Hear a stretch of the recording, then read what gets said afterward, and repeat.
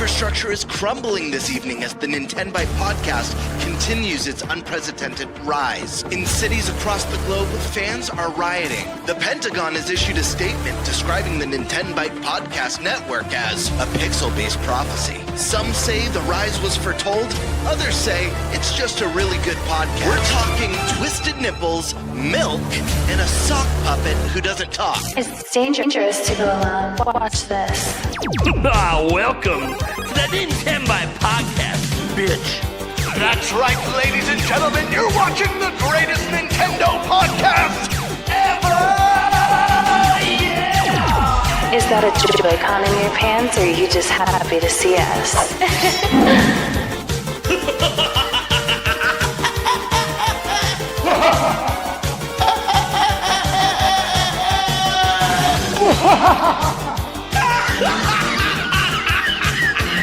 Shut up!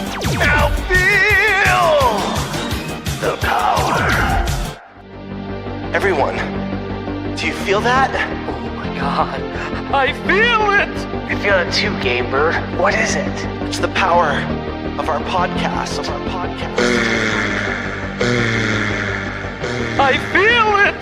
This is rad, NintenByte. So rad. Power.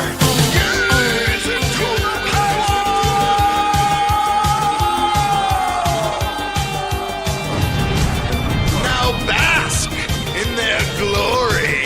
I'm Nintendo Brian. Oh baby.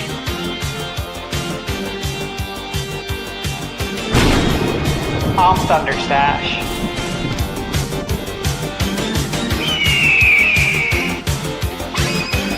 I'm Gamebird Classic.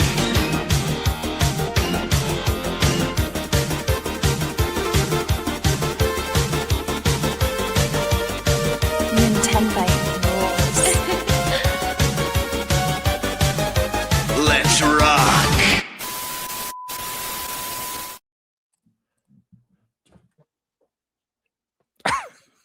Nate, you're muted again.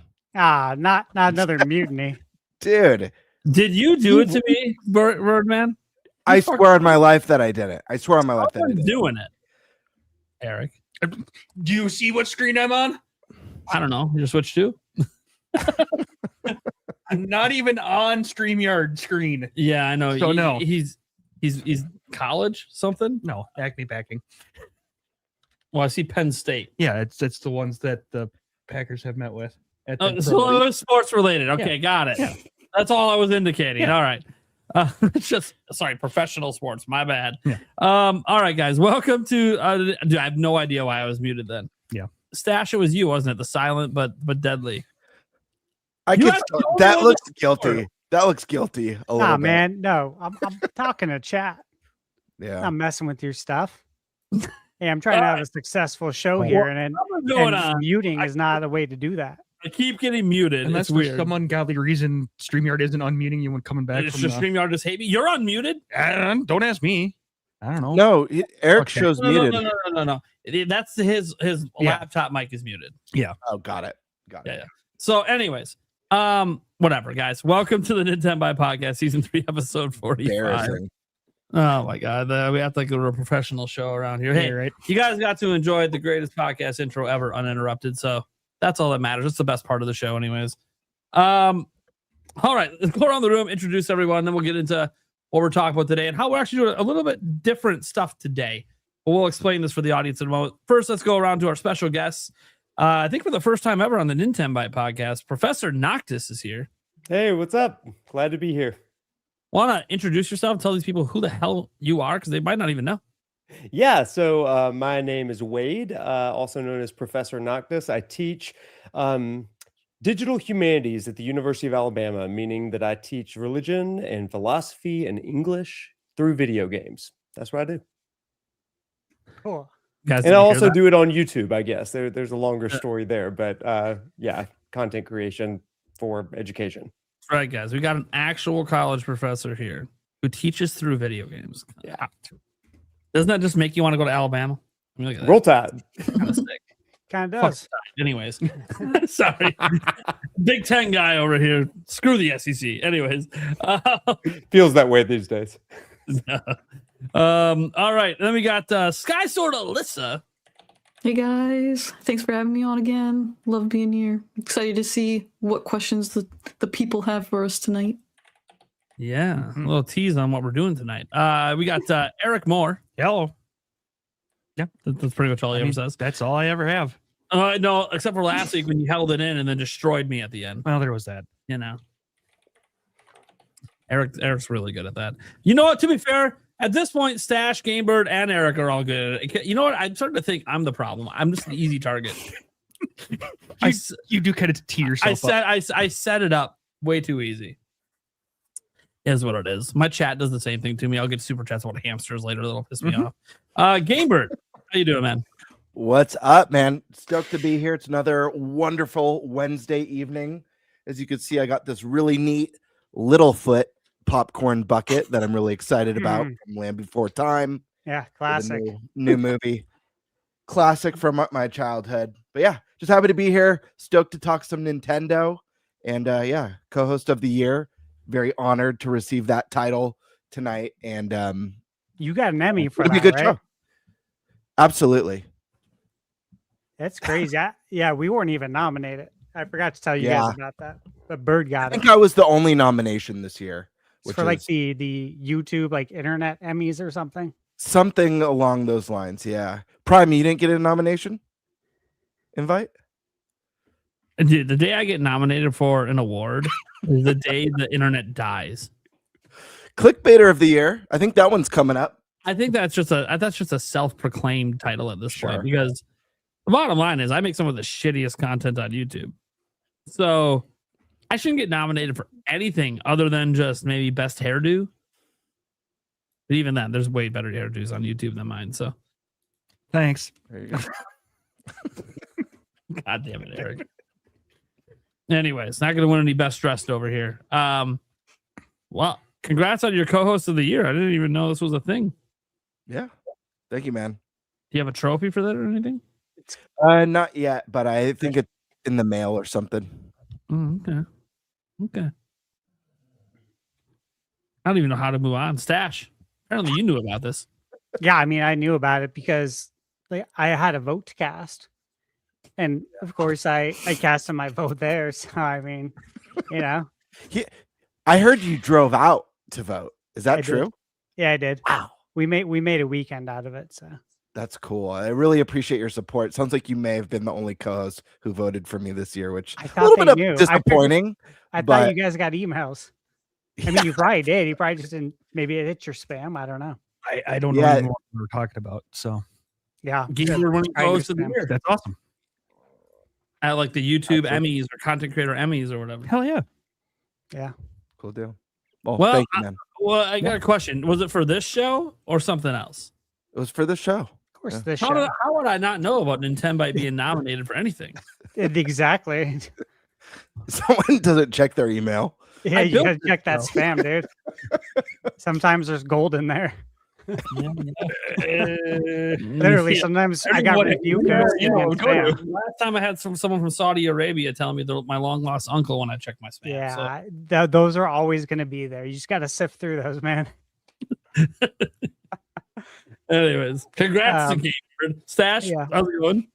Yeah, congrats, Gamebird. And I'm just happy to be here, guys. It's a busy time, busy week. Lots of games coming out. Working on lots of game reviews.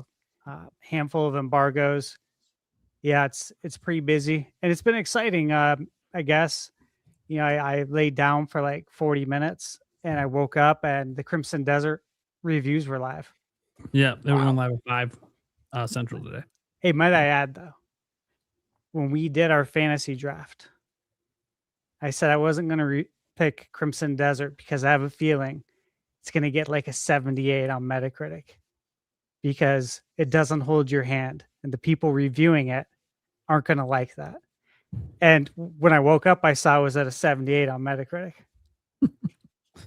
Yeah, and when you look at the reviews, like people in the chat were like, dude, did you see Crimson Desert tanked? I'm like, First off, a 78 is not a tank. We need to stop acting like games in the 70s are bad. No, we need to use more of the scale. It's a good game. But when you go look at the reviews, and I was reading some of them earlier, they're very divisive, right? You have a bunch of 90s and 100s, and then a bunch of 50s. That's what we got. Which is exactly what we talked about might happen with this game, because it is a very complex game with a lot of complex systems that you have to put the time in to want to know. It's not good for a review setting where you're under embargo and have a time period you have to get things done by. It just doesn't set itself up well for reviews. On top of it not setting up well for reviews, people have to like this kind of game to review it, because it is a very time-consuming game and it doesn't hold your hand when a lot of games today do. And you might go, well, that didn't stop Elden Ring and others from... Even Elden Ring is a bit quicker paced than this game is. And it's got a well-known combat system that people fell in love with from Dark Souls games. This combat system, you got guys, if some of you out there are getting Crimson Desert or playing it tomorrow, there's no other game that has this combat system. Anything you know about video games going into this game, throw it out the fucking window. It is very unique, but also really engrossing. Like when I was reading some of like the 50 reviews saying, like, oh, the combat is slow and unresponsive. I'm like, you don't know what the fuck you're doing, man. I already played this game. You don't know what the fuck you're doing, man. Knew it was gonna happen. Like slow and unresponsive? No. Yeah, your character might have to complete his move first. Don't be a fucking dumbass. You can't spam buttons in this one. Mm-hmm. But you're trying to move on to the next move before the last move was done. Don't do that. This is trying to give you a more realistic feel of fighting, which isn't spam button. Yeah, these reviewers got timelines too. Yeah, they do. Know, and that, they're it's not, probably it's not rushed. good. It's not good for that kind of. But the thing is, despite that, there is a bunch of 90s and 100s, and then a bunch of 50s. And when you read them, you can really tell that like the 90s and 100s obviously really enjoyed the game, because when you're reading it, you can see like some of them have over 100 hours in the game already. You read the reviews that are all in like the 50s, they spent like 10 to 15 hours.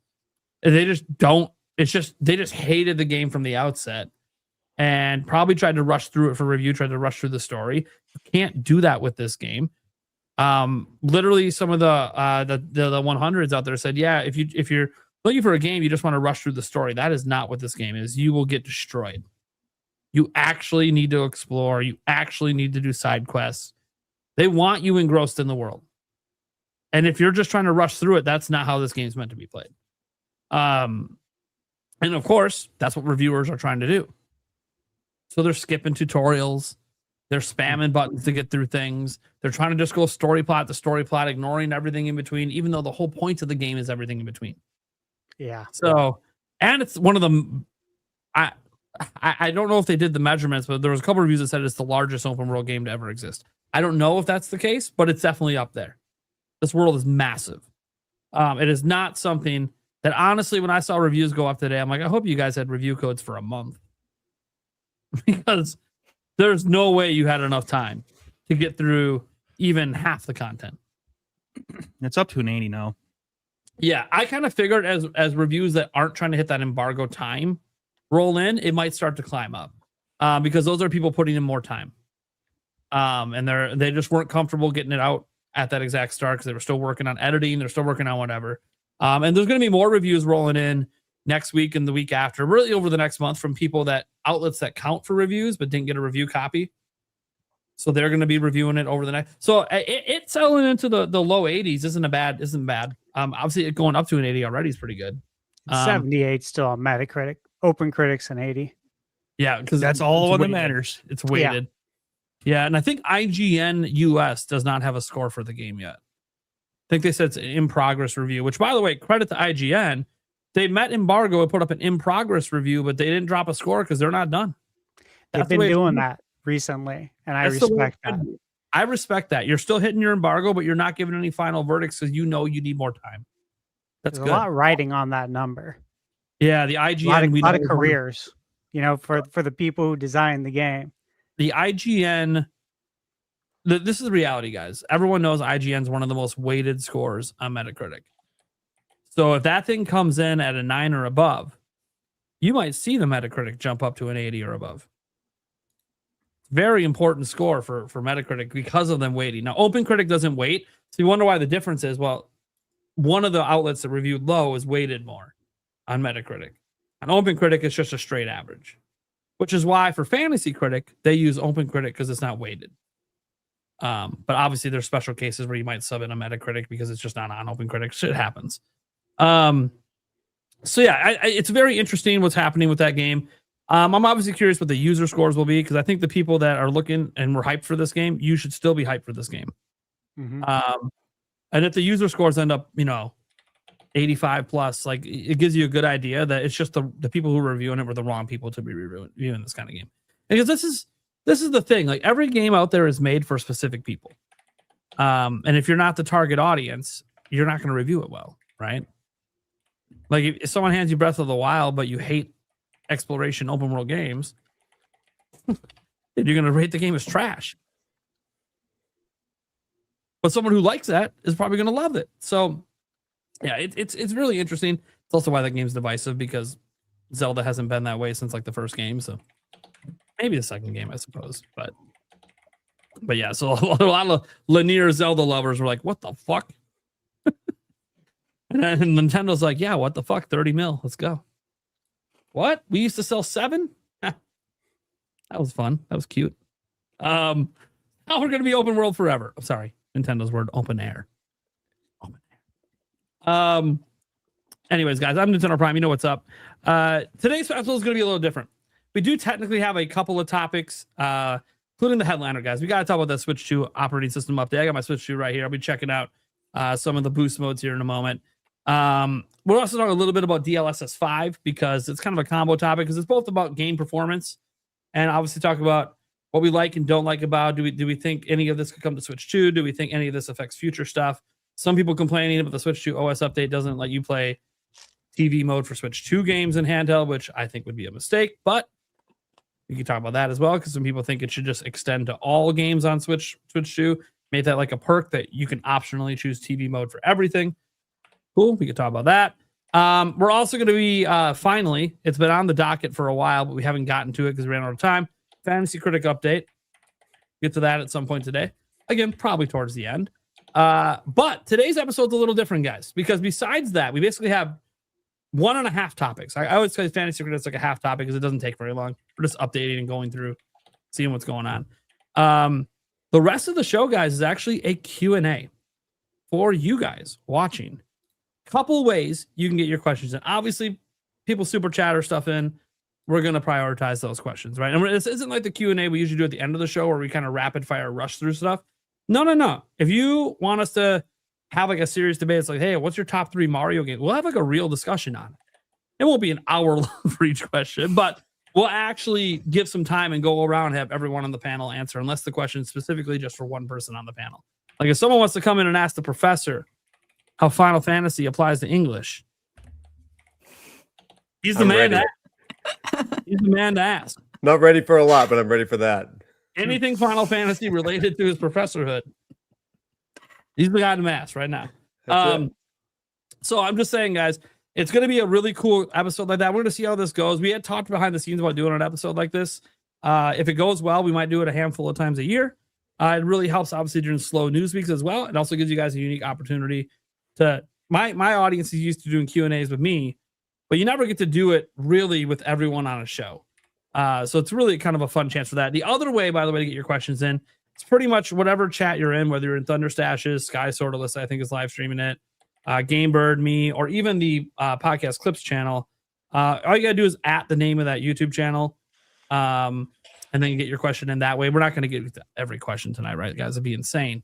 But we'll pick some out when we're out of Super Chat questions or in between Super Chat questions. Yeah. And from my channel, it's at Ninty Prime, not Nintendo Prime. I know that doesn't match. Don't leave me alone about it. All right. Let's go ahead then and let's just get into this first topic. There's no point doing a topic roulette because we don't have enough topics for that. Let's talk about that Switch 2 operating system update, guys. You guys all updated your Switch 2 this week, right? Absolutely. Yeah. Yeah. So update 22.0.0, probably one of the most substantial updates. I don't know. Calling it the most substantial, I don't know, because you could argue when they added like NSO, I guess you could say it might have been a bigger deal, but this is more, everyone can kind of be happy about this, at least if you're a handheld gamer. So in 22.0, there's basically 3 things they did that are neat. The biggest one's Game Boost, which we're going to spend the most time talking about.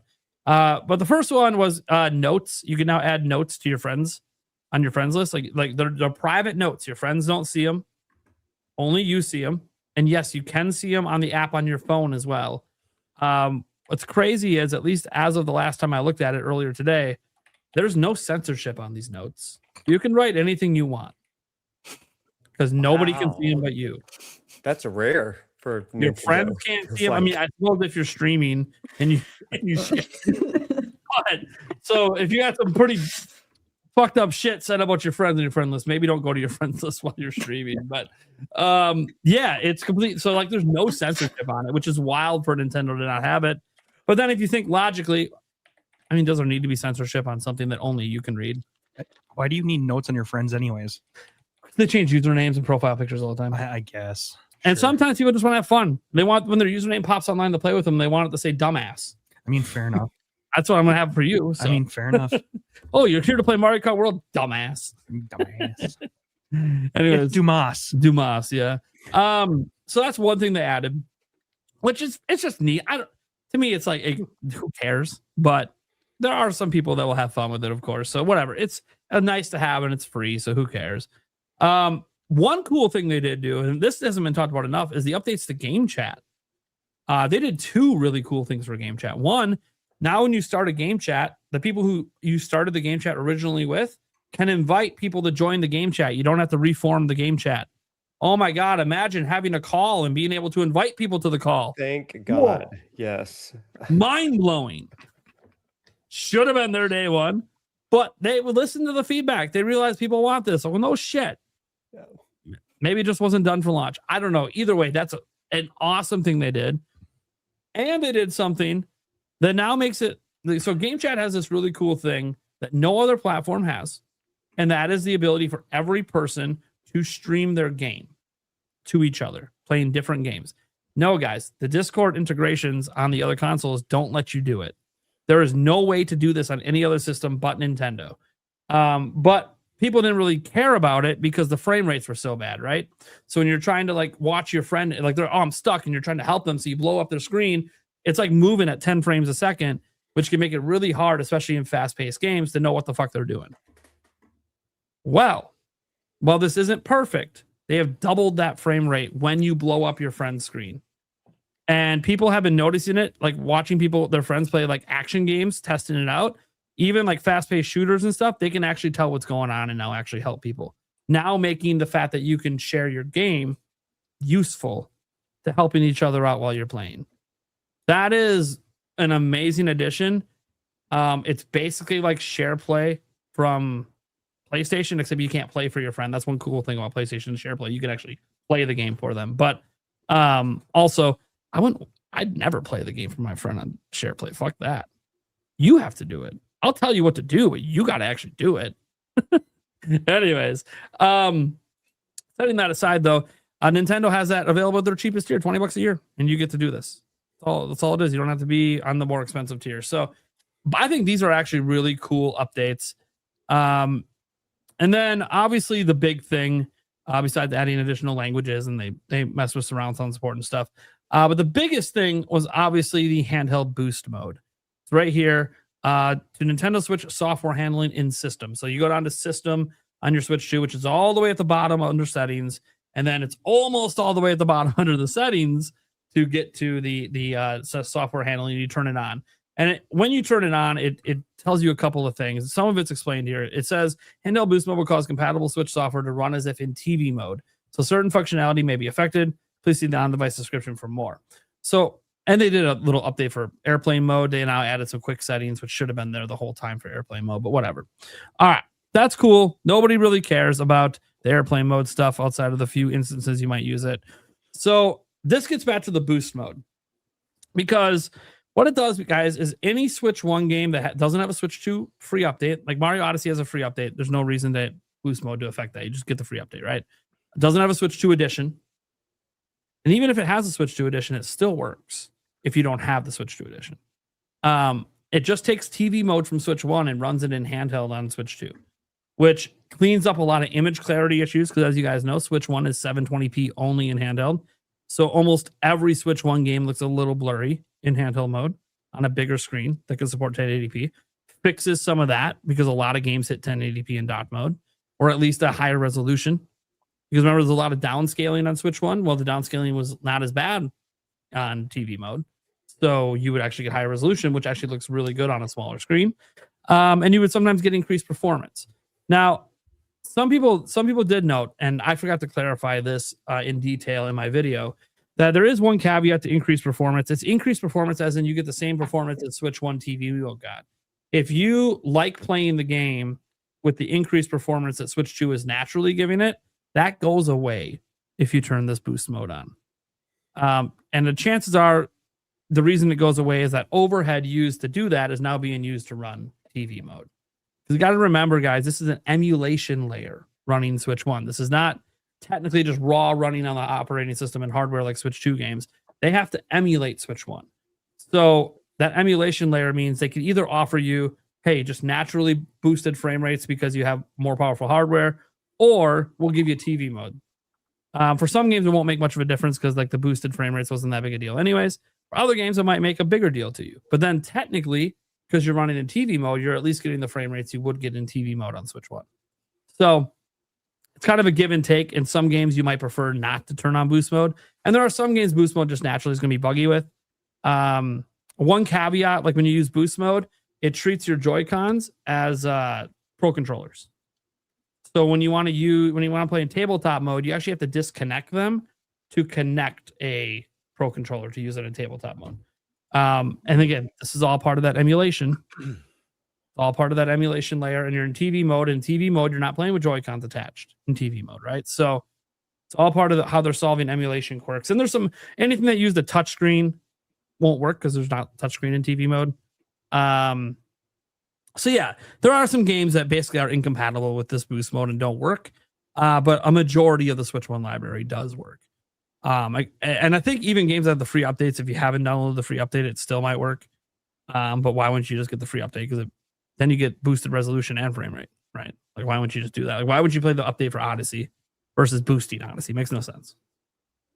But if you don't have like Breath of the Wild Switch 2 edition, okay, it makes some sense to play TV mode from Switch 1 on your Switch 2. So, before we say anything else, because we'll get into the DLSS later, have any of you guys tried out boosted mode? Not yet. I haven't had the opportunity to, although I am looking forward to seeing it with my own eyes and how it performs, how it looks outside of screenshots and some of like the video examples that I've seen online. Yeah, the screenshots online have been pretty nice for people that pay attention. I think for general consumers, they might not really care that much. Mm-hmm. But for more hardcore consumers, some of it's very noticeable, which of course it is. If you guys remember playing Switch 1, it can be very noticeable the difference between TV mode and handheld mode. Well, yeah, that's the same differences here. And as in Eric, I don't think you've tried boosted mode because I just told you about it. No, I knew about it. I just didn't know where to turn it on. Yeah. And I had a chance to really look into it. So okay, Scott, sort of Alyssa, you get a chance to try it out a little bit. No. See, look at that. This is our headline topic, and nobody's done it but me. Professor Knox. It came out after Pocopia, and I'm just building. Man, like came out after Pocopia. I'm right there with you, Perfect. Noctis. I've been in Pocopia world. I'm gonna go back. My goal is to play finish Xenoblade 3 and Chronicles because I just haven't done either of those yet. But now's the time. So you know what's funny bringing up Xenoblade? So there's a Switch 2 edition for Xenoblade Chronicles X. It looks better running the TV boost mode than it does playing the Switch 2 edition. Oh, yeah, it visually looks better. Like that lets you know how bad the visual upgrade actually was with the Switch 2 edition. That the TV is better, but you don't get the frame rates. That's the thing. Like you get 60 FPS with the Switch 2 edition. You don't get that with the boost mode. But like it looks significantly better than it does on the Switch.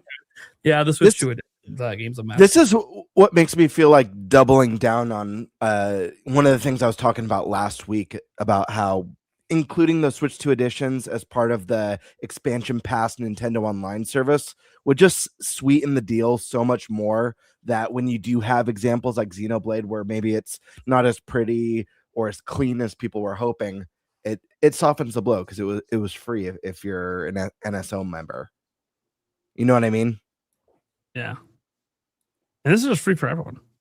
It's great. Stash, have you at least looked at it?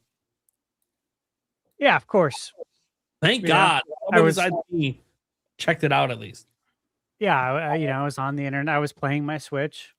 I'm working on reviews, so I'm literally, Switch doesn't get a break, man. I think I told you guys I had to go buy a new Switch 2 Pro controller.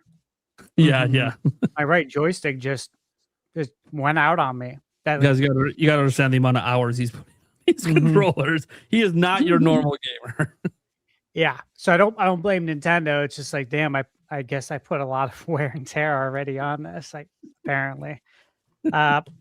So I watched some videos. Switch Up, YouTube. They have a great channel.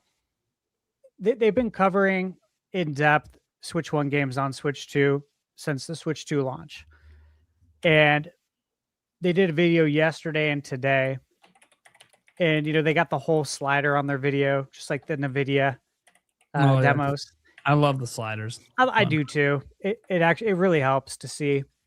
And so they tested a handful of games yesterday and then some more today. Like one of them they tested today, I think just for shits and giggles, because nothing, it seems like no matter how many patches can fix this game. And it's the Batman Arkham trilogy. Just like nothing seems to make it better. However, there were some real positives. Kingdom Come Deliverance. It looks so much better. Like the draw distance looks significantly better. I was really impressed by that one. So were they. Of course, we know about Xenoblade 2. Another Crap's Treasure. That one looked really good. The Outer Worlds had a nice glow up. The Witcher 3. That was one that I was hoping they would test, and that one looked considerably better. And Dragon Quest 11, which, as you know, like if you played it on Switch, it's pretty blurry in handheld mode.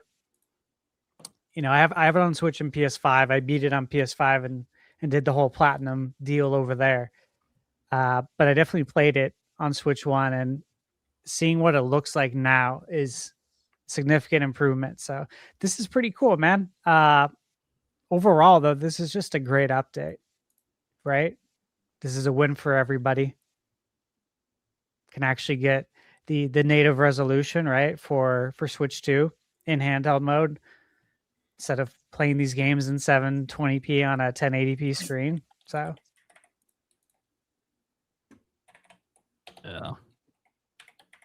yeah, it's pretty cool.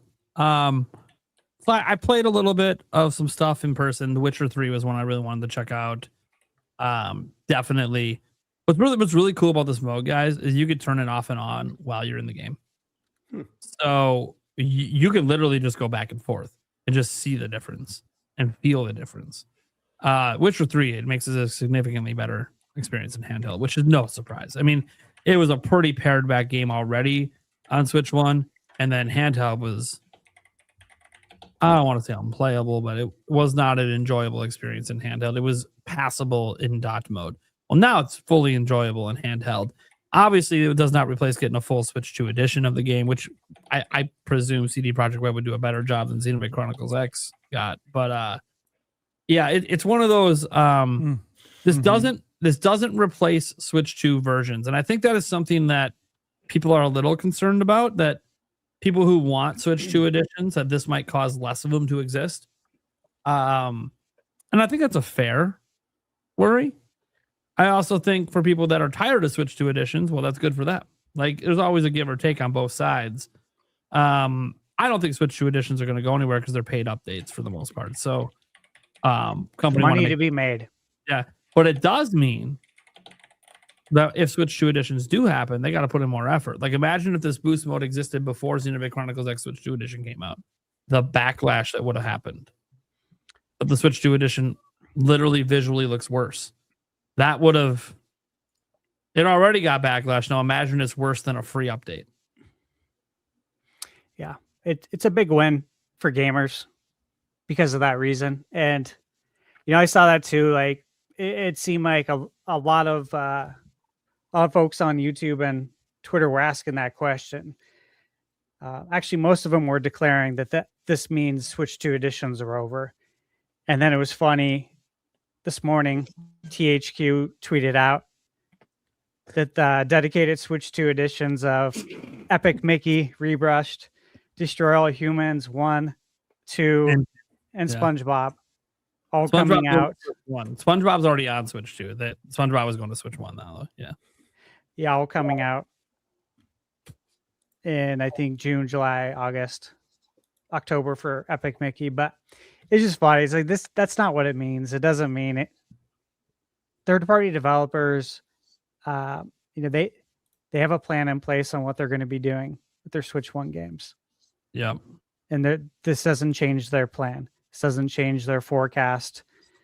A lot would have to happen in order for that to happen, right? Like, if you don't release your Switch 2 edition and you have that planned in your financials, this isn't going to change it. The biggest thing it does is it makes them have to try more, which is great. Which is good. That's good for us. To not get any. Now, to be fair, I think third parties have actually done a really good job with their Switch 2 editions overall. Much better job than Nintendo's done consistently. But I do think that it just puts that added pressure of, hey, just so our whole dev team is aware that's working on the Switch 2 edition, we got to go look at Switch 1, like in boost mode on Switch 2 is the basis of we have to be better than this and noticeably better. Because I think, while I haven't seen a third party do it yet, there is the chance that they could phone it in, just be like, well, we'll just make it run as well as it does on Switch 1 dot mode. And it's like, no, that's not going to fly now. So I do think that it actually won't make Switch 2 editions go away. I think Switch 2 editions were always going to slow down eventually anyways, because companies are going to focus their budget on making new games because there's more money to be made off the new games, unless you're one of those like evergreen forever games. Like a Minecraft Switch 2 edition makes total sense. It also would make sense because the game isn't $60, $70, and they just release a whole new version. Don't know what they're going to do when they get around to it. Fortnite, we know, is a free-to-play game, so they just literally gave you an entirely new game. If you go to the eShop, it's 2 different downloads. So it's not a Switch 2 edition. It's a full new release, but it's also free-to-play. And if you know anything about Fortnite, your account works on all platforms, so it doesn't really affect anything. But not every game is set up that way. So it is interesting. I'm really excited about it. Look, there's a reason that videos on this yesterday were doing well on every YouTube channel that made one. This is widely considered a universally positive thing Nintendo just did. And in a world of where they've been just taking lots of blows for what people feel are bad business decisions, this is absolutely free, and they didn't have to do it.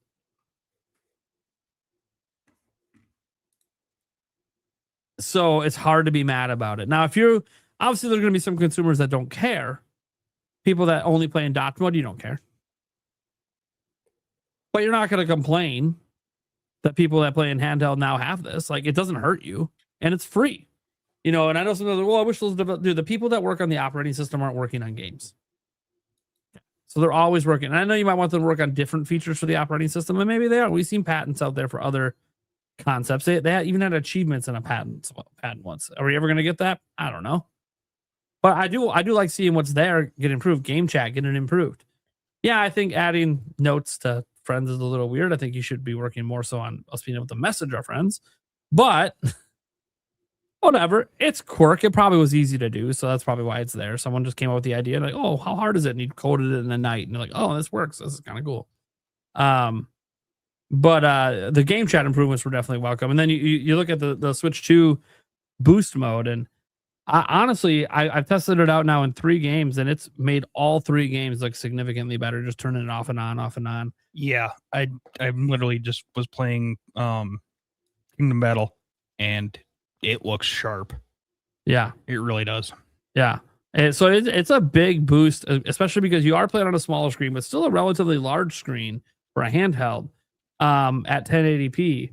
But now you're getting that 1080p in a lot of instances from the Switch 1 games that you weren't getting before. So it just looks sharper. And that's nothing but good. Now, obviously, that doesn't mean that everyone's going to think it looks better. I understand. No matter what, people will be like, well, the OLED screen has better colors. The Switch 1 screens have less latency. Cool. Most consumers don't care. Just pointing that out. Like, there's latency on Switch 1 on the screen, or Switch 2 on the screen. Like, worse than Switch. Like it's one of the worst latency modern day LCD panels. And as someone who plays in handheld a lot, I can tell you I haven't noticed and don't care. Yeah, I definitely noticed the colors not being as, like playing Resident Evil, it's not as black as, OLED. I mean, that's very obvious. But for an LCD panel, that I maybe it's just because I'm older now. Maybe if I was younger, I would notice some of the input latency a bit more. Doesn't bother me. I'm good.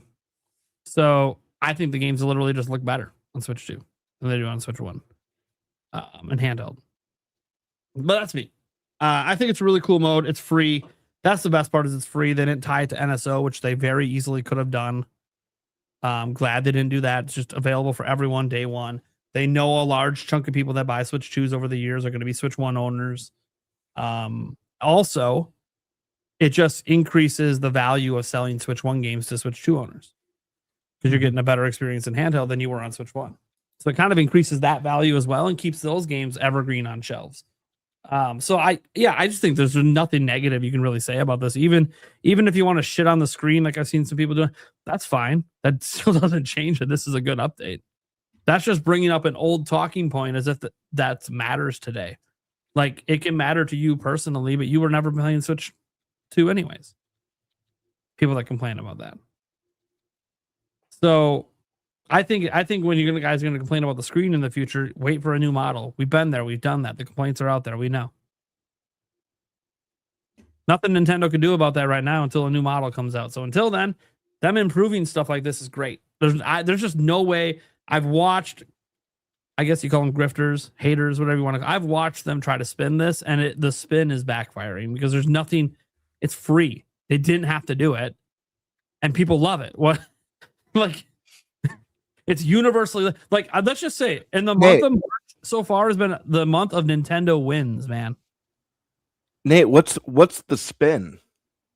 What's even the spin? Is, example. Well, you can't do it the Switch 2 game, so who cares? That's one of the spins.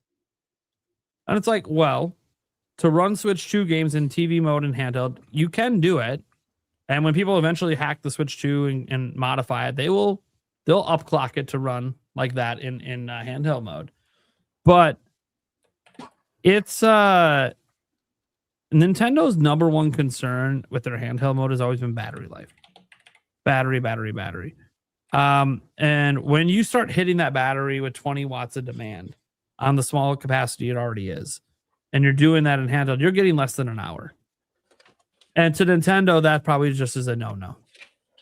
When you do the boosted Switch 1 mode on for Switch 1 games, you're still getting your 2+ hours that they advertise. So that 1 hour is just not tenable to Nintendo. And it's also really bad on your battery to hit it with that much demand all the time. These batteries weren't built for that. It's not like a car battery that's built for high voltage. This wasn't built for that. This battery was built to be used the way it's currently used in handheld. Now, you could argue Nintendo could fix all of that and just go with a silicon carbon battery. But I don't need a $700 Switch. It's like, there's only like 3 phone companies that use that, and they don't make it for Switch. So they make it for Switch 2, it'd be custom ordered. So it's just going to make it more expensive. And I think silicon carbon is the future, but we're not going to see that. I mean, maybe. My hope is silicon carbon batteries have been widely adopted by the time Switch 3 comes around. And then maybe you can see some crazy 10,000 milliamp hour Switch 3, which would be sick. But that's not reality. Reality is we're still just sticking with some cheap lithium ions and Yeah, it just doesn't make sense to kill the battery and shorten the battery life by hitting it that hard by running Switch 2 games that way. I don't know. That's my thought. So what do you guys think? Like, would you like to see Switch 2 games running in handheld as they can in docked mode? Have this apply across all games?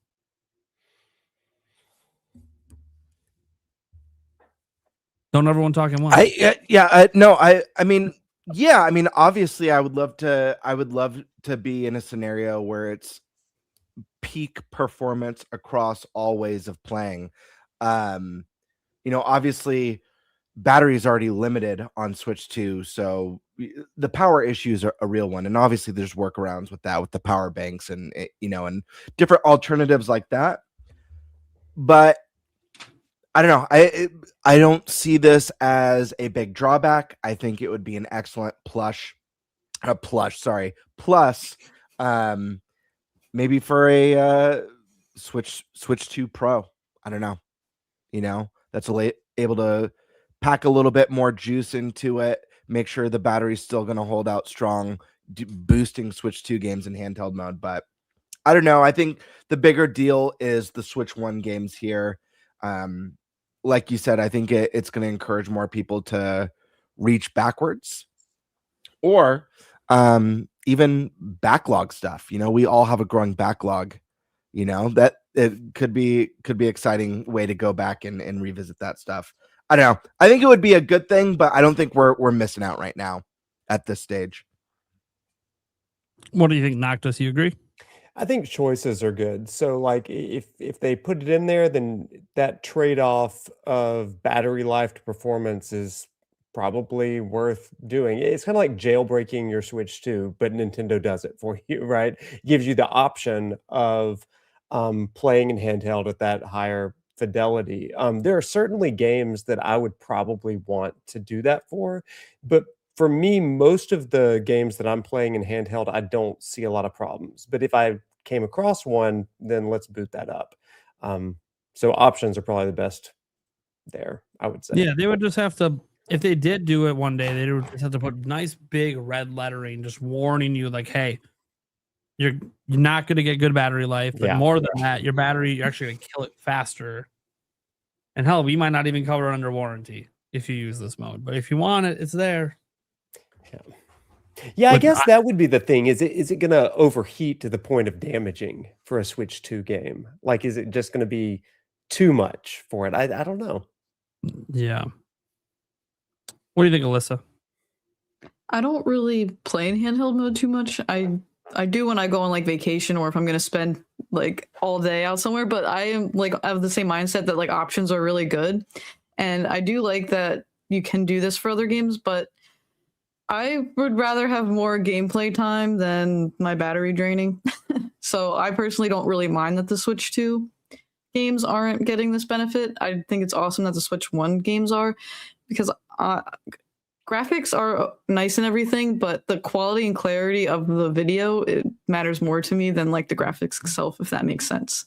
Resolution. So like if you're, resolution. Yeah. So if you're going from like the 720 to 1080, like that is much better to me than the better graphics or anything like that. So I like that they added it. I also don't think there's anything to complain about. I'm one of those people that you mentioned, like doesn't really play in handheld mode that often.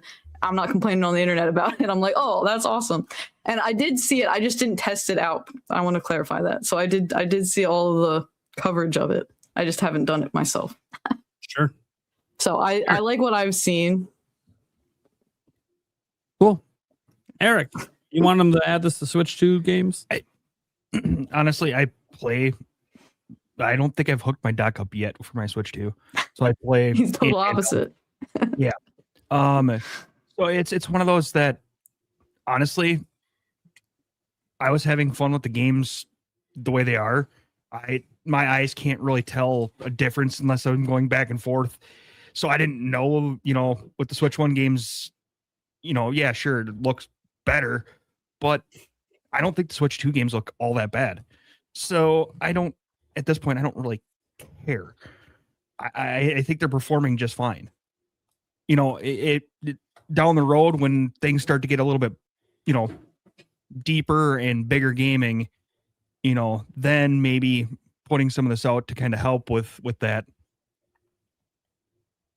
might be a thing. Okay. Let's see here. Well, Stash walked away, so that's fun. I was gonna go to him next on this one. I'm gonna be Birdman. honest with you. I've got a quick question. Ever since you mentioned the thing about Xenoblade Chronicles, I upgraded a couple weeks ago for the Switch 2, and I'm now wondering, like, can I de-upgrade so that I can play boost mode? I don't think I can. I think I'm locked in now. I think if you go into the data management, you might be able to delete the update. Okay. Don't quote me. I'm not 100% sure. Yeah. I haven't tried Just to to delete play it. on handheld, I guess. Like docked mode would be fine, but I literally was like, I need to buy this update because I've got a big plane ride coming in about a month, and Sure. I'd really, oh man, that was not a worry on my table today. Gamer, do you think they should add it to Switch 2 games? You're muted. I already answered this. I was the first person you called on. I know. The chat was gone, I'll so- double down. I think it's a great thing to add. I think we'd all like to see it. Just like the ridiculousness of people already complaining about this update. I think it would be really weird to be like, no, I do not want this added to Switch 2 at all. It would just be odd. Yeah. I don't think we need it right now. Again, I think this is something that would be really cool with if we, we're getting longer cycles now for generations. They're not the 5 to 6 years anymore. They're bleeding into that 7 to 8, maybe even 9-year generations. So to me, this sounds like some sort of a Switch Pro thing or a Switch 2 OLED thing. I think it would be great to have. I think based on the current tech we have now, it would do a number on the battery. And again, you have options with power banks, etc. But I think for a Switch 2 Pro, I think this would be a really solid upgrade later on, probably when we maybe even need it more. As generations go on, games get a little bit more advanced. As developers get more comfortable with the hardware, we start to see prettier and more expansive worlds. I know that last year and a half of Switch, people were really feeling the strain of like, okay, we need some more juice under the hood because Switch is starting to show its age. So I don't know. This seems like maybe a second half of the generation update that would be kick ass, but I don't know. That's just where I stand. Okay. Stash, what do you think? Do you think they should add boost mode to Switch 2 games?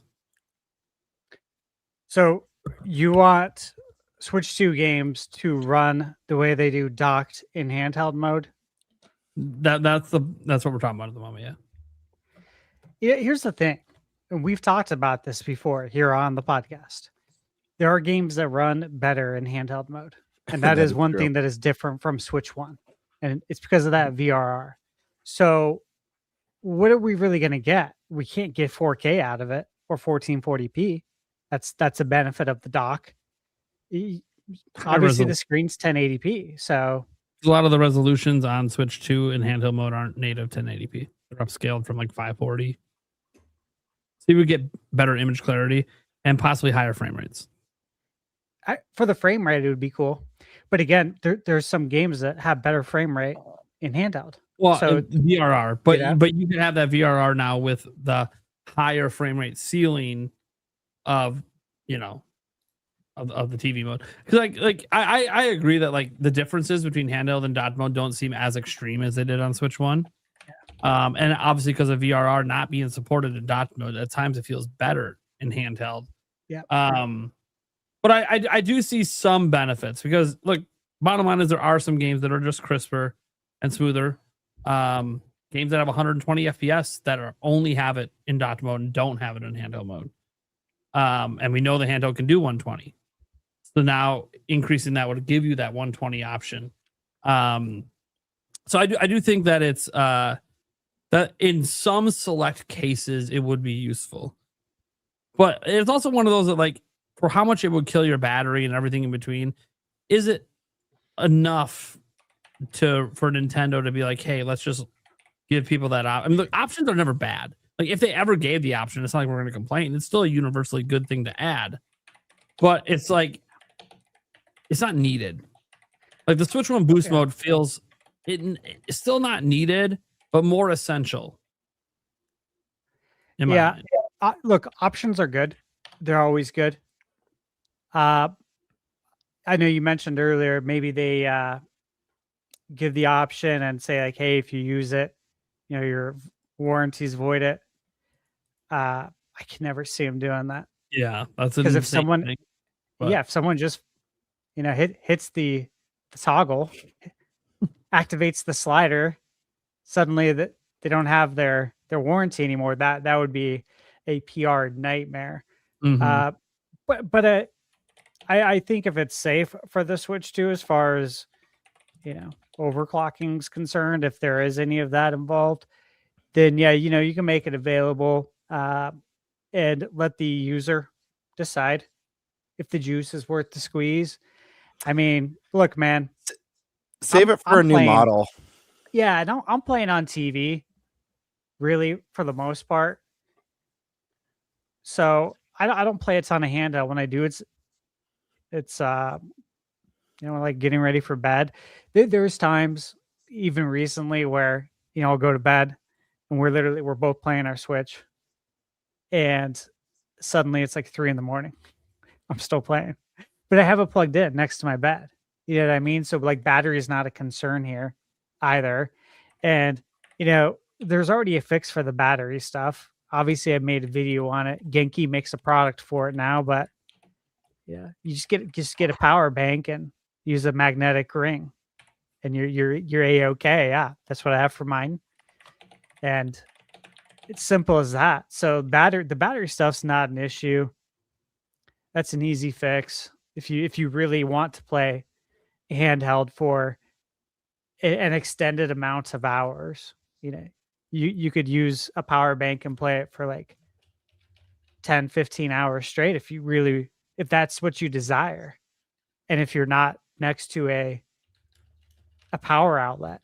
If you're in the middle of the woods and you're out in nature, but you don't want to enjoy the nature, and you just want to play Switch 2 for like 15 hours, I mean, you could.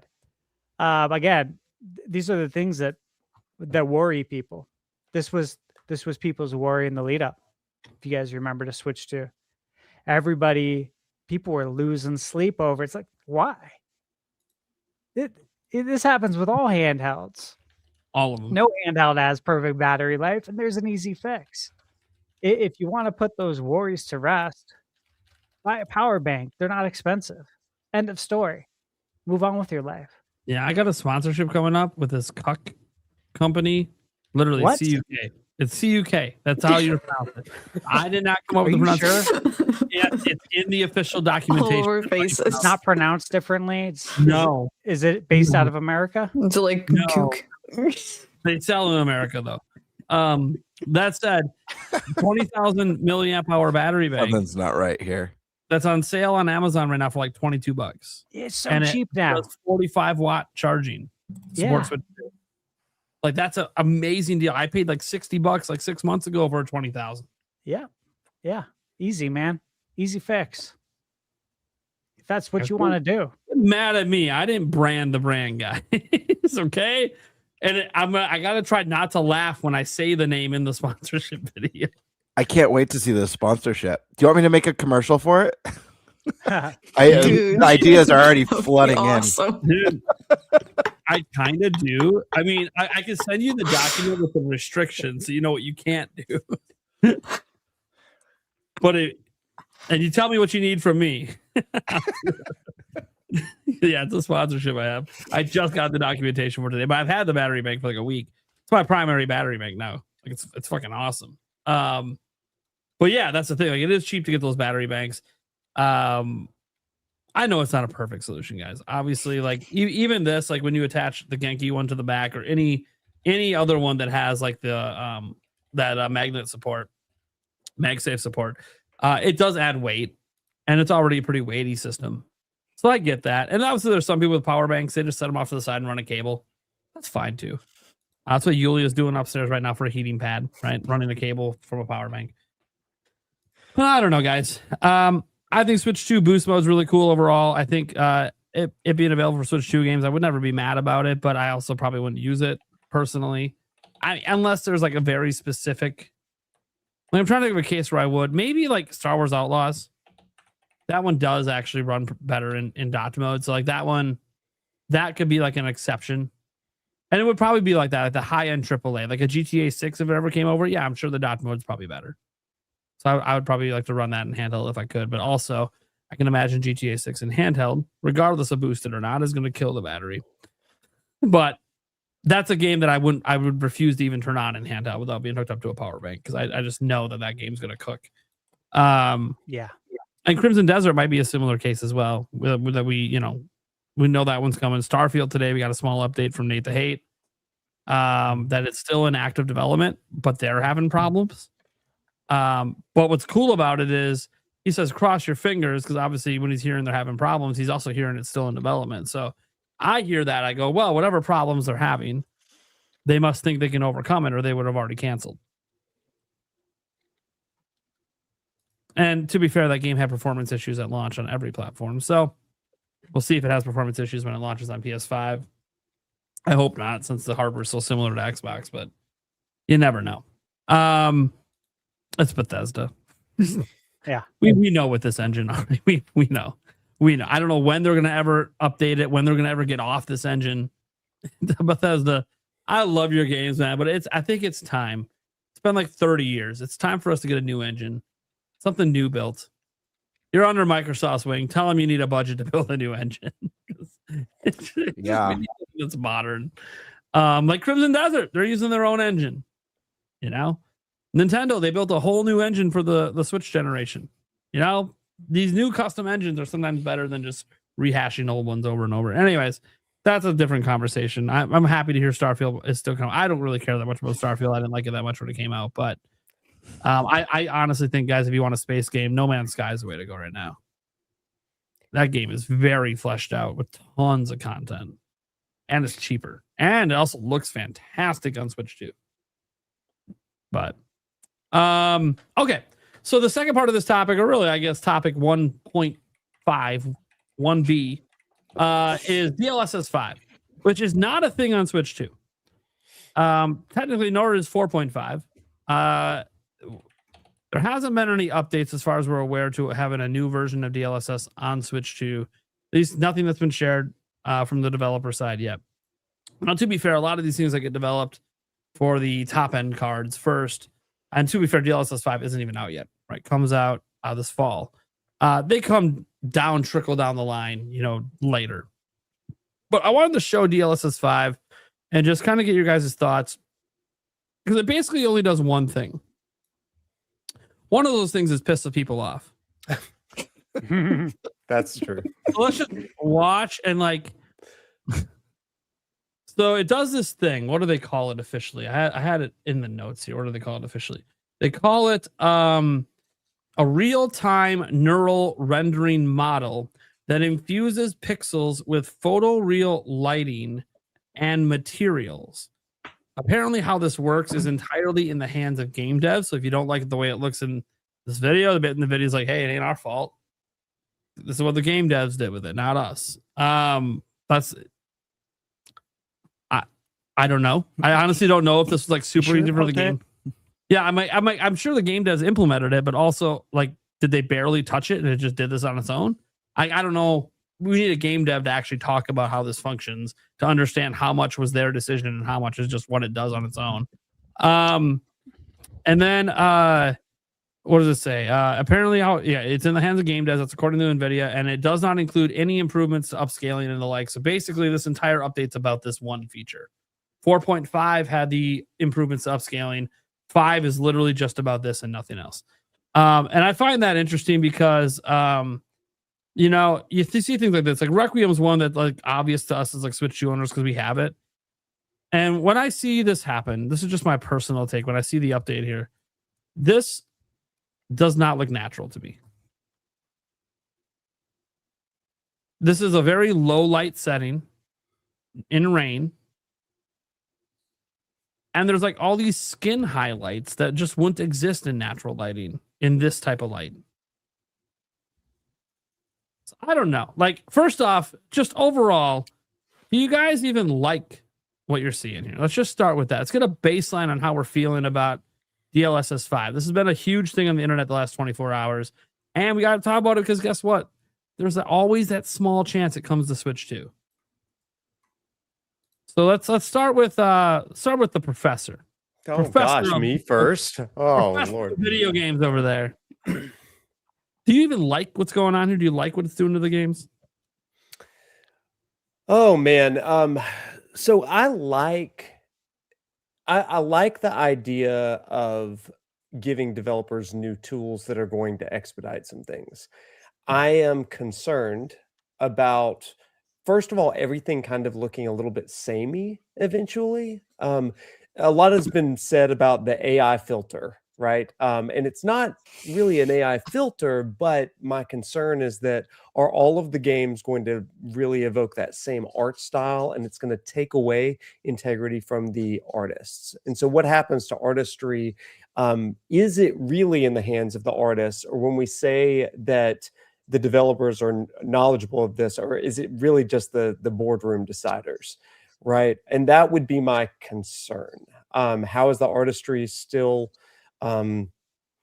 maintaining its own integrity? But I like the exploration of new technologies. The first iteration is never the last iteration, and that is a comforting thing, I think. Because what is it going to look like in 5 years? But I think that the conversations we're having right now are important for getting us there. I guess that's my take. I'm curious and cautious. Okay. Alyssa. So like I kind of mentioned a little bit before how I care more about like resolution over graphic fidelity. So this is kind of like meh to me. I feel like certain images, like especially with Grace, she doesn't really look like her. And I haven't played Resident Evil 9, but apparently that's not really how her character is portrayed. She looks like they're making her look more like a supermodel with that kind of upscaling rather than this like awkward girl. It reminds me of the AI when like people tell Grok on X, hey, make the girl look beautiful. Yeah.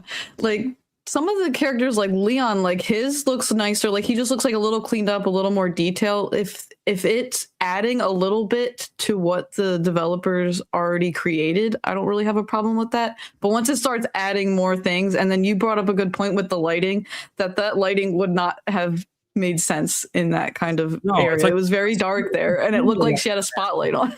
Yeah, it looked like studio lights. I'm like, yeah, that's not realistic. Like this is photorealistic lighting. That doesn't exist in that game, in that spot.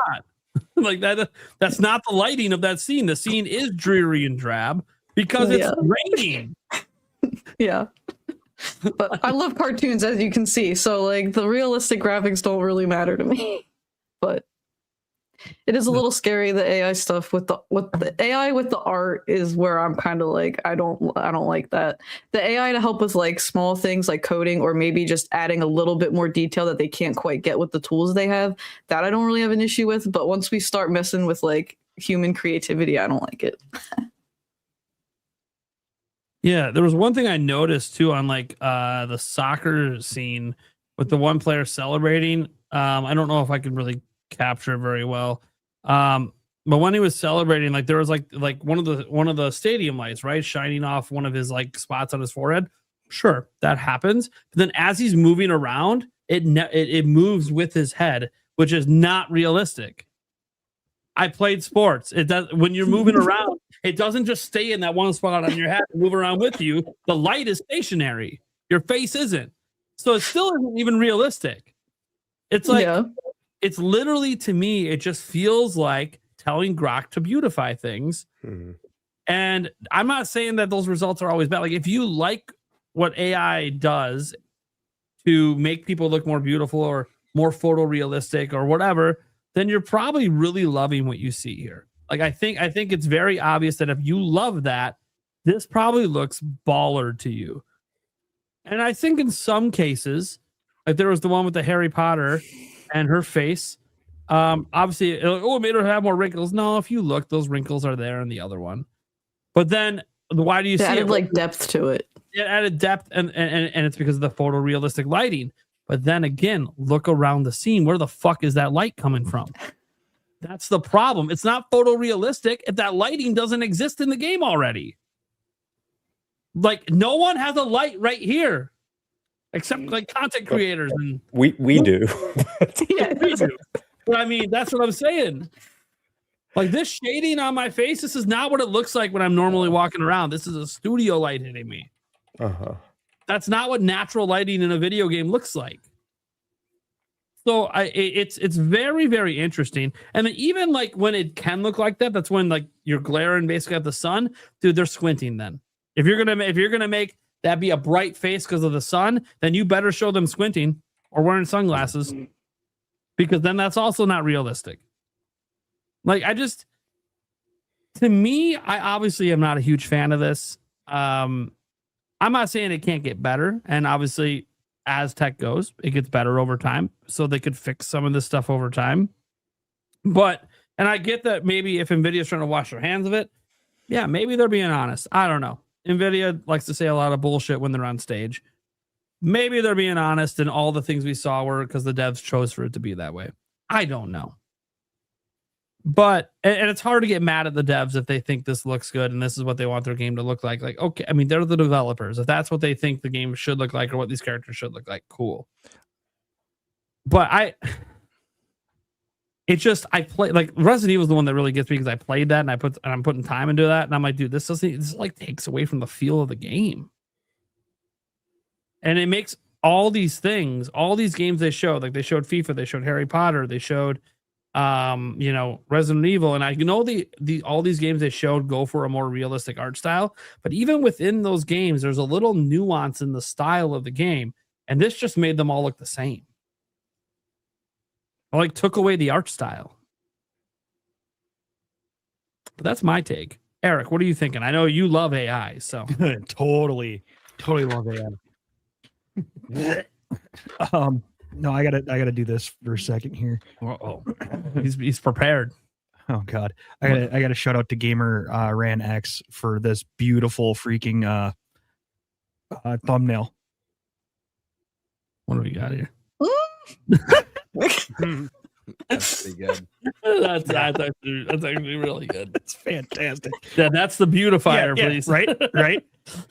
So, I mean, there's parts of it that I like. I mean, but at the same point in time, it just, man, like you said, it just doesn't feel natural.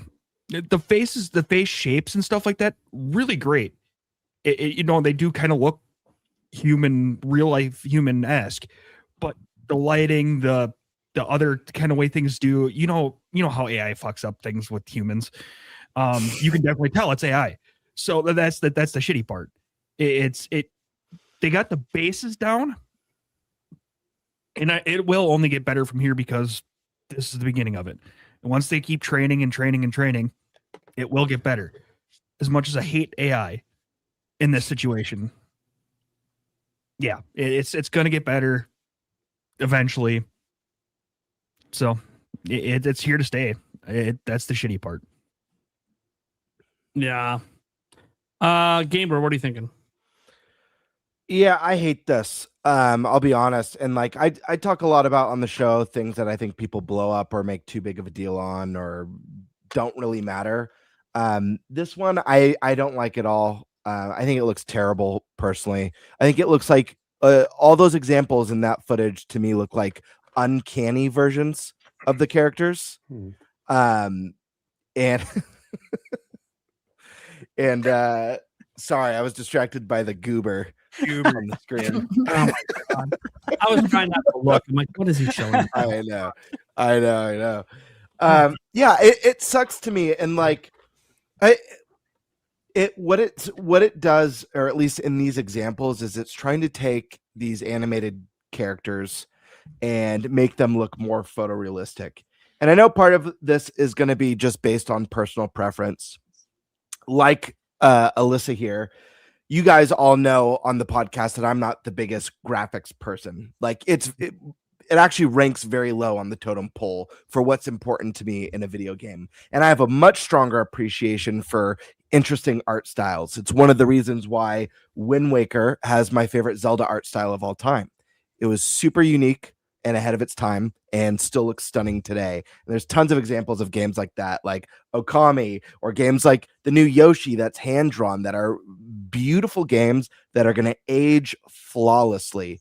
I really appreciate that sort of thing. And I'm not saying it has to look cel-shaded or cartoony, but there is a look, even with games that maybe have what might be considered a more photorealistic look, like, you know, the newly released Crimson Desert. Like, that's a game that, yeah, it has more realism than Wind Waker per se, but it also still has an art style that doesn't look like I'm looking out my window, you know, at the mountains, or looking at water in real life. I don't want real life. I don't want my video games looking like the real world that I see and experience every day. I want to have fun in these more vibrant, stylized, and creative worlds that are being created by these brilliant minds in the industry. So I personally don't like it. I also don't like the idea of, you know, Noctis kind of mentioned, like, interfering with the artist. I hate the thought of that. And obviously things are moving in that direction in a lot of ways. But when, you know, if you asked me 2 generations ago, let's say, you know, PS3, the Wii generation, ways that I thought AI would have benefited the industry, it was never in how to make games look more realistic or characters look more like living humans. It wasn't about how AI could write our scripts and write our dialogue for us. All the things that I don't like, it was, how can AI enhance NPC personalities and make them more immersed in the world and react to the things that you're doing in the game? And for me, that's a use of AI that I think could really help out devs a lot. You know, we talk about games, you know, we're talking about Bethesda, games where there's characters on schedules and stuff. And these worlds and cities like in Cyberpunk or Fable that's coming up, ways that they can use artificial intelligence to enhance NPC interaction with the world and with you as a character. And, you know, we've been given the promise in the past of a narrative that changes based off of your actions and your decisions. This is a really cool way that I think AI can help developers as a tool. I don't want it looking like an uncanny photo that was generated on ChatGPT. It looks weird. And yeah, there's probably going to be people who think this looks way better, that it looks more realistic. But you got to ask yourself if at the end of the day, like, a full product, you know, being designed with this in mind, and knowing that the way AI works, at least right now, is that it pulls from sources. You know, you mentioned, Noctis, about everything kind of looking the same, not just, you know, going beyond just visuals. Like, what about, you know, using it in development and how games feel, how games play? Like, are we going to be getting a lot of like weird copyright infringement, everything pulling from the same sources? Yeah. So I don't know. It's weird. It's unfortunate. I know AI, like, you know, I don't know if there's going to be a big AI crash or how long it's here to stay or at what capacity, or if it's been overpromised or underpromised. A lot of that's yet to be seen in the grand scheme of things. My hope is that this doesn't hurt the industry, and instead, you know, when things settle down, instead becomes just a tool to make game development stronger, maintaining that creative direction. And I hope we see a lot of beautiful, unique and original ideas, because I'll tell you right now, the things that Miyazaki from Software is creating, those designs, you're not going to see stuff at that level in lore at that level from AI, at least not in the next, you know, 10, 15, at least not the next couple generations, or what's ever left of console generations. So yeah, that's my thoughts. I don't like it. Gamebird, you brought up something really, really interesting as far as like the NPC behaviors and stuff. And it really strikes me, like, at Alabama, every professor has to have an AI usage policy to make sure that our students are actually doing the work, Sure. and all that stuff. But part of what we are being encouraged to do is to help them not only learn the content of the class, but to learn how to intellectually, academically create prompts that are going to produce something unique and something of their own thing. And so it makes me curious. Is it possible? And I don't know enough about NVIDIA or about DLSS in general, but it makes me curious in the hands of developers and particularly artists, how much they can actually program into this to create prompts that are going to pull back something that's more integral to their artistic vision. Mhm. And if we start to think of DLSS as maybe a platform to program for, a language to kind of make unique to your game, I wonder what it would look like. Do they start programming the personalities of NPCs? Do they program how lighting works within that? Is it almost like a replacement for the engine that they might have been using? I just don't know, but I wonder if that is the next step. Yeah, I mean, I think having like a specific engine design, like an AI designed to work with a specific engine instead of just a generic across the board, definitely would probably be better. And we probably would see less of what we just saw that has that, well, in my opinion, uncanny kind of look to it. But yeah, Yeah. I mean, that's an interesting question. It's an interesting point. Stash, what are you thinking? Well, first off, I think we all need to like remember that this is a demonstration, Sure. and this is a blanket demonstration of the technology and what it is capable of. This isn't a demonstration of how the developers would have used it. Okay. I think everyone's not here on the podcast, just in general, has kind of failed to see that point. Is that Capcom didn't create this for them. This is just a blanket thing to show you what it could do. Going further into that, I know there's been a lot of discussion about having control over the lighting. There's more control there. I've read into this. I've been following it closely because it is very interesting to me, and it's a huge part of not just the gaming industry, but our futures, all of ours. Sure. And they do have control over more things like the geometry. They have direct control over it. They have control over the prompts. I mean, it's a tool. You figure out how to use the tool. It's not figuring it out for you. Obviously, it's going to do what you tell it to do. And if you don't like it, you say, okay, I need you to change this now. Keep this, change that. You did good here, but fix this part. That's how it works. AI is the modern day calculator. That's so, obviously in school, in math class, what do we always say? It's going to use a calculator anyways. What do I need to learn this for if I'm just going to use a calculator? Well, much of life now is that. And it's happened in doses.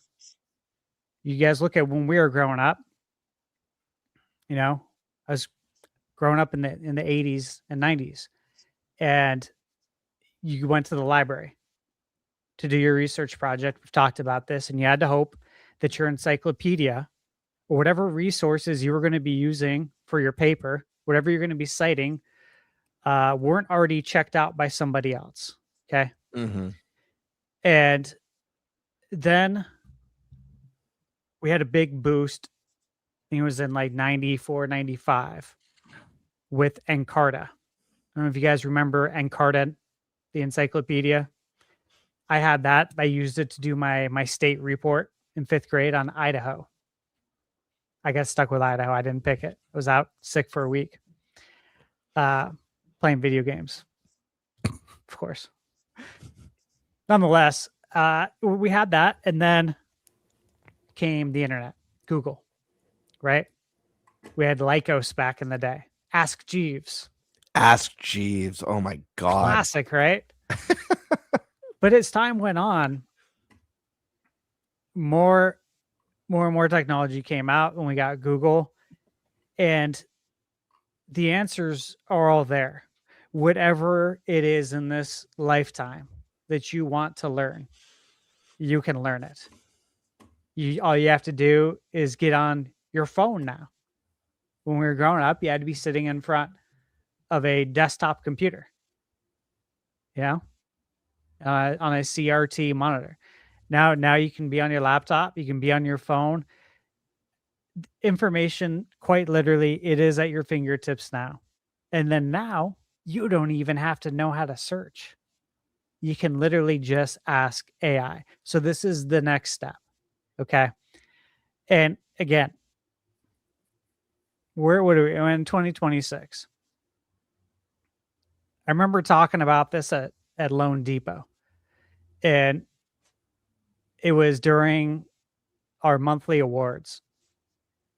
So there's probably like 700-800 people there. I'm on the microphone and I'm talking about AI to everybody. And I had a few people after that it totally hit with, and they get it and they knew what was coming. And then there was a lot of people that thought Steve's crazy. I'm like, you'll see. You'll see. Come talk to me in 5 years. And we'll see where we're at. Okay. Here we are. There's quite a few channels I follow. But you guys know Andre Carpathius does a lot of stuff on AI. It's on Twitter, on YouTube. He was the director of AI at Tesla. He was on the founding team for OpenAI, and he's got a PhD at Stanford. That's what I'm looking at right here. Got 1.9 million followers on X. He did a live stream that I was watching, and it was a U.S. job market visualizer live stream, and it was about how many jobs, how many occupations, okay, right now that are going to be impacted by AI. And he used a research tool that visualized 342 occupations from the Bureau of Labor Statistics Occupational Outlook Handbook. Okay, so straight from the source, and covered 143 million jobs across the U.S. economy. And I won't get into all the details of it, but everything I've been talking about. And again, I'm not out there preaching it, because honestly, this goes over a lot of people's heads as well. And, they don't know what they don't know. Just like when the internet came out. What's an email? I'll never use that. It's okay. Trust me, you will. But here we are. And the amount of jobs that are going to be impacted.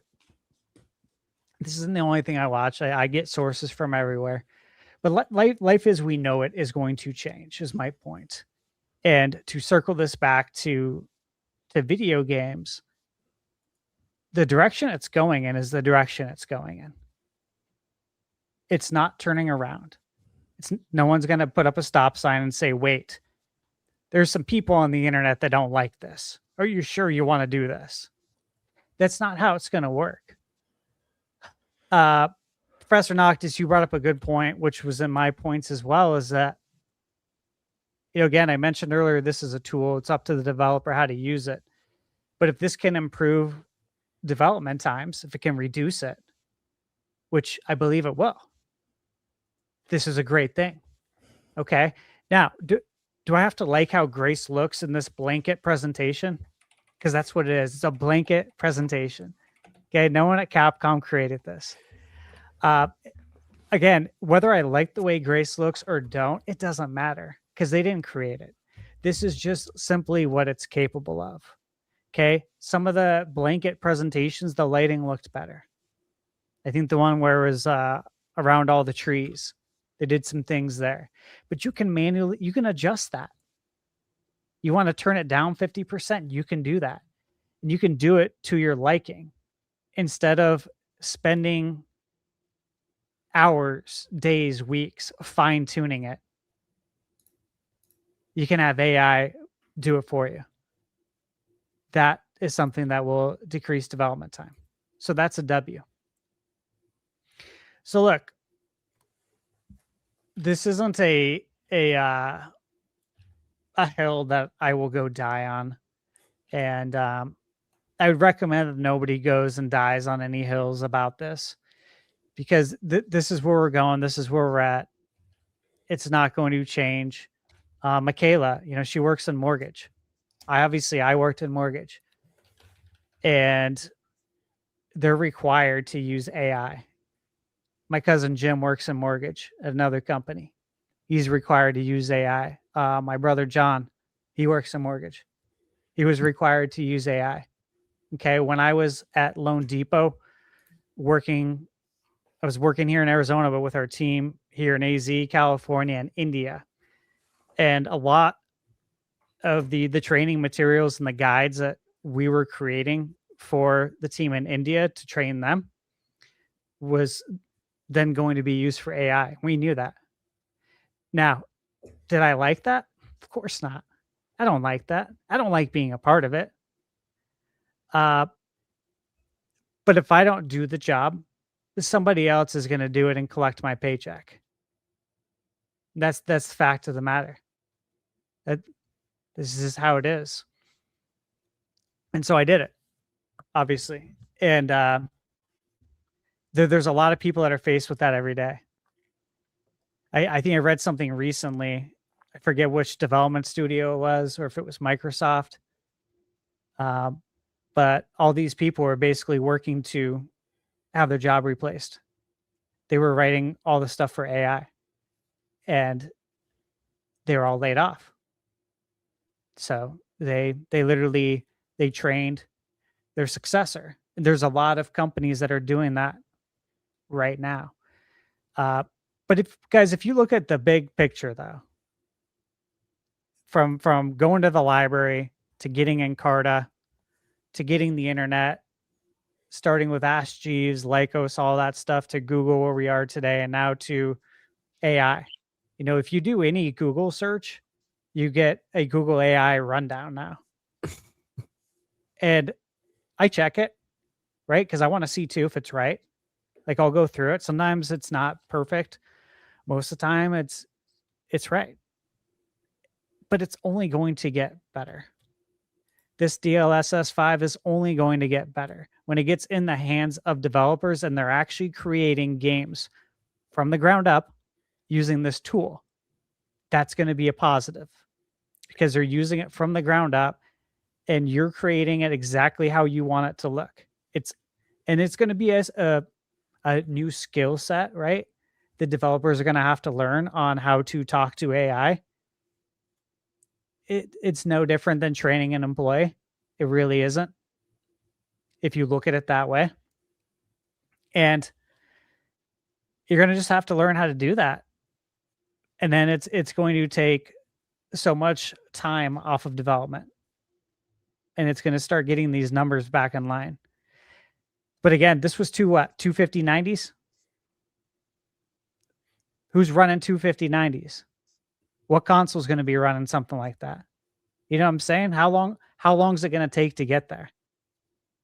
This is a glimpse into the future, because this is not a reality for most people.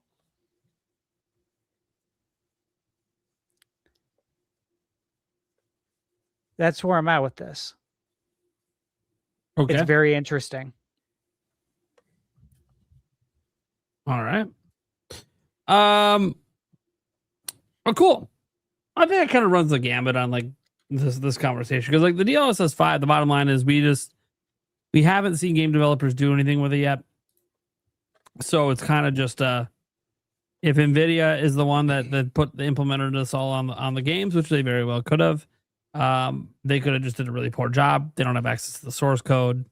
So it literally, like, it's funny because on their video they say, important to note with this technology, game developers have full detailed artistic control over DLSS 5's effects to ensure they maintain their game's unique aesthetic. The SDK includes things like intensity, color grading, masking off places where the effect shouldn't be applied.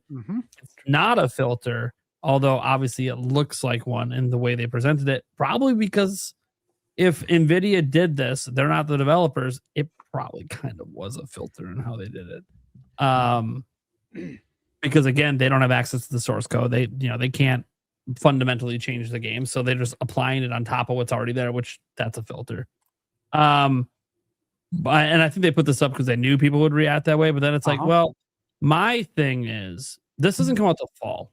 Okay, if I was NVIDIA and this doesn't come out till fall, why wouldn't you work one-on-one with a developer to use it first and then present it with what they do with it? I think that would have been much, hopefully, still could end up with the same result in the end. I don't know. But I think that would have ended up going over much better. Because the way they presented it is not great. And then all the people that were there in person to see the demos, they saw the same thing. And it wasn't great. So it's like, I would have preferred that they would have just waited to announce this until they had worked with someone to actually put it in a game and then see it in action. But I know NVIDIA doesn't always work that way. Jensen likes to announce things way too early. Is what it is. And it says it inputs the game's color and motion vectors for each frame into the model, anchoring the output in the source 3D content. So again, it's just one of those things where until I see it in action, I don't like what they've showed so far. I think what they've done with it for most of the instances does not actually look very good. I know other people disagree, and that is totally fine. Everyone has their own preferences. But I want to see how an actual game developer uses it. Obviously, for me, guys, with DLSS, my biggest thing is the upscaling, the improved frame rates, the improvements to ray tracing. Those are the things I actually like about DLSS. But DLSS does other things like frame generation. And now this frame generation, as far as we're aware, isn't supported on Switch 2, although there was one developer. We haven't had an update since, but one developer saying they were trying to use frame generation on Switch 2. I don't know if it's because it can do it or they were hoping it could do it. I have no idea. It was like an indie dev saying it. So we haven't had an update on that since. And then for this, I don't like, in terms of this tech, I don't know if this tech's ever coming to Switch 2. Okay. I don't know how it works. I don't know how intensive it is. I don't know if it's something they could downport to lower end hardware, because the bottom line is we haven't seen this run on anything yet. So like if this comes out and it runs on like a 2060, well, at that point, yeah, maybe it could come to Switch 2. But we haven't seen what it's all going to be on. And if it's only a 5000 series exclusive feature, then it's like, well, okay, then this isn't even going to be relevant for Switch 2. It would be relevant for overall gaming, especially on PC. Because we already figure the next hardware from PlayStation and Xbox is going to be AMD again. So they won't have this tech. But it will be interesting to see if it ends up being able to run on low-end hardware. I know there's been some faint hopes, which, again, we don't have confirmed yet, that some of the improvements to 4.5, which 4.5 was definitely a upscaling improvement. I know there's a lot of hope that some of that trickles down the stack and gets to Switch 2. And we'll see. Julia was shocked today. So she was trying to help me come up with podcast topics, which is really weird because she doesn't follow video game news at all. And all she was quoting me was a bunch of stories I would put in my video today. I'm like, oh, thanks for helping me out, finish out my video today on stories I need to cover. And then she's like, did you know that there was an analyst yesterday that projected that Switch 2 would hit 80 million sales and become market leader in 2028? I'm like, yeah, doesn't surprise me. Okay. Like, sounds about right. Sounds about what it's pacing for at the moment anyways. I don't know if it's going to keep pacing like this, but sure. Yeah, that makes sense. She's like, dude, that's crazy. I'm like, yeah. Did you know Switch 1 sold 155 million? She's like, wait, what? She doesn't pay attention to any of this. And she's like, they're using that NVIDIA crap you talk about, right? No one else is using it. I'm like, no, not no one else. PC gamers are using it, but no other console is using it. She's like, well, dude, what are these developers doing? They got to get on this shit. So it's like maybe the popularity of Switch 2 will lead to the NVIDIA being like, maybe we should try to get some of this stuff running on the platform that more people will be using it. Well, I say more people. I know PC gaming's bigger, but it will be interesting. PC gaming, you have options. Not everyone's using NVIDIA, especially. Have you seen the price of like a 5060? Jesus Christ. Like it's priced out of consumers, normal consumers. Like it just is what it is. Yeah, that's why this is a future thing. I hope People aren't it comes buying down the stack. 5090s.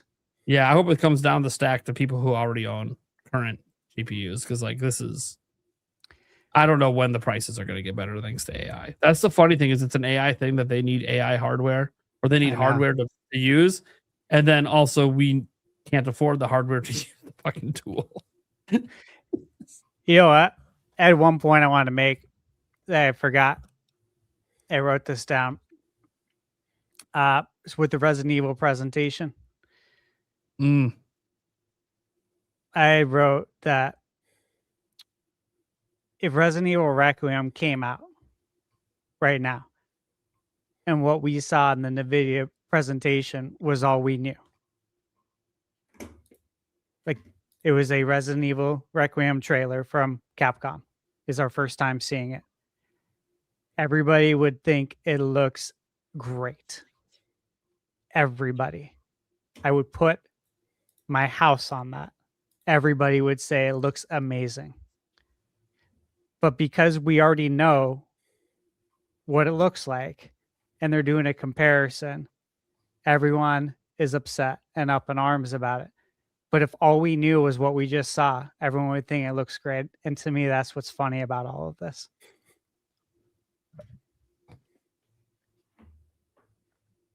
Okay. Cool. Well, we'll get to the Q&A stuff. We'll do the fantasy credit towards the end of the show. I don't know how long our guests are going to stay for, but I do know we have a question for Professor Noctis. I'm going to get this question out of the way. Oh. Deals with education. Oh, boy.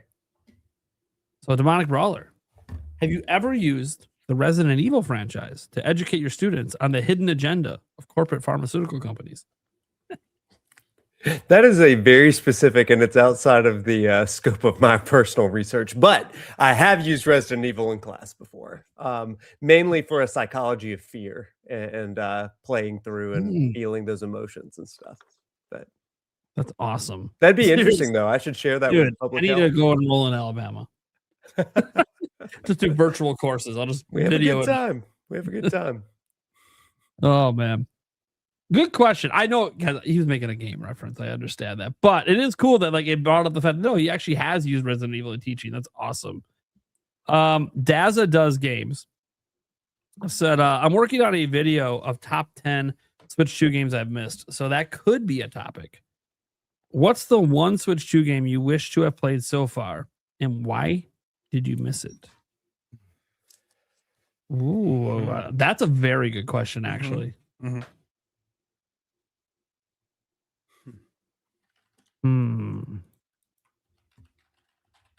Anyone want to go first on this one?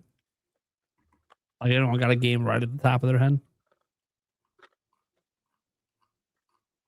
I'm sure those games Stash has missed just because of his review schedule that he wishes he would have played on Switch 2.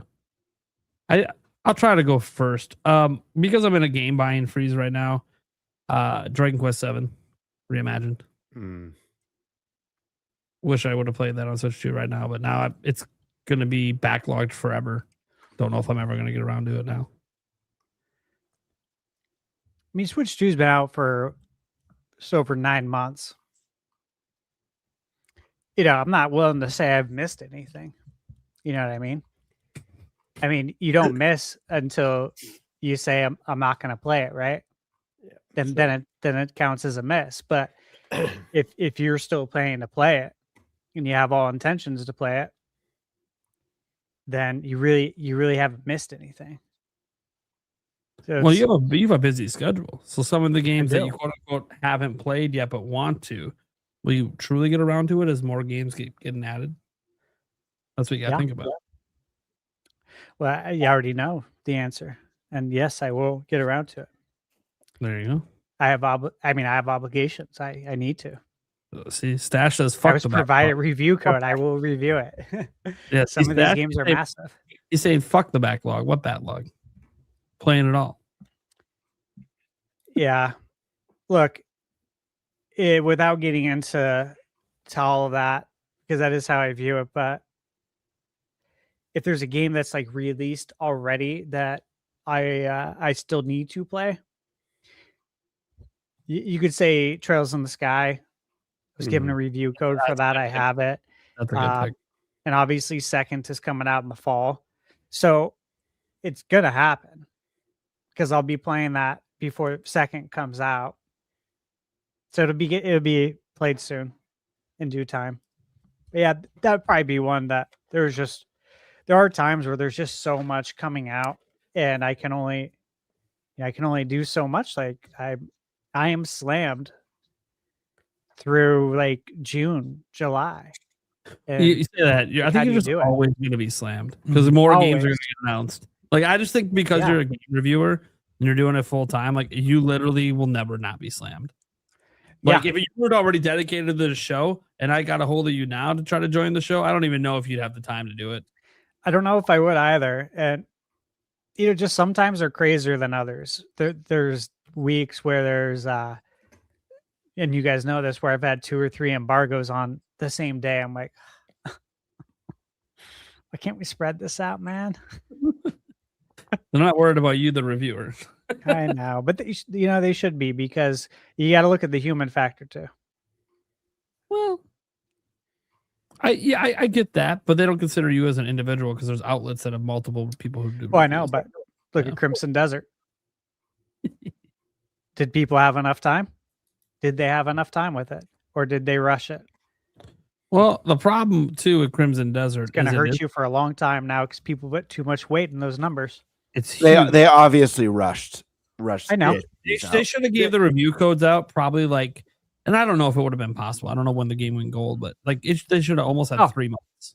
I know when it went gold. When did it go gold? The day it went gold, I can look in my email. The day it went gold, I emailed Jason over at what do you call it, Pearl Abyss. Like, hey, the game's gold. When are we doing review codes? Because I know how massive this game is because we all played it. Mm-hmm. Obviously, the more time, the better. And it was interesting. The game went gold, but my belief would be that, yeah, it's gold as far as they're making the disc now, but it was going to be patched up until the last minute. And so it's gold. They were able to put out a press statement and make sure they continue to get those pre-orders coming in. Vote of confidence by it going gold, but really they were working on it till the very end. And that's why console review codes didn't go out. Yeah, I think it's a game that needs like 3 months. Yeah. It's not And worth even it. if it's not the only thing you're playing for 3 months, it doesn't have to be. But it's like, if you want realistically good reviews where people put in the time, they don't feel like they have to rush through it because it's a game that can't be rushed. Can't. Like a lot of those low review scores, a lot of them are just complaining about the controls and that they're so hard to get a hold of. I'm like, yes, as a game reviewer, they're going to be very hard because you're swapping between games. Mm-hmm. And it's a game that requires dedication and time to learn the systems, to put in, to not rush, because rushing is how you fuck yourself in a game that's got this many mechanics. Yeah. People were crazy. Like, oh, look, they got the gliders. Yeah, dude, I didn't know we could do any of that fucking shit till a week ago when they showed it in the video. It's like, that's even more complex mechanics on top. So there's a lot to learn. It's like when you build something, right? Like a piece of furniture from IKEA, say, and you get so far, and then you found out that, oh shit, where does this go to? Oh my God, I didn't do this at all. I have to go back and figure out how to do this now. That's how it is with the training, though, in this game. Like, if you skip any trainings and then you don't do something, it's going to come back to bite you, and you're going to have a poor experience. We all talked about this, but I was talking to my friend Blake earlier today before the reviews came out. I said, look, Crimson Desert's PR manager has been quite vocal on X about the lack of handholding and how this game isn't meant to do that. They designed it that way on purpose.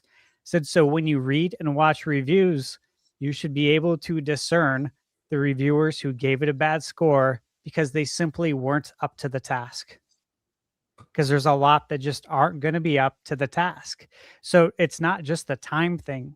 It's also the ones that, bro, where's my yellow paint? How am I supposed to know you're supposed to climb that? The yellow paint. But the thing is that Was that Assassin's Creed for that one? I can't remember. Well, It's that's- Ubisoft games, I think. that's the That's in the hand-holding stuff. Final Fantasy VII remake. Final Fantasy, There's yeah, a lot that do Rebirth, it, and I think subconsciously we don't notice that because that's what we've been given. And you play the game and you don't think twice about it. But as soon as it's gone, that's when you notice. And that's when people start throwing their hands up, especially game reviewers. You know, we all kind of know the sentiment when it comes to game reviewers. If we're being honest, the sentiment around the hardcore gamers is that they're not very good at games. It's true. I see it all the time in my comments. So yeah, that's why we knew this game was going to be reviewed a certain way, man. Also, IGN updated their thing. They said if they were going to give it a score right now, they'd give it a 6. Yeah, but they're not right now. IGN, I think Spain and India gave it a 6. Sure. A lot of outlets that look. I always notice these trends that happen with these outlets. There's certain ones that review games like this very similar, and they continue to dish out really low scores. They're all the same outlets that keep doing it. And so it was no surprise when I saw the scores. My, oh man, yeah, these guys they're burnt out, man. They're burnt out on gaming. I retire. People are gonna lose jobs, man, because you're tired. And you gave the game a bad score because you're tired, or you weren't up to the task. And now these people are gonna get laid off. That's actually the big picture of it. Sure. If you think about that, because you weren't up to the task, man. And I'll tell you guys, as of tomorrow, my answer to this question will be Crimson Desert. Yes, I also will not be playing that game for a very long time, or maybe not ever, because of my game buying freeze. Well, there's no Switch 2 version yet, though. I know, but Kiwi Talks is in the chat. He said it's coming, so Fair enough. I don't have an answer to this question really, because kind of like Stash said, like we're so early in Switch 2's life cycle. I feel like I've played at least from like the Switch exclusive point, I've played everything. Not all the way through, but I've played everything. You know, your Mario Karts, your DK Bonanzas, your Kirby Air Riders, your Pokemons, all that good stuff. So if I had to say anything right now, I'd probably there's probably 2 Dragon Drive. They're both third party. I don't feel like I missed the boat on that one. But I'm not saying it's a bad game. I'm just saying I don't feel like I missed the boat on that one. The 2 games that come to mind are both third party titles that I really want to play. I just don't know when I'm going to get around to playing them. Just because there's so much to play right now. It's stupid. And Pocopia has taken an ungodly amount of my time away, surprisingly, for someone who's like, as I said last week, cozy curious. You know, I'm not really the cozy player. I'm not the anti-cozy player. So I would pick Dragon Quest VII Reimagined, like Nate. And then as a secondary game, one that I really want to get around to, I just don't know when, that I feel like I've missed for the time being, would be Monster Hunter Stories 3. Both those games. And they're both big games. Yay. Massive. We need more 20-hour games, guys. We need more of those. More Resident Evils. Yeah. When I see some people bummed that RE9, I think people were clocking anywhere from like 8 to 12 hours on that game, and they were bummed about it. Like I feel just like a sense of relief and like, thank God. Same. And I miss the age of like the average game being anywhere between 8 and 25 hours. I miss that age. and like a 30-hour wonderful RPG with no fat and a killer storyline, great combat system, I'm here for it. I'm ready. I know Stash, who's living in review mania, is probably ready for some more epics within that ballpark range. So Yeah, those are the two I've missed so far, and I just don't know when I'm going to get to them. Eric, you got one? Yeah. Oh God. Kirby Air Raiders. I played the demo. A lot of fun. Just backlog and trying to catch up with games like that. That's the reason why I haven't bought it. Okay. Alyssa. I'm in the same boat as Gamebird and Stash, where it's like I didn't necessarily miss it yet. I'm gonna get to it. There's just so many games to play. But if I had to pick two, they're both third-party games and they've both been out for like years now. Assassin's Creed Shadows and Final Fantasy VII Remake. Good pick. Do you see it's on sale? Or do you What, already Final have it? Fantasy? Yeah, I posted both? on X thing yesterday.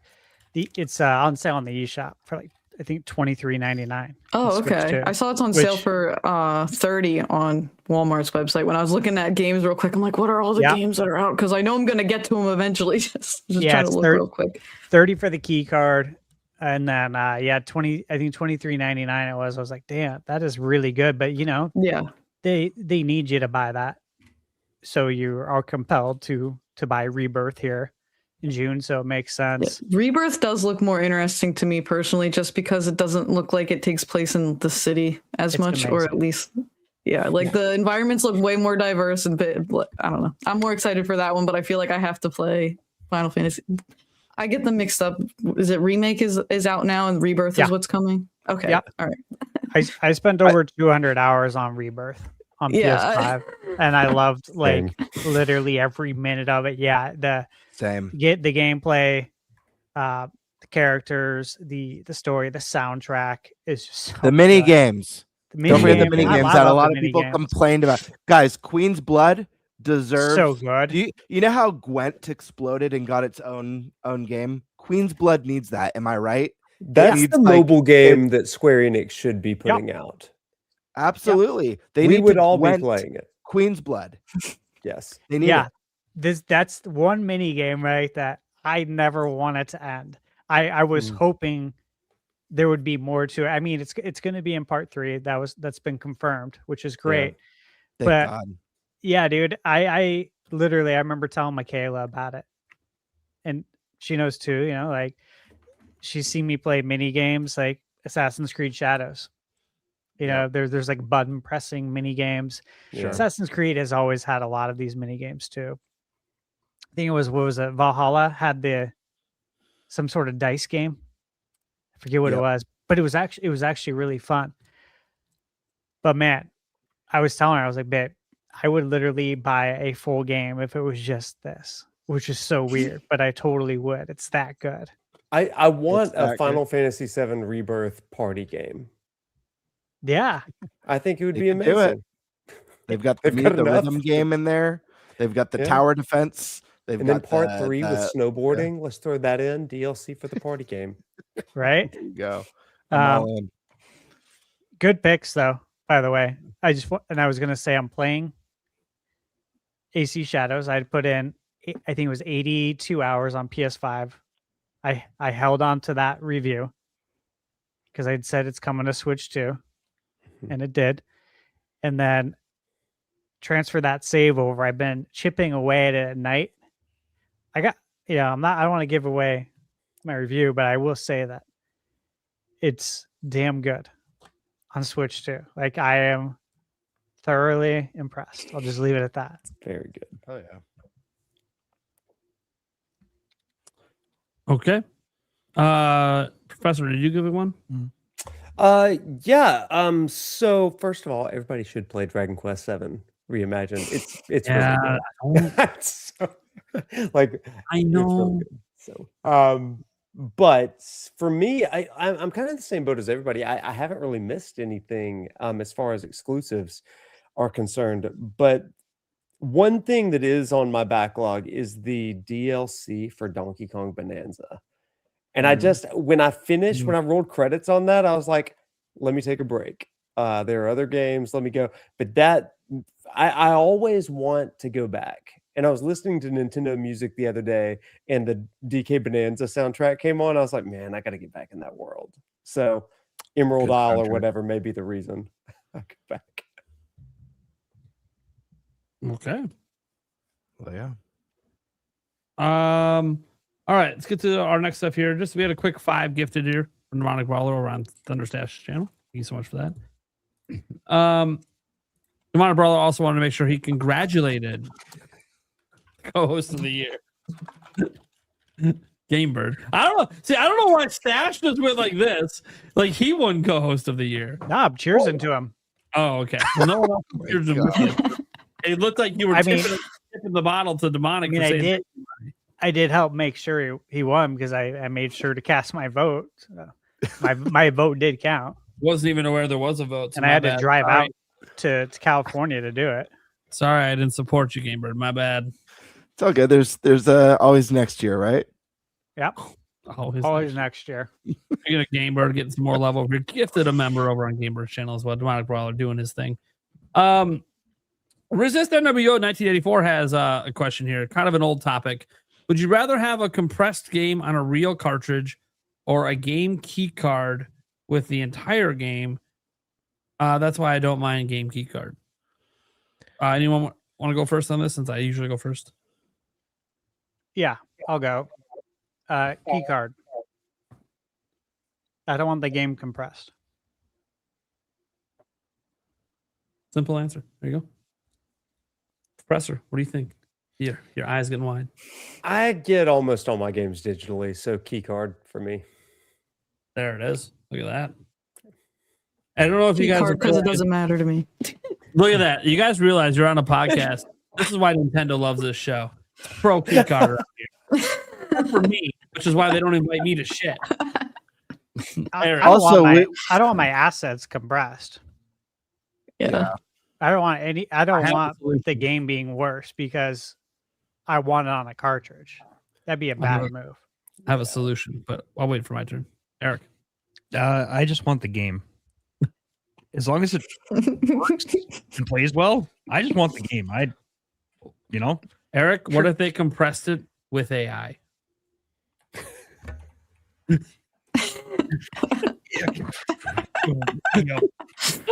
night, everybody. I mean, they're already You don't want that game anymore. I know. I had to say something after last week. Game Bird.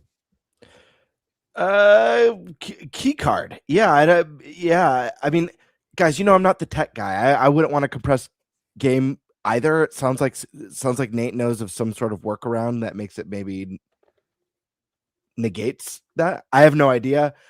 Just based off the question, I'd say key card. But I don't know. I don't really care. I'd buy digital over either, honestly, at this point. And yeah. So I got 2 solutions. Real cartridge is my answer. But you don't have to compress.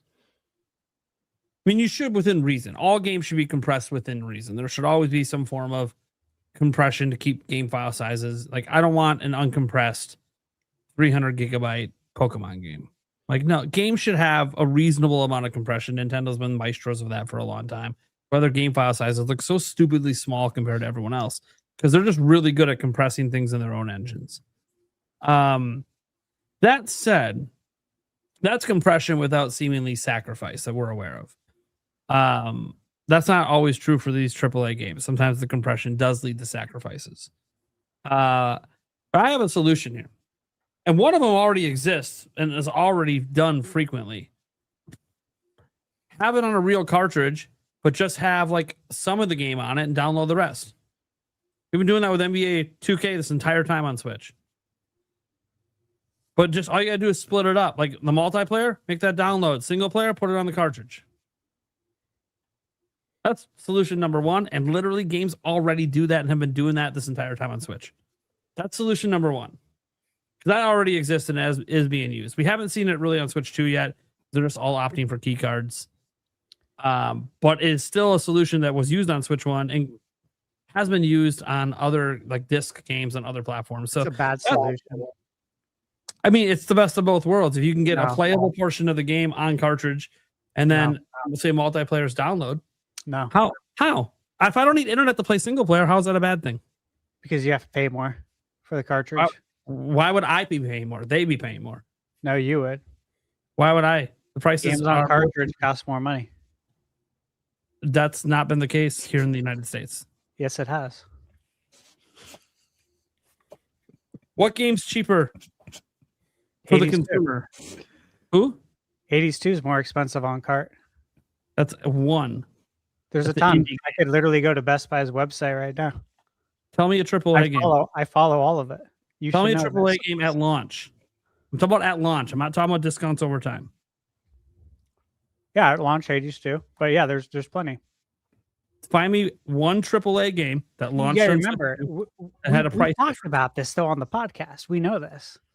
It's more money for the cartridge. They Yes, charge more money. But we didn't have that. That hurts the people selling the game. The AAAs haven't changed the price because of it. You're talking about an indie studio. AAAs are putting it out on keycard anyways. Not all of them. Cyberpunk. Yeah, that's one. Again. You understand it costs more money though. They pass that on to the consumer. So if you give me it on cartridge and it's all on there, great. Okay. Solution. But if it's only We can't- half, Hold on. Solution. I'm still paying for the If cartridge. it's not on cartridge and it's only digital, then the digital should be cheaper. The key card should be cheaper than a physical game. Yeah, but But you it's know we're not. not going to do that. I know. So why does this matter? The price doesn't change regardless if it's physical or key card. So why does it matter? Unless it's indie. Indie studios are different. Obviously, they don't have the ability to eat some of these losses like AAA's can. Well, yeah, there's a major reason. If I have the choice of getting a game on cartridge and half of it's on there and the other half I have to download and it's $50. Or the other option is I can buy that game on key card and it's $30. I would buy the game on key card. I don't care if half the game's on there. That's stupid. Sorry. But I don't want half the game. What's the point of that? Why would I pay $20 more for half of a game? Because some people don't care about the multiplayer aspect and only play single player. And they don't necessarily have good internet, and some people have data caps. Oh, that's bullshit. Well, it's not bullshit. Ask the country of Australia. Everyone there has data caps. This is like entire countries that don't have the access to internet we do in America. I just mean, dude, spend more. Why would you spend $20 more to have half of a game on there? So you can actually play it because your data caps and can't download it. Nah. See, this is what happens, guys. We live in America. We're very entitled with our internet access. Huge chunks of first world countries do not have uncapped internet. And they hate digital because they can't download everything. One game eats up their entire month's worth of bandwidth. It's insane. Now, I'm not saying every internet provider is that way in every country. There's obviously always internet providers that will eventually offer the uncapped.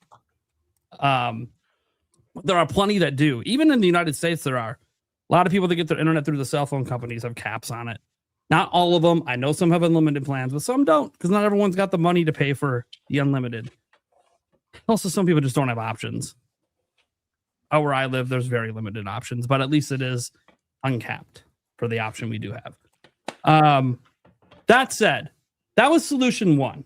And I said it's a solution that's already been used and been being used for a decade. Like it already exists. People are already doing it. So it's already something that exists. Here's the other solution. I don't think Thunderstash agreed with you. He didn't agree with me, but it doesn't matter. It exists. We already know he chose key cards. He's the opposite. So did you. So did everyone. I'm the only one going physical here. I said I don't know enough about. I already said I don't know enough about it. I just took a pick. You just had a poor solution. That's all. It's a solution that's already being used, Stash. I'm not the one making this solution. It already exists. But it already poor solution. I'd rather that I don't solution want than a that. key card. I'm going to tell you that right now. I'd rather that Yeah, than a key like- card. Yeah, I'd rather buy a key card than I'll buy give you a another reason, cartridge Zach. for more money. Here's with another only reason. half Here's the another game reason, Zach. You're not thinking about this either. How much are 1 terabyte cards for Switch 2? I have one. I know, I do The too. price Right? changes all the time. Yeah, it's between $180 to $220. It fluctuates between that. Okay, we're in a RAM crisis. That's going to make these prices go up over time. Right now, so and even at 1 terabyte, which is the max we can put in, I had that filled with just my Switch 1 library. So think about game sizes today, getting bigger and bigger. If I could take 64 gigs of a game and stick it on a cartridge and not have to download it, you're saving storage space. That's a huge deal in the market we're in, where we're really limited not. for 1 terabyte. We're limited. You can only go 1 terabyte with Switch 2. You can't go I know. higher. I'm aware, So, but it's just not a big deal because you're never going to play 1 terabyte's worth of games at the same time. And I've talked to a lot of people about this, and I said that the solution is simple: play the game, beat it, delete it. If it's All right. multiplayer, All right, keep Stash. it. I've understood at this Simple point. solution. I've understand at this point you only consider how you play games and not anyone else. It's a simple solution. That 10 games can fill it up, and some people actively play 10 games. it's a simple Literally do. solution. It's not a solution. If you have 10 multiplayer games that you are going to continuously play all year, that'll fill up the whole thing. Doesn't And- solve anything. You have to quit playing a game to put a new game on. And And What's the that's problem not here? a big problem. If you take the games and put a bunch of it on a 64 gigabyte cartridge, you can put more games on your system. How is that a Yeah. bad thing? you're not going to be playing 1 terabyte's worth of games all at the same time. No, but You can people only don't play want one game at to. once. Stash, people don't want to uninstall and then reinstall a 100 gigabyte game. It takes a while. Not everyone's got That's super on fast them. internet. That's on them, though. It's not if you put half the game on a cartridge. They get double the amount of games they can install. But then you're paying more. Not for if you're betting the 100 gigabyte AAA games, you're not paying more. It's the same price. We already went over this. You couldn't find me one AAA example. You just brought up an indie game. That already is a small file size Well, anyway. Hades is AAA. It was a 95 on Metacritic. Hades too, and it was up for Game of the Review Year. ratings don't determine if something's AAA. Stash, come Trails in the Sky second. again. Review scores have nothing to do if something's AAA. No, it's not even out yet. I know it's game budget. That's what determines AAA. But it's more money because it's physical. It's an actual physical, so they're charging more. And what are they charging? Some places have it for 69, some for 64. It's less though on the D shop. How much is it on the eShop? I actually don't know. Disney Afternoon Collection. Physical is 40. Any game not charging But, 70. but it's generally- on it's on cart. It's 40. And if you buy it digitally, it's 20. But if it was a key card, they even said. That's okay. I mean, That's I all talked to Atari about this because obviously I worked with them on Sure. the game. But if it would have been a key card, they said they would have charged $24.99. That's But serious. I knew, by the way, That's guys, I knew Stash was going to do this because I already know his stance on all of this. I knew his answer to this question and his stance on this the whole time. And I'm trying to provide the alternative perspective that I've literally seen people complain about. And Stash just doesn't care about you. He wants you to change how you game. Yeah, I think there's a better way to do it. And I think complaining about it is not the I way think to do telling it. people how to use their free time and game is wrong. No, That's I just just don't right. think you should spend your time in life being a chronic complainer. There's better ways to do this. So don't criticize anything. There's just better ways to do it. Think of a solution. That is That's a it. solution. That's dude. That's literally how I live my life. I don't Just I don't offered a complain about solution and you stuff. said, "Fuck that We solution. come up Change with a how you play solution. game." That's a solution. A solution's also put some of the game on the cartridge. You're That's not also going to a play all solution. 10 at the same time. Some people do, Sash. As someone like you that plays a ton of games, before you were game reviewing, you never had a stack of games you were playing in the same week. No. Okay, so you play games differently than other consumers do. Why are you telling them how to play? I start a project and I finish it. Okay, I'm playing 7 games right now, Stash. 7. And? Why? Because it depends on my mood and what I feel like playing in the moment. That's on you. That's the problem, Stash. You're not considering how It's not a anyone else problem. plays games. Yes, That's it is. not a problem. That's not how I play. Okay, but you shouldn't dismiss how other people want to play because it doesn't fit your agenda. I You said just that's on did. you. You That's just on you. dismissed it. You No, just I said dismissed that's people that on would want you. it on the cartridge, Stash. I You said just that's on did you. it. Yeah, it's on you. That's it. Yes. All right, you're trying to force everyone to be like you. I got it, Stash. No, it's All just right. it's on you. It's your call. It's your decision. Yes, and No one it's forced you to make it. You're right, and my call is I would like games to be on the cartridges. Yeah, I think we all would. But the full game, not half. Not half at full price. Okay, that was one solution. He's gonna hate the second solution probably too, based on all this conversation went. I don't hate it. I just don't think it's a good solution. Hate's too strong of a word.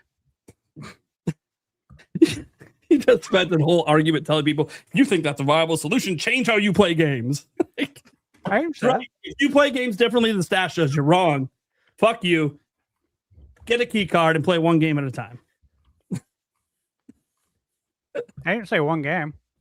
You did actually. You said play one game, beat it, move on. You actually did say I that. said multiplayer games, keep them.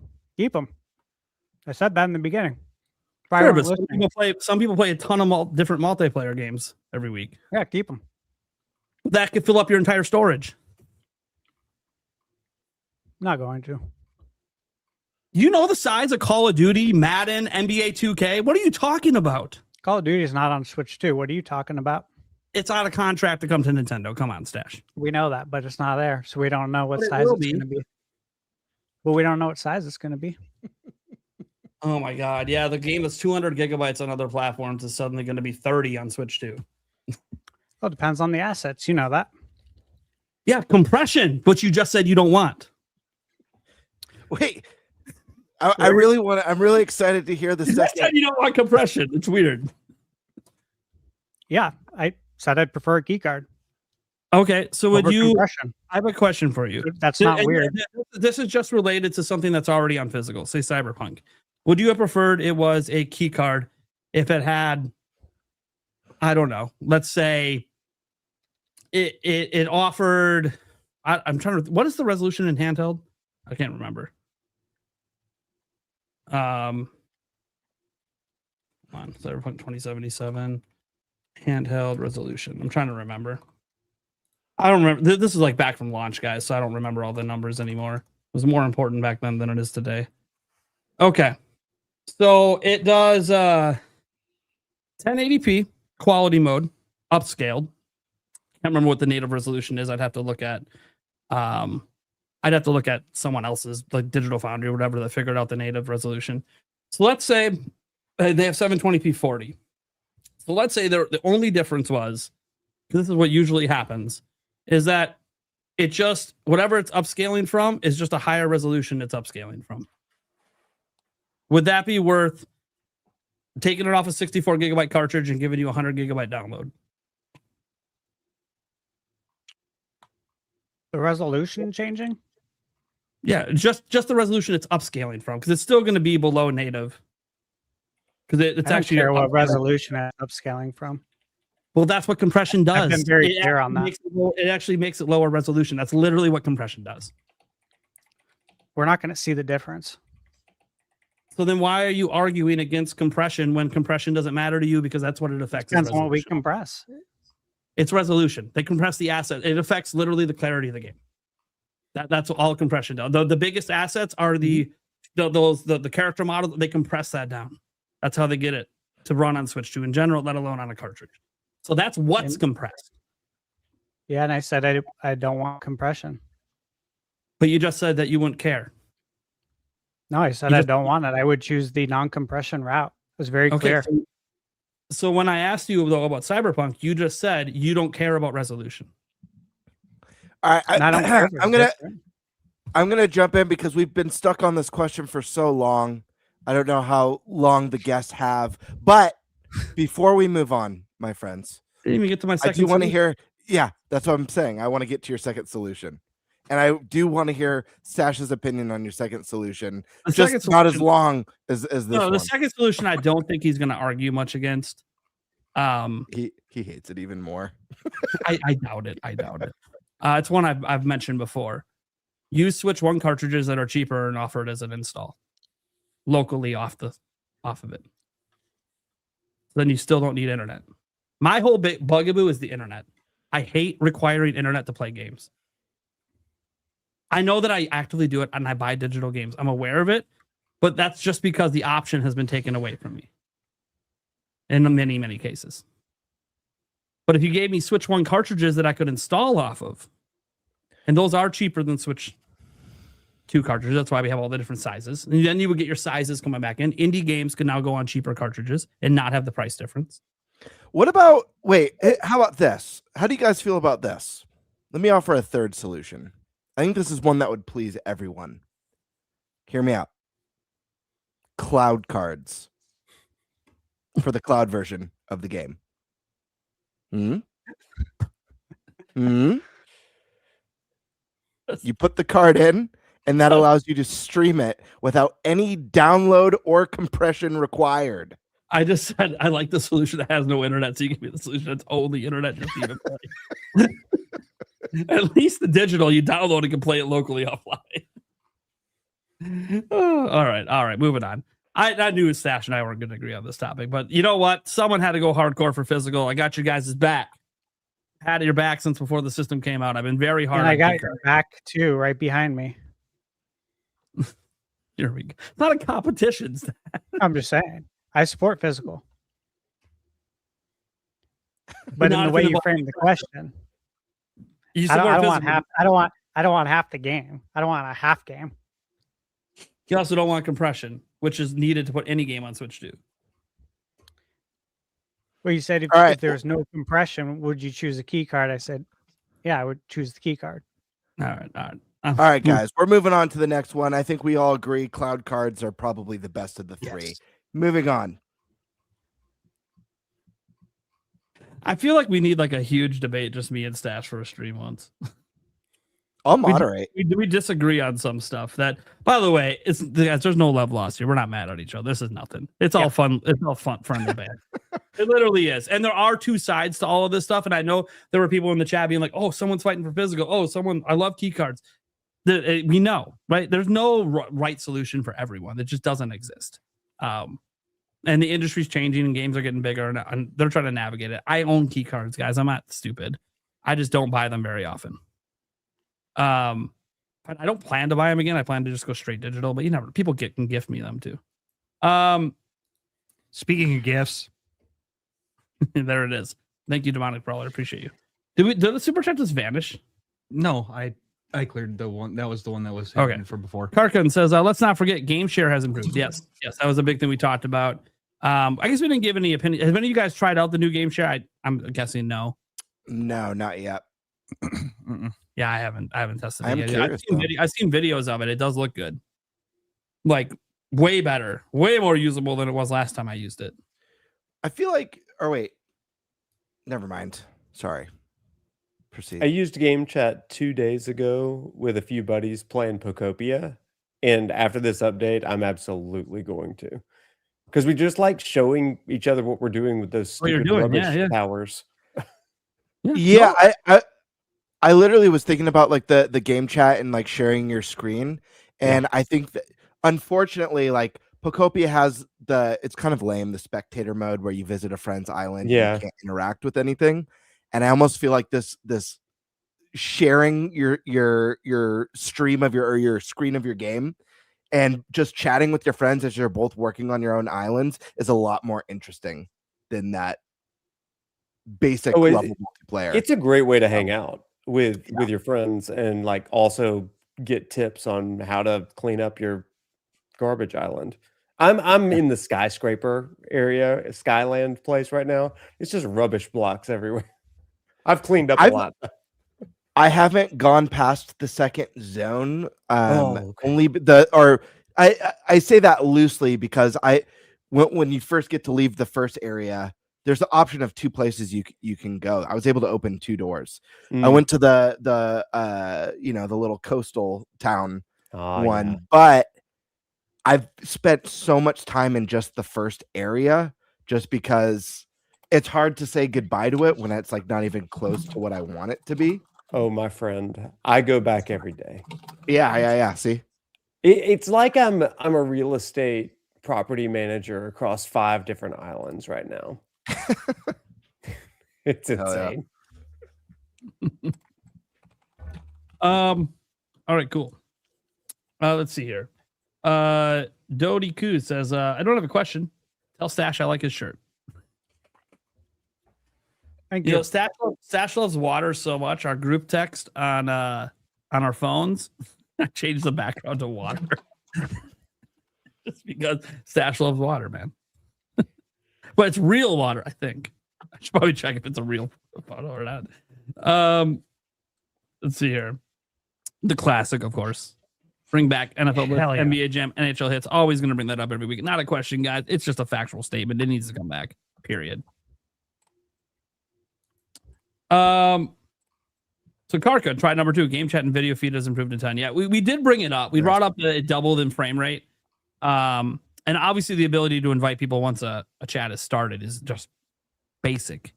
Should have been there day one. It was one of my number 1 complaints day one was when I used it, and I've used it a couple times now with my community. I actually think the audio quality on the microphones is fine. I think it does pretty good with noise rejection and pretty good with the voice clarity. I mean, you could tell it's not the same as like we're talking in professional studio mics and I hear it all day, but it sounds better than I remember gaming back on the Xbox 360 online. I'll tell you that. So the mic sounds better than those mics. So I think it does a pretty good job with that. So game chat's actually always been fairly decent to me, but dude, the frame rate on the game made it like we would never share our games because like it just looks so bad and would run so slow. And then you couldn't invite anyone, which would always suck to have to end the group and then get on Discord and all chat to each other and be like, hey, who are we inviting in now this time? Instead of we could just be talking in voice and being like, hey, this guy wants to jump in with us. You guys cool? Yeah, invite him in. So yeah, I'm very happy with the game chat change. I think it is being under talked about because people aren't going to view it as big a deal as the game boost, but it is nice. I think it's also because it's only a small subset of users uses game chat versus the amount of people that will use game boost. But yeah, improvements to it are great. I hope one day my hope is one day they can get it up to 30 FPS. That would be very nice if they can find a way to optimize to get to that. This one's from Logan. This is for Thunderstash. Specifically, do you think 3D Mario will release this year? So, Logan, I've been on record. I have it on my bingo card for the beginning of the year as well that I think we'll see 3D Mario this year. As far as if it will release, maybe it's the holiday title, but I do think we will see it this year. I will tell you this. I think it'll be out before 2028.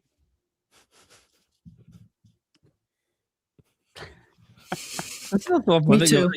The fun thing about me and Stash, if we ever did like a straight debate stream, would be like, I don't actually know what we disagree on until the topic comes up. So it almost had to be another Q&A format where people bring up topics I didn't know we disagreed on. Anyways, maybe a time when it's just the core 4. That'd be fun. Because Game Bird will moderate and Eric will just laugh. Or he'll just call me a dumbass because I am the big dumbass on the show. So example, I have another prediction wrong to add to my mountain of wrong predictions. And it's because I know to me what the game would be. I went with my heart, not with my head. I predicted Crimson Desert to get a 94 because it probably will be a 94 for me. But we should do we should do sometime. I do think the Q&A, doing Q&As is fun. I think a debate could be fun. I think hot takes could be really fun too. Maybe everyone on the panel submits a hot take, but we also take hot take opinions from the audience as well. I like that. And we could do sounds like everything why. That just sounds like my existence. That's awesome. Then just say stuff. Is a hot take. Just talk about games. Everything's a hot take. I've got a ton of hot takes. So Example. um You brought it up just for fun. Let's go around the room before we get to the next question. Everyone give one hot take, no other commentary on it. Just one hot take.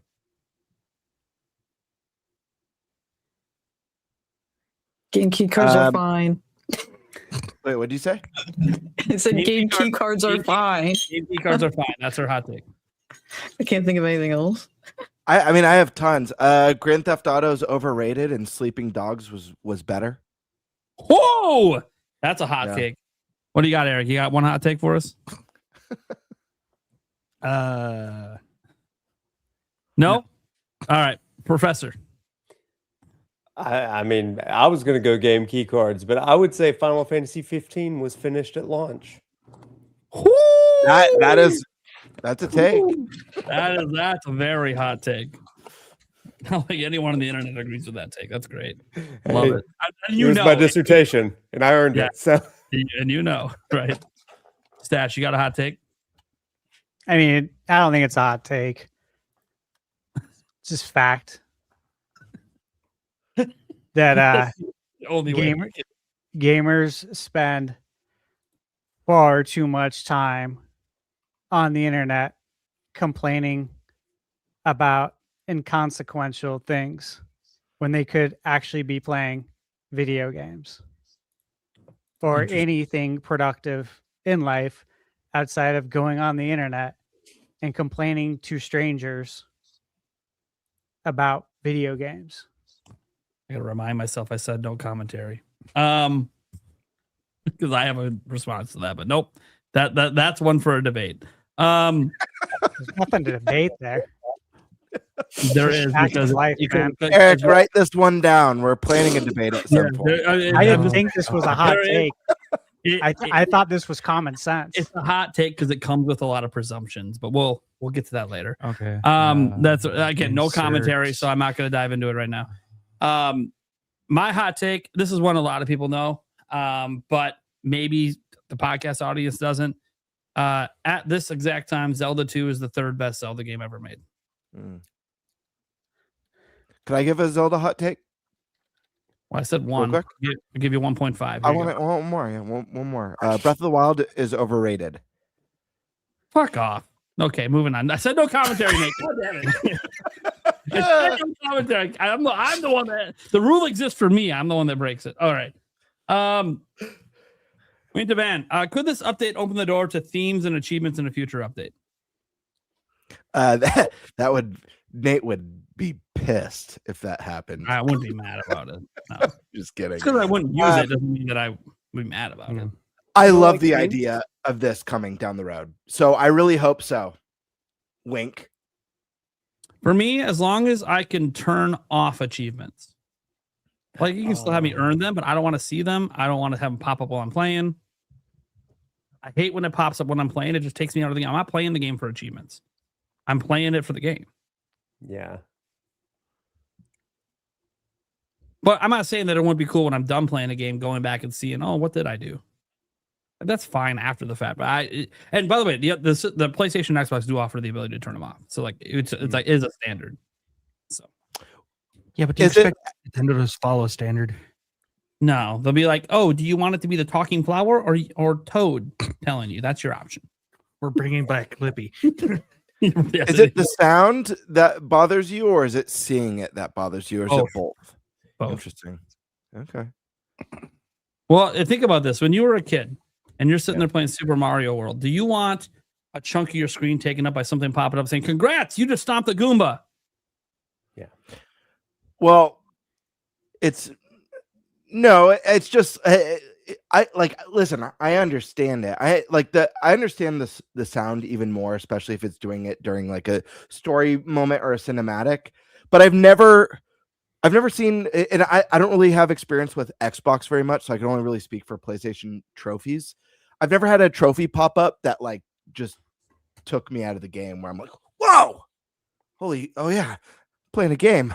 You know, I've never like lost the immersion. I mean, I have enough. And again, I live in a house with a family, so maybe there's just enough other distractions and sounds in the background that I don't really think about it, but I'm not, Yeah, and I'm not saying this as someone who care. Like I could care less about trophies. I know people really, really care about it. Yeah. It's just never broken the immersion for me I personally. want to be clear. I don't mind if achievements are there. I just want it to be something that I choose if I want to see them or not, and not have them pop up while I play. I'm not saying they shouldn't pop up when they play. Lots of people like that, but it should be a toggle to turn off. Because like, look, I'll give you one game that I do achievement. I do achievements in World of Warcraft, but that's because I'm done doing everything I want to do. So then I look at the achievement list and see, hey, what might be a cool achievement to do on here I wasn't thinking about. And that's the same thing with some games on Xbox and PlayStation. I'll go through the list and be like, hey, what's something I didn't think about doing in this game that might be cool to go try to do? And achievements can kind of give you an idea for that. And then obtaining it's kind of cool. And I know some people like care a lot about like platinums, you know, where you 100% the game, or 100% the achievements in the game anyways, I guess is what I should say. That's actually a pretty good idea. Like maybe like unlocking the achievement system after you roll credits or something. That would be a very Nintendo way of doing it. Enjoy it the way you want the first time, and then if you want to extend it, here's some checklists. The thing about achievements, and I've said this before, and I know Stash knows people like this too, is that there's people who care about it so much that they will purposefully choose a PlayStation or Xbox version of a game solely because, like, I have a friend who loves the From Software Dark Souls games just like me, and I had so much fun with Dark Souls 3's DLC, the Ringed City. I loved it, but that DLC has no trophies in it. There was no trophies for it. And so my buddy dipped out. He's like, yeah, I don't know. He's like, for some reason I lost interest because there was no trophies. And people did. Yeah. And like, I might not be able to necessarily wrap my head around that, but the fact of the matter is that there's so many people that do. It's only going to help having it there because I think some people some people I think what trophies do, and this is just, you know, I understand like there's a corporate side to it where it's actually like kind of a data collection thing. But for the end user, it's kind of like social media. It's about trying to give you that dopamine hit. Yeah. If you don't get that constant dopamine hit, it makes you not want to continue playing. It's just not why I play games. So that's why I'll never get it, because I never played a game because it has achievements. You know, I'm playing crying out loud, right? There is no achievements for most of the games. People also really like the carrot on the stick stuff in gaming as well. Yeah. And I don't know if, again, I'm not as familiar with like the achievement side on Xbox, so I don't know if there's an equivalent, but PlayStation obviously has the platinum. It's usually, you know, if you get every trophy or if, you know, you hit some goal, it's like the big end all be all carrot on the stick. And people like that. And I think the one positive, even as someone who doesn't really care about it, is if there are systems or mechanics, regardless of how you feel about it, that keep people in your worlds and your games longer. Like, for example, if Switch 2 had an achievement system and there was a bunch of great like open world achievements with like some sort of a platinum star that you know, what do they call them, stars or whatever, Nintendo bursts or stamps or whatever. But if there's like an ultimate star and an ultimate stamp for, you know, completing everything, you know, maybe people would have a lot more engagement in that open world of Mario Kart. I don't know. I'm just saying it keeps people in your worlds for longer. It keeps people trying things that they wouldn't normally try, you know? Gets people playing on difficulties that they might not normally try. Brings out competitive people too. Yeah, it's me wishing and hoping for achievements on a Nintendo platform has nothing to do with my own personal interests. It only has to do of like, what are ways that I think Nintendo could reach a wider audience and improve the love for the platform. And I think both achievements and themes are answers to that. Because again, I like themes. I do like themes. I would love to be able to personalize, whether it's with an awesome sound effects, you know, Zelda sound effects as I go between the different menu icons or switch between games, or Mario sound effects, or a jingle at boot up, or, you know, a theme song that plays in the background with a cool backdrop, that sort of stuff. Like, I like that, but you don't like that, Nate, or you don't care about that, Nate, at the very least. But I think you understand the fact that like there's a lot of people who would be really interested in that, whether or not they're free, whether or not they sell them for $1.99. People do it on their Android phones all the time. And I really love the idea of Nintendo doing something unique with achievements or trophies. And we've gotten this before on PlayStation. When Persona 5 came out on PS4, if you platinumed the game, you got a PS4 theme with the background and music and sound effects and all that stuff. That's really cool. I love the idea of hitting milestones and actually rewarding you. Maybe whether it's in-game rewards or just a console-based reward like that. Really cool to me. But I don't know. Those are my thoughts. I think what's interesting is I'm not opposed to this. I want to be very clear about that. I'm cool if achievements and themes come. It doesn't matter if I care about it. I recognize it. And you guys see this on my channel and even on the podcast. Like, I'm all about what people want, even if it's not something I care that much about. Like even like the physical option I was arguing against Stasha for. It's like, well, it's because they get dismissed so quickly by people, and I see that, and it's like, well, no, they have a point for what they're saying, so I'm going to defend that point. Even though personally, I obviously buy digital games. I have key cards on my shelf. I don't plan to buy many key cards. I'm not a huge supporter of them. I've never liked them, but it's not like it's going to prevent me from playing the game. I'll never not play a game because I have to buy a key card to play it. But I can understand the perspective of the physical, so I can make the argument. The thing about this is I've been jaded on achievements for a long time, and it's the internet's fault for the most part, a few in real life encounters as well. And because, as it's like Stash's, achievements bring out competitiveness, right? Well, I think competitiveness is great, especially when you have two friends racing for achievements or trying to get bragging rights over. I think that's cool, right? Like, I've definitely done that with achievements on Xbox before. I've tried to race with Eric and be like, oh man, did you get the trophy here? Did you get this achievement? Did you get this gamer score on this game? Blah, blah, blah. But my problem is the general public and people on the internet. Anytime you talk about video games, the first thing they say to me is, yeah, show me your gamer score profile. Now, I don't have to care about that, but it's like, no, I don't like being judged off how many achievements I have, because it's not why I play.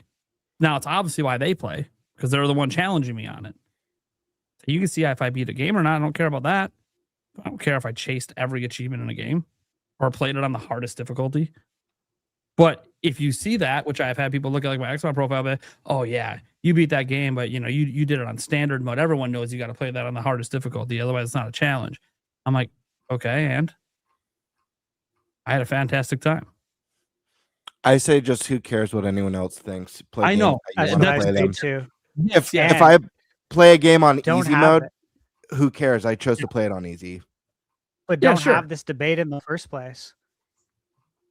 Well, Spend less time online, more time playing.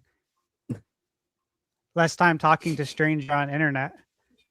it's not that easy when my Who's life depends. impolite.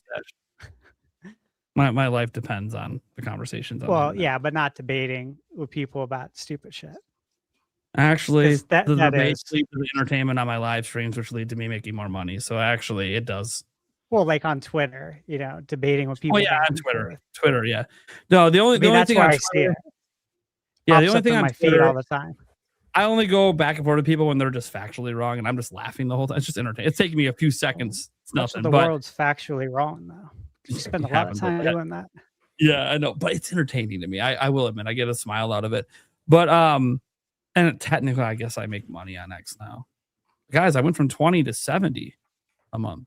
I can almost buy a game. Just need enough for taxes. Anyway, I gotta pay taxes on it, so I still can't buy a game off it. But whatever. Twitter's a weird place. You can waste a lot of time there doing a lot of stupid shit. That's true of any social media platform, though. I stay interactive on there. You guys know I like to interact with the community. I think it brings us closer together. I just want to say one last thing for that question for this question. Yeah. Take a game like Tears of the Kingdom that's designed around the ultimate creativity of the player, and just imagine some of the achievements that team could have come up with that don't have defined solutions to achieve them. I haven't messed with the Switch 2 update much, but didn't they add achievements through the app? Yes. Yeah, and I'm not sure like the degree of that, but like I'm thinking at like built-in like Switch 2 achievements. Yeah, I know. Some of the creative stuff, like My launch number a, one complaint you is know, that the achievements are on the app and not on the Switch. Yeah. launch a Korok with a carrot, 3,000 feet from Look, Elden Mountain All I need is the big dong with achievement, shorts and on. I'll go for that. Don't ask me what that achievement's for. Don't ask me. That's Nintendo. But oh my, here we go, Eric. Eric, you guys can't hear what he says. He's commenting off camera. Demonic Brawler, I appreciate Nintendo continuing to improve on features on Switch 2. I hope handheld boost helps with system sales. But I play in dock mode only. Yeah, for dock mode, that update doesn't matter much. Game chat still might matter. If you like putting notes on your friends, which sometimes I do, like because some of the people on my friends list, guys, and some of you guys know this, are just members on my channel because it's one of the perks you get. Even though technically I can't friend everyone. Thankfully, not everyone friends me, so it's not a problem. But sometimes I have to put notes because like their username on Switch 2 does not match their username they use on my channel, so I don't know who the hell it is. So the notes feature actually kind of helps for that. I did that for one person. Thank you, by the way, to people like Tall Show, where your username's like just the same across the board, so I don't have to worry about it. But not everyone does that, and I get it. I got different, like when I play World of Warcraft, my username's usually Airall, and I don't use that anywhere else. It's the only place I use it. So I get it. Like Lancelot, I think is my Lancelot 203 or 205 or whatever. That's my username on Steam. Don't use that anywhere else. So I get it. Sometimes you can't even get your username. Although I think on Switch it's different because you can use any username you want because it's all friend codes. But people like to use different ones than they use on Discord and everywhere else it happens. H-Mom, is Resident Evil season? Oh, it's Resident Evil season. Yes. Professor Noctis could totally pull off a sick Wesker cosplay. Also, you guys think RE9 will make it to the GOTY fight? First off, what's your thoughts on the Wesker cosplay? Weirdly enough, this is not the first time somebody's told me to cosplay as Wesker. But class is in session, maybe. I'll walk into class dressed like Wesker. They're gonna be like, first of all, who are you? Second of all, I don't even know. If anyone does recognize you, be like, bonus points today. A for participation today. Extra credit. Extra credit. Nice. Also, it says, do you think Resident Evil 9 will make it into the GOTY finals? So basically, will it be nominated for a GOTY at Jeff Keighley's awards? Everyone's nodding their head. For the audio people, everyone seems to be saying yes. Yes, and DLC will be coming. Yeah. I find it an interesting conversation. I think it will because it's the highest rated one since what, 4? Mm-hmm. I believe. Because that was like a 94, I think, or a 95, and this one's 89. And some people think it's better than 4. There's always going to be debates back and forth. There was less reviews back then. I think that it probably will, but it brings up an interesting counter question. You guys think Pocopia will be nominated for GOTY? It's the same rating. Absolutely, I do. Okay.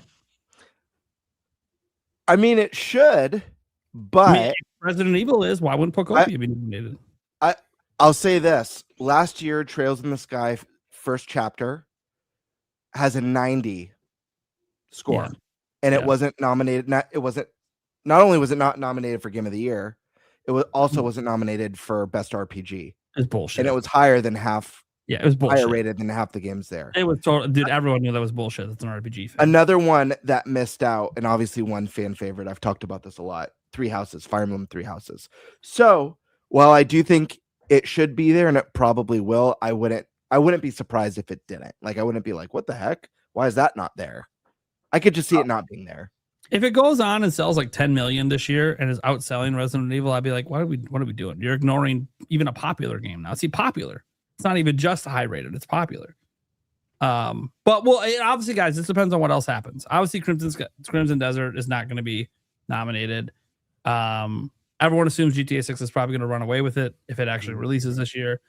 And it's just like what else is coming out this year that could end up.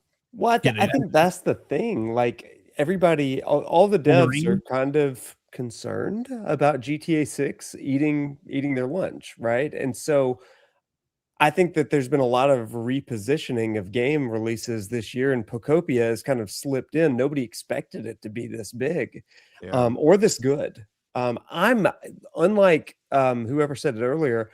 I'm not cozy curious. I'm pretty anti-cozy, and it's won me over. I'm not even a Pokemon fan, and like I love this game. Everyone's like this that makes listen, me want to buy the game. Just if I can get people to start saying, we've got one, it's the first person I've heard say it, because I've been using this term for 2 weeks now. If I could get people to start using the term cozy curious on their podcast, I will die a happy man. I'll do it. I'll tell you this right now. Yeah, use it in your classroom. I will. If I Who ever here today is cozy curious, my friends. it's a double cave. One, because it's a game I just know I'm not going to like. And then two, I'm on a game buying freeze. And if I somehow cave and buy Pocopia and enjoy even a minute 10 minutes with the game, have even 10 minutes of fun, I will use the term cozy curious on this show. Nate, I'm skeptical of this title for you, and it's only for three reasons. One, The reasons I don't like the game. yeah, one, you don't generally like cozy games. You didn't even like Dragon Quest Builders, which I feel like is a cozy game for people who don't like cozy games because it has combat in it. Second, you're not a big Pokemon fan. You know, you're Poke curious. You know, you try out Pokemon games, but you're not a true Pokemon fan. You're not hardcore. Three, as much as I love Pocopia, that first hour does have a lot of expedition, and it's very slow to kind of introduce you to the world and the mechanics and the abilities. Feel like you've got to get through that first hour to feel, because even me, like as someone who's cozy curious, like I was like, I don't know, like I love the Pokemon side of it because I'm a big Pokemon fan, but maybe this one's not for me because it's not going to have the combat like Fantasy Life or Dragon Quest Builders did. And you know, within 2 hours, I was like, I don't know, I think I'm hooked. I think it sunk its talons into me. But You know, I was thinking about when those Pokemon Charmander comments. looks at you though, like it just melts you. Like I only know like 3 Pokemon. I've only ever played Let's Go Pikachu and Pokemon Go, and I was like Squirtle. I know him, and I want to I'm a Squirtle. I'm a Squirtle guy. Yeah, you like Well, you like to do that. You I got this. all 3 starters living in my mansion in the grasslands with me. Yeah. Well, here's the thing too. Like, it's funny because I'm not like a huge Pokemon fan, yet I bought every single Pokemon game on Switch except for Sword and Shield. And the only reason I didn't buy that is I got to play it in person at E3 to know I wouldn't like it. Oh. And Brilliant Diamond, to be fair, the only reason I own it is because of the chat. They forced me to play it and beat it on stream. And then people got mad at me because like 3/4 of the way through, I was so frustrated because I already didn't like the original releases, and I really don't like these remaster, remakes, whatever they call it. I'm like, this game is so trash. What are we doing? This is a terrible remake and remaster. They didn't improve jack shit about anything I didn't like about the original. This is just bad. Dude, one person got so like, man, he really hates this. We got to make this easy. He came and traded me a bunch of level 100s to just smash my way through the end of it. And people in the chat were like, this is cheating. I'm like, is it not part of the game? Can you not trade with friends? Sorry, but I am not going to. I'm not going to be mad about it. I'm just going to do my thing. But no, I don't know if I'm going to like it or not. Resident Evil 9 is probably going to get nominated. I think we're all kind of in agreement on that. Yeah. But we'll see what only we feel. the version with DLSS. It'd be interesting to revisit this in October, before they get announced, and just see because we'll have a grander landscape of all the games that came out besides GTA at that point that will probably be nominated. This is my one of my big problems with GTA this year. I feel like in a way GTA is kind of ruining 2026 a little bit. And I'm not saying that because I said earlier as one of my hot takes is that Grand Theft Auto is overrated. I'm saying that because everyone is like, the alarm has been sounded. We have so many games now that are 2026, but no concrete release date. And everyone's waiting on the sidelines to see when Grand Theft Auto drops. And it's affecting how I think, even with Fantasy Critic. We might talk about that later. But yeah, everyone, I feel like everyone is at the mercy of Grand Theft Auto right now. Maybe not necessarily like Nintendo first party, like big stuff like Mario or Pokemon or anything like that. But the majority of the industry is kind of like on the sidelines. Like, do we give a release date? Like, do we not? When's Grand Theft Auto coming? Is that going to get delayed? So, I don't know. Pokemon fan loves the popcorn bucket. You want to hold it up again? I'll put you full screen quick. Absolutely. We got the beautiful Littlefoot from Land Before Time. He's nice and textured. Opens here. Let me see. Yeah, that's where the popcorn goes. Oh, look at that. You see, it goes all the way back to the ass. But I don't want to put popcorn in it. Is that dumb? Is that lame of me? I just want to put it on one of my shelves over here as a nice collectible. I want to put popcorn in it unless they're forced to at the theater. The thought of mints. Mints. I like that better. Yeah, I like that better. Pre-bagged ones, you know, so Actually. then you don't I just dirty don't it. want to get it like Guest will love it. I don't want to get it buttery. That's the thing. You know what I mean? Yeah. That's Yeah, how it do looks you like it'd be even wash difficult it? to fully Yeah. wash out. Yeah, that's what egg- concerns me. The egg butter part in there. will be easy- The egg part will be easy to wash, but all the ridges and stuff on the back part of Yoshi, yeah, it'd be a pain in the ass. I still say you should drill a hole in the backside and put raisinets in it. When you shake it around, it looks like it. Yeah, Eric. By the way, if I can't get mine until actually at the theater, they're probably gonna put the popcorn in it, and I'll just be like, whatever. Yeah, right. I'll hose it out. It'll be fine. Right. I do feel like the Luma buckets are going to be a lot easier to get. They're cute. They're not as detailed as the Yoshi, you know. Well, light up. Luma itself is not as detailed as Yoshi. Yeah. I believe there was 4 Lumas. There was like a blue, red, green, and yellow. Don't do this to me. Well, it's It's gonna true. be $50 a pop. I'm gonna spend. There's no way the Lumas are 50. I guarantee those ones are probably $30. Dude, this And game they have a is all to buy Lumas. worst case scenario. They have a tin too. That's like the Mario Galaxy movie poster. as By the well. way, guys, There's I would be options. considering buying this Mario stuff if it wasn't for the fact that if I don't get it, it's gonna be stupidly expensive to buy it on eBay. So no game buying freeze, but games will be available later. I can buy them later. I can't buy this later for MSRP. That's true. Yeah, it's terrifying. I spoke to Stash on the phone. You know, I gave him a call right after I got it to, you know, just give some tips because he was curious about where I got it and stuff. And he mentioned the Zelda popcorn bucket.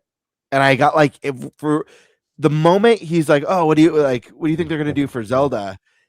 Like, I got instant anxiety.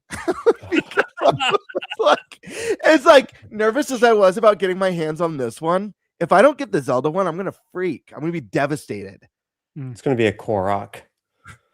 I was thinking, and Stash that would thought it be was cool. a good prediction. I was thinking a Triforce popcorn bucket, and Yeah? they've done, by the way, popcorn buckets that light up or glow. They have the Luma ones bat do. signal one that they did, and it's actual bat signal that lights up. I could see them do a light up Triforce. I think that would be really, really cool. Good. Well, we'll see. We haven't even seen the trailer. I think I'll have a better idea after we see the trailer for the Zelda movie, Sure. what they may base it on. Tingle. Yeah, like it was obvious they would probably do a Yoshi one, and Lumas look like they play a bigger role thanks to Rosalina, so it makes sense. Dude, if we get All a right. Star Fox movie and we get a Here's our giant next question. R-wing bucket, whew. Not a brawler. Have any of you ever played and beat a very popular game back in the day, yet somehow forgot the ending of that game? That'd be weird. No, I can't say that I have. Yeah, Hate when that happens. that'd be lame too if you did, right? Be like something wrong with you if you forgot the ending. Especially if you forget the end of a Zelda game, you know? How could you forget Zelda? Especially when you say it's like your favorite series too, and you forgot the ending. Yeah. That Starting then your you- career too. that makes it worse. Or if you like fought about it with a co-host or something. I don't know. Yeah. Yeah, that would just be awkward. Well, the answer for Stash would be never, I'm sure. No, Stash talked about this before. Like he's got a thing with his memory. Like there's no way he forgot an ending to a popular game that he played back in the day. So for Stash, I already know there'd be no way. I mean, not unless he gets Alzheimer's or something someday. That's hopefully, if that's a thing, that's like 40, 50 years away or some shit. We all hope for that because you don't know what happens when you get that old. Look at the bright side, though, Stash. If you forget a great game, you can replay it again for the first time. That is a positive. There's a positive. Yeah. So nobody else besides, obviously, everyone knows about me, guys. It's Ocarina of Time. And I guarantee it's not the only game I probably forgot the ending to. My memory's not like Stash. I used to remember everything until I had kids. And then once my priorities shifted, remembering the endings to games is no longer a priority to me. So, but I enjoy it when they happen. I can't remember the end to Earthbound. It's a good But one. I know I beat it. I couldn't tell you the end of it either, actually, right now. But would that be considered really popular? I mean, it's Like in a cult Smash. classic. Well, so is Rob the robot, and he wasn't exactly. And he's also in the Galaxy movie, apparently. Yeah. So Because popular. everyone knows who he is. Just no one owned the thing. Well, I shouldn't say no one. Most people didn't That's own. fair. Didn't own Rob. Like people know about the Power Glove, and most people didn't own a Power Glove. Oh. Yeah, it's interesting. So no one. So at least someone's forgotten an ending to a game besides me. That may not be the most popular game, but it's a cult classic series. Yeah. So no one else forgot an ending ever. I don't remember what I had for lunch yesterday, so I probably forgot everything. If I did, I forgot that. I forgot. Yeah, I'm trying to think of games I know you beat back in the day. Like, did you forget the ending of Conquer? No. You forget the ending of Mario 64? That would be No. really weird if you did that. Oh. I don't think of really popular games you beat back then. Halo 1? You ever beat the campaign? Yeah, I think so. Do you remember the ending? No. There you go. I mean, there's one. There's one. Hey, good news for you. It's coming back out this Yeah, year. right. The Halo 1 campaign. Okay. Let's see. So, and Alyssa, did you ever forget anything? I was trying to sit here and think. I'm like, well, I can't remember the end of Mario Galaxy, so there. Oh, there. Yeah, that in would 14 days. Now, see, if this question was phrased differently, it'd be only about me because it has to be phrased someone who swears they remember it and then tell a false ending, only to be proven wrong. Yeah, I'm just straight up admitting I don't remember on the show that's done that. I haven't done it on this show. My record's clean on NintenByte. The problem is my reputation precedes me. Anyways, it's funny too. Is Stash making fun of me from your favorite video game franchise? Yeah, but it's not even in my top 10 of that franchise. Which is a whole nother discussion. The funny thing is, every time someone does that with the discussion, like it's a whole other discussion. I'm like, am I supposed to apologize for liking other Zelda games more? Like, there's nothing wrong Giving with you that. shit. I know You you're like what you like. Yeah. I think it's interesting. I think it's interesting. Yeah, Which is not a bad thing. And what I do think, and this is something I was going to bring up earlier about the achievement thing, about when people talk shit to you because your gamer score, your achievements. Like Stash is a great example of like he's probably always going to have a bigger platinum trophies, more gamer score. And if Nintendo ever drops it more, because he plays more games than I do, period. And he's reviewing them and beating all of these games. So he's always going to have, and he doesn't have kids. That also eats up a lot of time. So he's got a lot more time in the game than I do. So he's always going to have a higher gamer score. I know for a fact he would never hold it over me. I don't even know what it is. Yeah, because he doesn't care.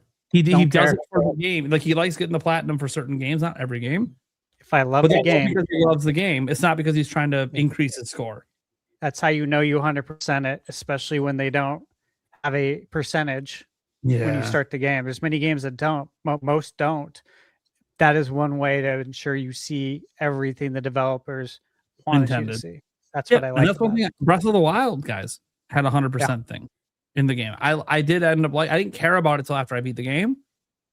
But once I beat it, I was like, oh, what do I need to do to get 100%? So yes, I did get the golden shit, which to me is about how much an achievement's worth. It's nothing. It means nothing. Like people may, oh, you got the golden shit. I'm like, what would you like, an achievement instead? It's the same fucking thing. It's nothing. But it is a thing in your inventory that you can brag to your friends. It would feel more special if you could show them it. You know what I mean? It'd be more special. When it goes to your profile and they see it. Yeah. If you could put it as your profile picture and you only got it because you got the golden shit. That's what I'm saying. Reward us. Yeah, if you give me a profile photo for it, I'll take that. Yeah. I'll take that. Nintendo could do this better than anybody, especially Yep. because they could tie it to NSO, which we've talked Dude, about. and there's Like so many beating people that play Punch-Out. Nintendo games that invent their own challenges that would just love to have like official stuff like this. Yeah. Yep. And Nintendo games for most people are infinitely replayable, so it'd be just a great way to just add to that replayability. Can we get a Mike Tyson avatar if you beat Punch Out on NSO? That's what I'm saying. That's what I want. Like That's that would be kind of my the- permanent avatar. That would How be cool would that be? uniquely Nintendo too, to give you like avatars for getting like beating games and getting certain achievements. Think about how many people who would never think to go in and go try and play through the old Punch Out On Punch the Out, NSO. who would just out of nowhere be like, dude, I need Dude, that avatar. I would literally stop playing every game I'm playing right now until I beat Punch Out again, which by the way will be a challenge for me because it's been so Hard. long since I've done it. It's And I tough know it's actually hard when you're good at it. Because Mike Tyson's a one hit, you're done. Like you got to be perfect. But I would do it. I'd dedicate like the next month to do it. I hope it wouldn't take me longer than that. Have we That's why ever it's- gotten? this would be fun with Nintendo. Yeah, and then third parties could do it. You know, we don't really get third party avatars. That'd be a really cool thing to get with third party. I mean, if you could have Cloud or Sephiroth or Yeah. you know, if FF15 comes, Noctis, you know, avatar on your Switch too, like that's really that's really cool. Third I parties wanna- would be on board too because it would ensure that you're playing more of the game. It would help to make sure that you're seeing the credits, and when you do see the credits, you're more inclined to purchase the sequel. Okay. All right. Let's see here. Next up we got Demonic Brawler again here saying, what I want Nintendo to do is work on a freaking Nintendo Direct. The sooner the better. I'm just saying. You look. I know a lot of Nintendo fans want Nintendo Directs, right? We've talked about this before. We just had this as a topic last week. Like all of us would like to have one, but we're mostly cool if we don't because there's so much to play anyways. And for me, I want a game by free. So what's it matter to me? Well, it matters for my job for covering things. But yeah, I know. I talked about this last week about people being on edge and wanting a direct. If you're curious and you want more thoughts from the panel on this, we'll get the thoughts from Professor Noctis and Sky Sword Alyssa. But if you want our 4 thoughts, just go watch the podcast clips channel. We got the clip up. You guys can go check it out and watch our thoughts on a director and all that stuff. But we didn't have Noctis or Sky Sword Alyssa. So you guys, thoughts on the direct, wanting it, not wanting it, do we need it, etc. Let's start with Alyssa. She hasn't talked much lately. So at first, once we got Yoshi's release date, I was one of those people that was like, yeah, okay, no direct until June. I listened to the podcast from last week and I really liked all of your different perspectives. I liked how Stash mentioned how Nintendo likes to try to keep the headlines, and I agree with that. So I'm kind of thinking they'll want to ride out the Mario movie through April. Maybe in May we'll get the direct. I would like one sooner. I mostly just want to know like what Zelda thing we're getting this year, because like there are so many games to play. The backlog's always growing, so I'm not really looking for something to play. I'm kind of just like, what's the Zelda thing I should be looking forward to this year? That's like the main thing I'm a little antsy about. But I'm kind of thinking like May, June time. Okay. And by the way, Sky Sword, the super chats on your end did come through. So Oh, okay. I just saw the chat. So like, because she's streaming it, anyone who's co-streaming it will come through, at least to me. I don't know if it comes through to everyone, but I see all of them. So, Okay. so I was just double checking the ones you said came in. I'm like, oh yeah, they're on the list. We'll get there. Okay. Cool. So I don't want people in her community to think like we're skipping out in. Yeah. Yeah, that's all I was doing it for too. I was like, I just wanted to make sure that you guys could see that they had a couple. So this was earlier because my username used to say $20 shots for science, or I'll do a shot for $20 for science. What that meant is, and I'll change my thing back to that in case people want me to do more. I'm basically creating like concoctions I've never done with a shot. So the concoction that I did for that one was I did a cookie dough whiskey and basically Malibu combined into a shot. Did not like it. Was not good. I liked them individually. They did not go well together. So the next one, I got other alcohols and other things to mix in. So I mean, we'll see if things get a little nuts with that. But that's what he was talking about. I think I can be done with the creamy farts. Stoked to game. By the way, when he did it, I didn't know he did it at first. And then he said something in the private chat, and I just fucking lost my shit. Totally gamer. He does this to me like every episode. Stoked to game said, I wish Nintendo would make more of their game soundtracks on vinyl available to buy. Like, bro, the Mario Odyssey soundtrack on a vinyl record. I wish. I love that, and I agree. I love vinyl. I love video game. A lot of my vinyl is video game soundtracks. So I love it. Yeah, did you guys get did the Zelda vinyls come out? Did you guys get those ones? I have they one come out Zelda in vinyl. June. They come out in June. Okay. Yeah, I don't have them ordered. I so have one. Oh, I couldn't afford them at the time, but I know I want them.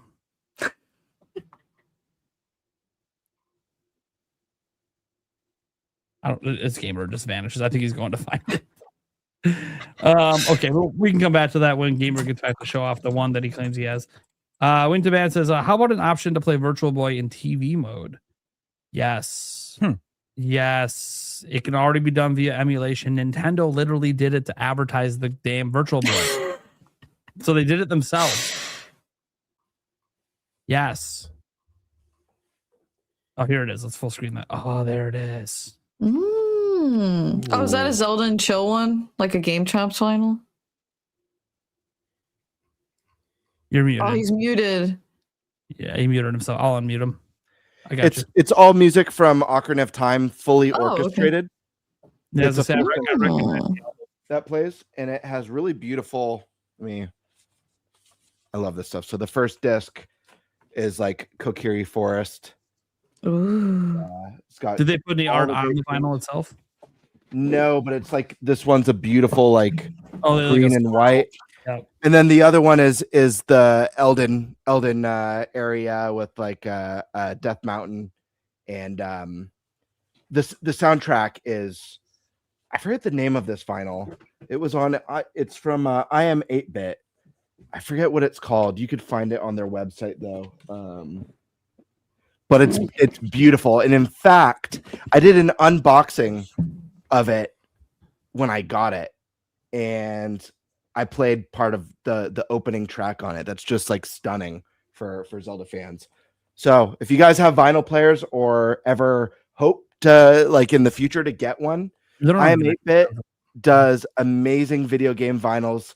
They do restocks usually for people who like moist cream, but I'll kill you, Prime. I just noticed that. There we go. We're showing vinyls.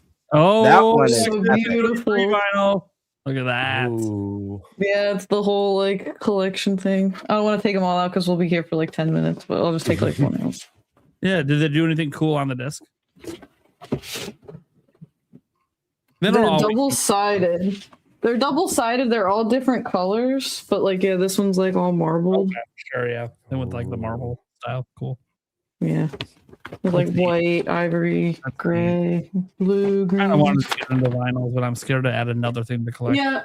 I got a- bought these and didn't yeah. have a vinyl player. I was like, I guess I'm gonna get one now. Nintendo to make their music just available to buy in the US would be nice in general, even just digital. Like they're so bad about offering ways to get their music officially. Just put it on Yeah. Nintendo Music, and they can't even do that. Nintendo Music is a really nice thing, but it's like, yeah, but sometimes I want to buy the thing, not be relying on a sub to access it. I did it out of necessity because I just wanted to listen to Nintendo Music. But then they don't even have Mario Kart World up there, and that feels like a travesty. Weird, yeah. They have other Switch 2 stuff, but not Mario Kart World. It's so And weird. only 6 It is tracks from weird. Bonanza. It's like, come on. I want to show one more, not to keep this going, but this is one that I especially love. This is the Final Fantasy VII Remake vinyl. It came out when the game initially came out, and it's really cool because the case opens up. It's the Cloud Buster Sword. That's And it. it's a 4-disc vinyl. Broken. No, I have an extra piece of paper in there. I have an Don't extra. scare me like that. More random construction paper. It's It's fine. like it's the Buster Sword blade, and it's a 4-disc vinyl of all the music from Final Fantasy VII Remake, and it is glorious. I mean, the music in the game is just so iconic. But the thing is with vinyl is like, as someone like for the game side, the thing that's so cool about collecting these is that obviously there's so much nostalgia packed into the music of the games that whether we grew up with or they're modern games that just had a huge impact on us. But also getting to see like this one's cool. It's the Buster Sword, but some of the other ones I have a Banjo-Kazooie one that I love. That was all the music's Grant Kirkhope. He reimagined the first album. Wow. The album from the first game. But the artwork, having like the big artwork and stuff is just I don't know. I love it. Perfect time to drop this one. Keep up the good work, Gamebird Classic. Oh yeah. Cheers. Thank you. I think you're just talking about Game Boy Color, Yeah, That's probably. possible. to be clear. Probably. I have no idea, to be honest. Yeah. It's just a GBC. We happen to have a co-host. That's all the initials. It's like, keep up the good work. Well, Game Boy Color. they're both doing a great job. If your Game Boy Color is still working, it's doing a great job. Jesus. And Game Bird obviously is. He got an Emmy, so I did. Well, now it's an Emmy. that's what I said. All right. They're called the YouTube Emmys. I don't. All right. I'm moving on. But I not also got the NintenByte Best Banana of the Year award. Yeah, Hell yeah. he's That's just a real stacking award. awards. actually got that one. He got the other one too. Look, I would be so proud if anyone on this show gets nominated for the actual like internet ones they do for creators. But none of us are even close. The show is not even close to even being considered. Right? We're so small compared to the people that they put in those awards. Tell that to this beautiful banana trophy. Yeah, that was a podcast award for our podcast, our own betting special. I bought the damn thing. I know what it was for. It was presented, I guess, by me. That's just what it's I just can't. For the culture. That was to get the 69 on my side. That's why I drank the beer earlier. It says top 3 non-Nintendo franchises. So let's start there. Something in here for Professor not to tell us somebody's challenging Alabama over here. SEC, it is what it is. Rivalries. So top 3 non-Nintendo franchises. I'll hide this here while we answer this. Let's go to Stash. What's your top 3 non-Nintendo? I know you've played a lot of shit and you hate these top lists, but hey. Just grab 3 that just pops in your mind right away. Final Fantasy. There you go. Dragon Quest. So both Square Enix. Guys, there's so many guys. You could go. I mean, some of them have died out though. That's the problem. But now they're being resurrected for the 40th anniversary, like Castlevania. You know what I'm saying? There's just so many. God of War. But how many have we had in the last 10 years, right? Yeah, a lot. Yeah. I knew you would be the hardest one because you don't like this, but also it is kind of cool to shout out stuff. It is. You could shout out a billion of them. Like it's so hard to narrow to 3. There's so many I love, yeah. But like Uncharted. Love it. What are they doing with it? Is it done? Is it done? I think it might be done. I don't know. I think they completed the story arc based on what happened in the last one, but that doesn't mean you can't have more with new story. Yeah, doing a new thing. Maybe it doesn't start Nathan, but looking at timeless IPs, right? That have started from when I started gaming, and I'm still around today. 88 to now. Yeah, those 3: Final Fantasy, Castlevania, especially now that it's back, and Dragon Quest, All right. Those stood the test of time. It's a good list. What do you got, Gamebird? Two that come right to my mind. Dark Souls, the Dark Souls series. And I include Bloodborne and Elden Ring in that, in Sekiro, because it's all Miyazaki through and through. So Dark Anything but Souls is Miyazaki. an easy one. I mean, Dark Souls 1 made such a I started day one with Demon Souls. I was so intrigued by the game when I was first hearing about it, and it's part of the same universe. There's a lot of lore implications that could have Bloodborne tied like part of the Souls universe as well. Not to get like too nerdy with it, but Dark Souls 3, for whatever reason, made such an insane impression on me. I was so obsessed, and that third entry in the main Souls games is what really cemented it as possibly my second favorite series of all time. I love it that much.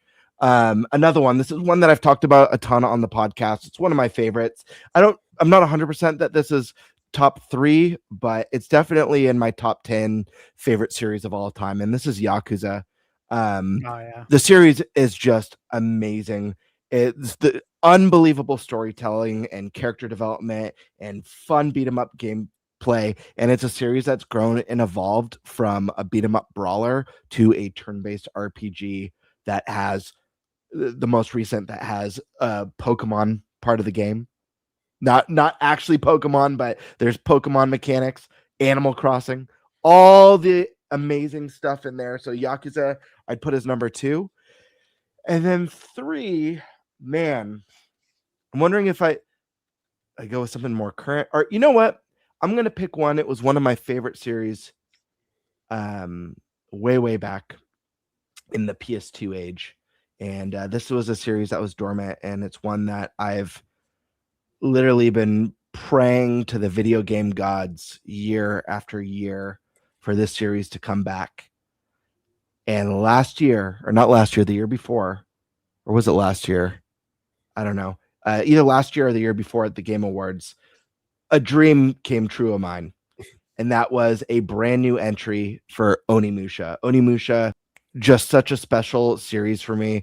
If you guys, it's funny seeing the trailer for the new one and they're like, oh, it's a new Souls-like. Like Onimusha was a samurai game that kind of has the soul, like you collect souls from the enemies you kill to level up your weapons and gear and earn new abilities and enhance your weapons to evolve them into new forms. But this is a game that existed on the PlayStation 2. It's one part Resident Evil with the horror mechanics and the puzzle solving, another part action game with the RPG mechanics. And it was just so wonderful and so much fun. And getting a new entry, I know they're deviating a lot from some of the staples of the series inception, but I'm really excited for this one. So I feel good about those 3. Eric. Yeah. I don't know if these really count as series, but Sonic and Pac-Man. Yeah, absolutely. Why would those be series? There's multiple games. Yeah. They're like 2 of the biggest franchises of all time. They're franchises versus series versus, We said franchises, but yeah. Okay. And then I wish they asked us top 10. Halo. Because this feels wrong. Because now that I'm like, I was thinking about it too. I'm like, I'd put Resident Evil on there for sure. Then there's what about Mega Man?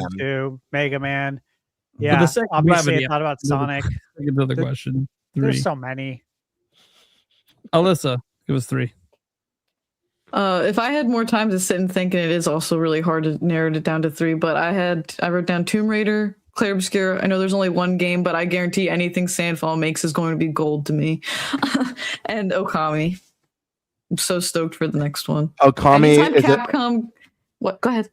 Oh no, finish your thought. I was just gonna say, anytime Capcom comes up, like anything with Capcom, I'm just like, please, let us see it. Let us see it.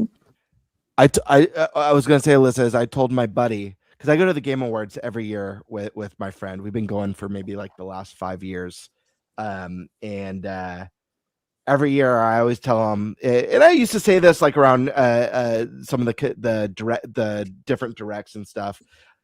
If we ever get a new Onimusha or a new Okami, that'll be the day. Like I'm gonna die like happily. And we got both those in one Game Awards. And like that Game Award that we got those will probably forever be cemented as my favorite of all time. Yeah. Those truly are. Like Capcom has so many great series under their belts. But those two games, and I'm even leaving out Beautiful Joe. That's another amazing series from the GameCube days that was just so special. But Okami and Onimusha are such a huge part of just, I don't know, my gaming life. And Okami, in my opinion, is honestly the best Zelda-like to this day. Because it's a Zelda-like, but it's also so new and unique that it doesn't feel like just a Zelda spinoff. Yeah. You know what I mean? It has enough of its own identity that makes it stand out so much. Anyways, I could talk just thinking about these other series that mean a lot. These are two that I just care so much about. But anyways, Professor Natus. Yeah, I mean, obviously Final Fantasy for me. That one, ups and downs.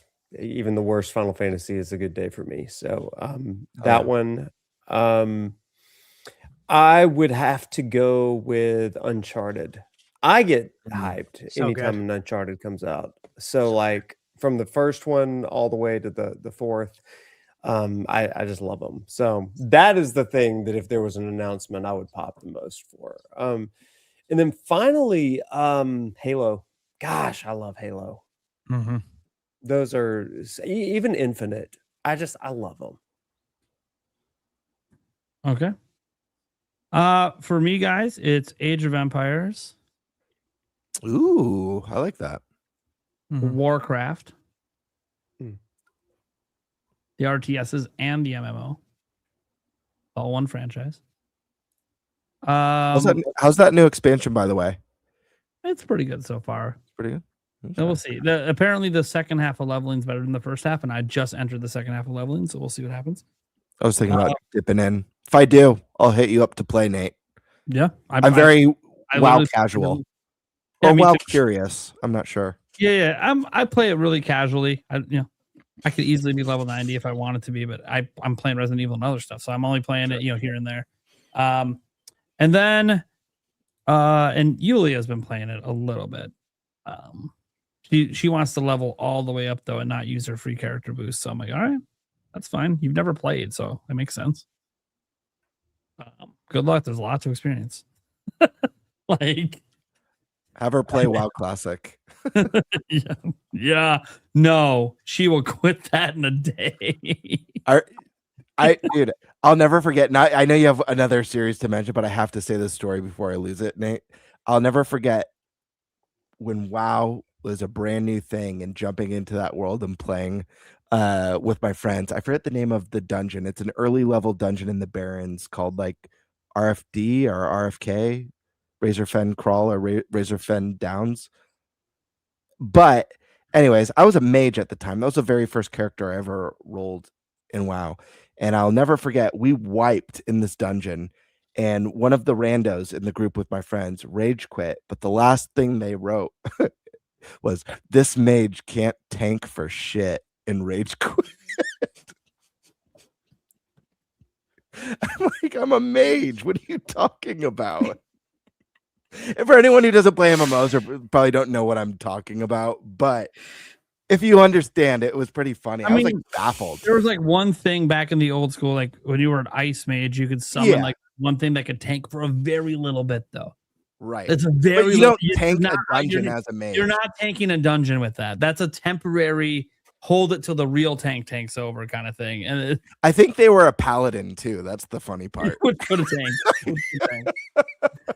They can tank better than you could. Like, even bro, even this mage can't even with a fighting shit. spec, they could totally tank better than you. Anyway, wearing full plate armor, get mad at the cloth guy. Who the best he could do is kite him around, and then you'll be pissed because he's moving too much. Yeah, blinking. Blinking everywhere. I love mage. It's my second character I play as a mage, so I love it. Okay. My third franchise. Obviously, guys, I went 2 on PC. I told you guys, but I've been PC gaming a long time. Missed those Chosen Wars back in the day, an MSN gaming zone. Great with the OG Age of Empires. I'm still playing Age of Empires all the way up to 4. There might be a 5th in development. The other franchise is The Witcher. which is ironic because I technically started playing it on PC because I don't even know if the first game ever came off of PC, but I've been playing it game 1. And then Witcher 2 had some drastic changes that people liked a lot more than the first game because the first game controlled very different. I would say the first game, it's not exactly like this, but it was a little bit more like Dragon Quest Origins, except just with one character and how it played. And some people were really turned off by that because that kind of gameplay people like when it's an Origins kind of game where you have multiple characters you're managing. But in this case, you're just managing one. It's not even a perfect way to describe it. A lot of people that love Witcher have never played the first one. Because it's very different, and even at the time it came out, there weren't a lot of games like it. There are more games like it now, but and then Witcher 2, obviously started that transition into what it is now, with Witcher 3 completing the transition. Obviously being the biggest and most popular and one of the best DLCs ever. And I love the Witcher series. I'm super stoked for Witcher 4. I know it's going to be a little different because obviously we're not Geralt, but he's in the game. So he still exists in the world, which is good because he still exists in the world at the end of 3. So now we're obviously playing from a different character's perspective, and in the future. So I'm very, very curious on this one. And obviously, I actually enjoyed the Netflix series right up until the main actor quit. So, or whatever, he didn't like the creative. They're supposed to remake the first game too, which is super exciting. Yeah, I think so. Because a lot of people should play it. And Geralt was hideous in the first game, so there's a lot of amazing story in that first game people don't even know about because they didn't play it. And I guess I know it's a book series, right? And the funny thing is, I've never read the book series. I probably should pick it up just because of how much I love the whole lore and I love everything about it. And I know the guys at the Netflix show really veered away from some of the stuff, but which is the entire reason that Henry Cavill left, because he's like, he loves the source material. They're like, you guys are going way too far away from that, so I'm out of here. But I like everything Witcher. Just like I like everything Game of Thrones, but like there isn't really a Game of Thrones video game I necessarily enjoy. So yeah. So that's mine. Now to get to the second part of this, Professor Noctis seems like a chill guy, but he dropped a retweet earlier. So respectfully, TigerBait. He dropped a roll tide. A roll tide earlier. That's right. So respectfully, sorry. RT to be on the internet's always retweet. But I'd roll tide if you're an SEC person. So respectfully, TigerBait coax tigers. I don't even know if I said that correctly. I'm not an SEC. No, it's go because they spelled dumb in LSU. So it's just the way it is. Sorry. Thanks for preparing Saban for us. The Big Ten between our teams too. So we had a wonderful era of Nick Saban after he kind of learned how to play football at LSU. After he learned how to play. Oh, Nick Saban, man. I mean, look, he's one of coaching, so lots of love for our LSU Tigers. We're all in, pain now in the SEC in the years of NIL. So Demonic Brawler. I think instead of handheld boosts for Switch 2 games, they should just update the dock to allow VRR to work on supported TVs. Okay, look, we all want VRR, right? Like, I don't think any of us don't want it. Even though a lot of TVs don't support it, there are some that do, and most monitors support it. We all want it. And there's a lot of modern TVs that are starting to support it too, because it's a pretty common feature on all game consoles. But man, I don't think it needs to be an either or. It should just be both. And it sucks because Nintendo originally advertised Switch 2 as having VRR in dot mode. So to me, I think it's like they are probably working on it. And whatever the issue is, and we've talked about whether it has to do with the version of HDMI they're using, which technically can still support VRR. So, but like there's caveats with that. And if they can find a workaround for it, like we don't really know what the true reason is because Nintendo has never answered the question about it. But yeah, obviously we want VRR and dot mode. I don't think there's any debate on that, is there? Like, does somebody not want it? Yeah, say crickets. Who doesn't want games to be better when you play them when the frame rates are dropping all over the place? Who doesn't want that? It's just a good tech. Karkin says if Dev builds games with DLSS 5, how'd it look without it?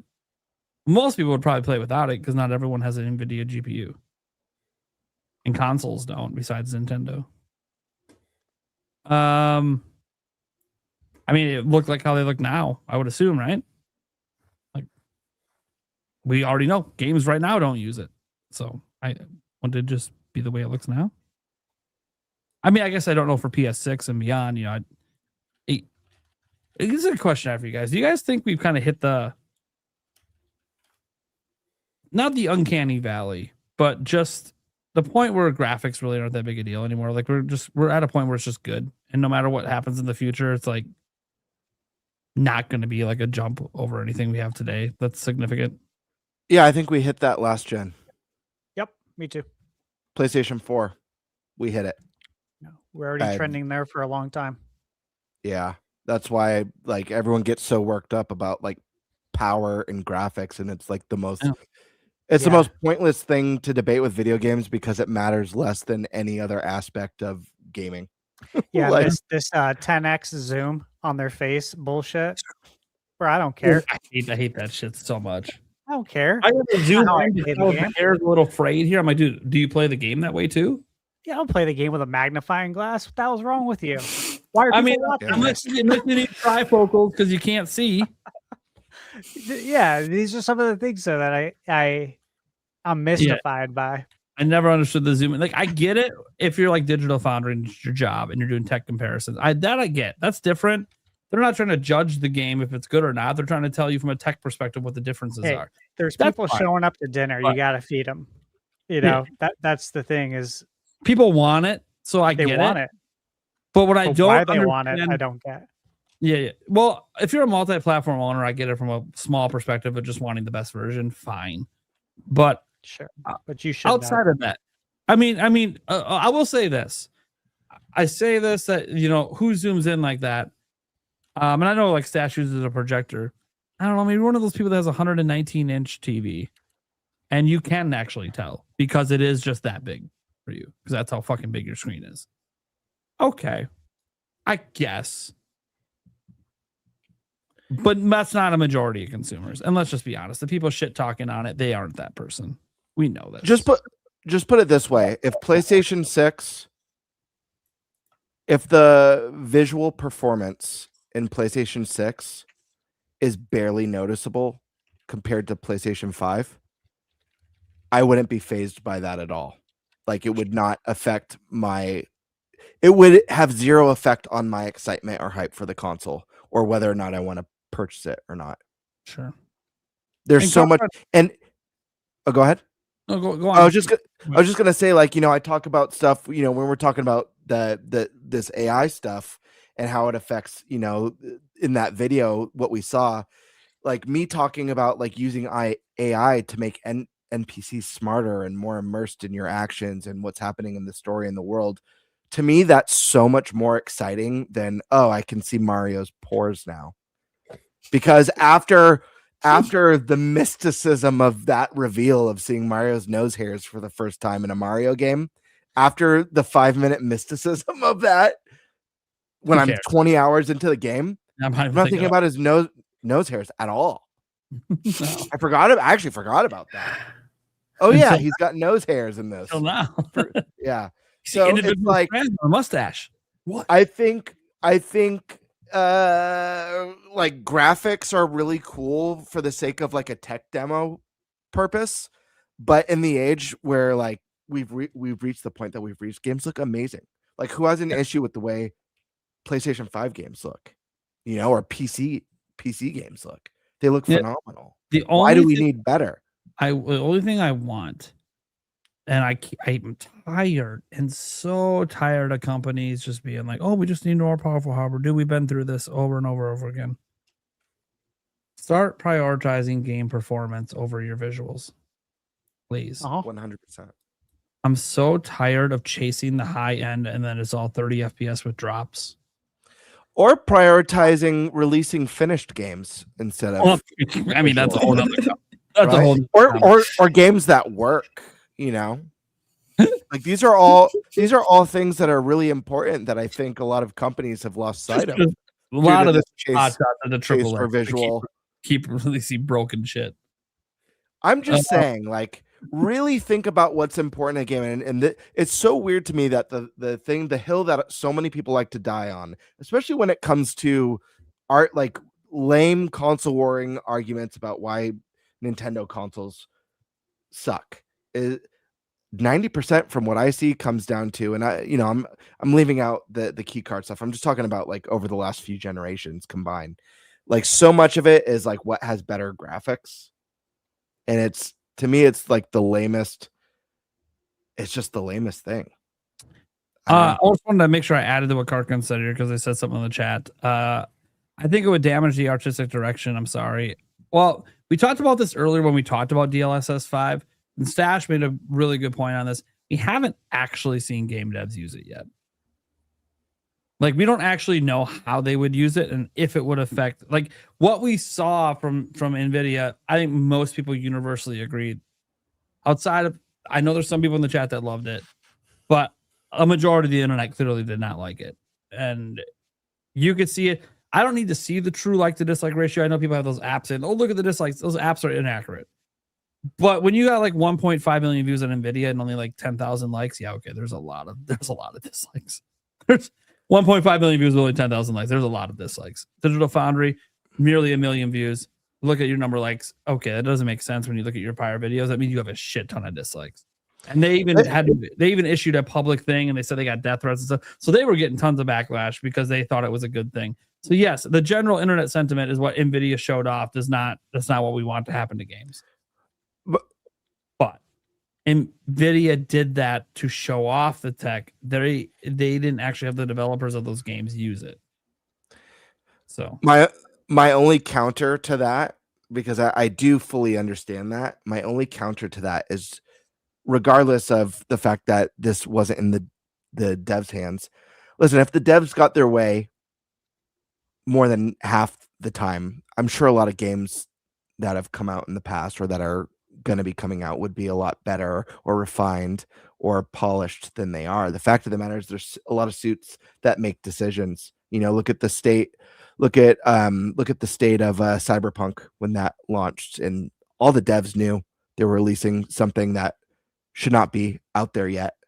Look at the Redfall, like the discourse behind Redfall. Look at these amazing teams that make incredible single player games that are getting forced to develop games of service and being used as guinea pigs and then being dissolved when it fails, when their expertise is in narrative driven single player experiences. So my point is, like, I hear what they're saying and I do think there's truth to that, but I think it's all going to land on what a lot of suits prioritize. And that's just, unfortunately, that's just the nature of the business, and companies have to appease their shareholders.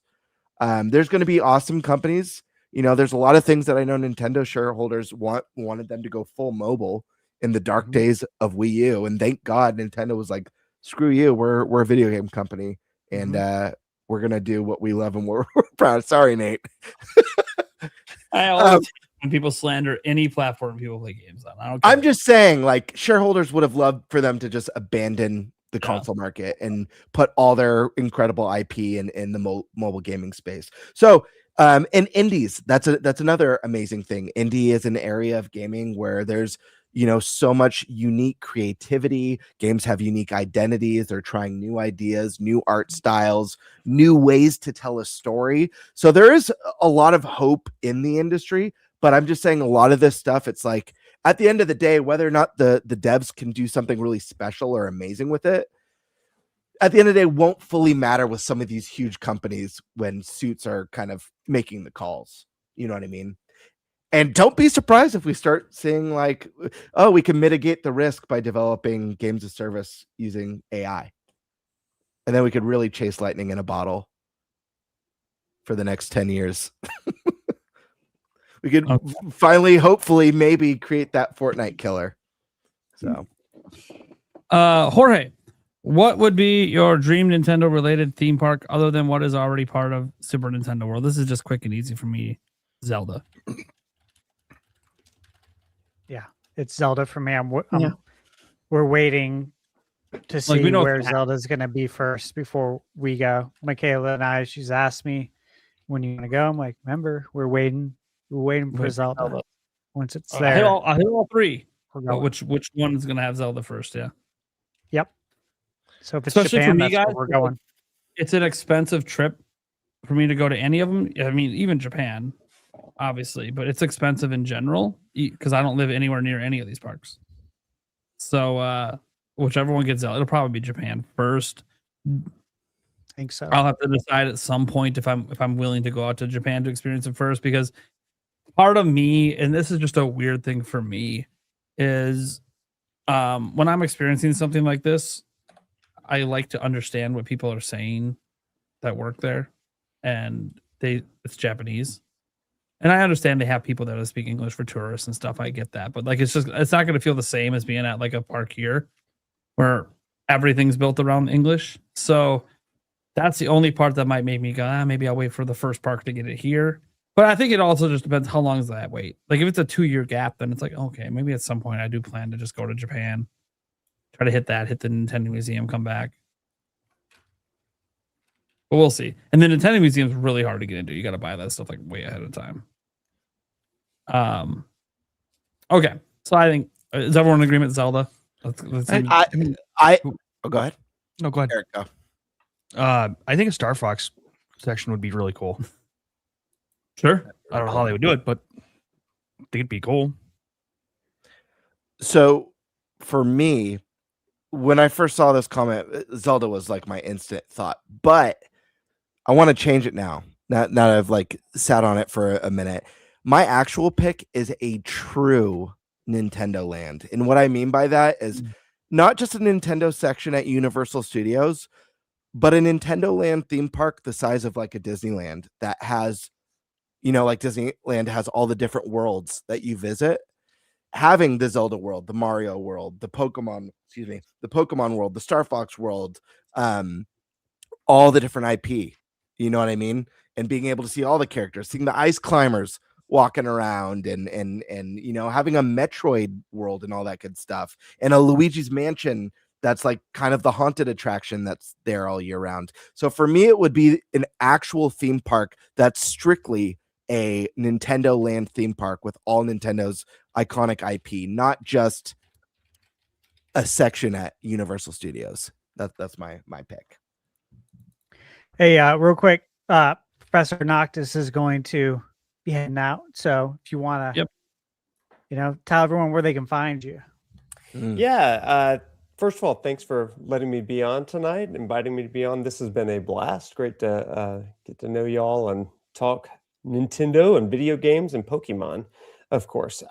So thank you so much for that. You can find me over on YouTube and Twitch, Prof Noctis, as well as on X and social media. All that stuff is Prof Noctis everywhere. But if you like academics and video games, then yeah, come talk, or go to Alabama. That's a more expensive option. Sweet. Awesome, yeah, man. I want to check out your channel for sure. That's very interesting what you do. Appreciate cool. it. Well, it's nice to meet y'all, and I will see y'all around. Later, around. Awesome. Thank you, dude. Good night. Have a good one. Nice to meet you. Okay. Dex Reffi. I work as a software engineer for a game company that's AI focused. AI isn't going away, but it still has a ways to go. Claude writes all of my code, but I'm still responsible if something breaks.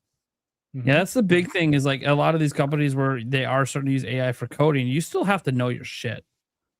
Because when AI fucks up, you're the one that has to fix it. And if you don't know what you're doing. And what sucks is, and people know this that are programmers, always trying to fix other people's code.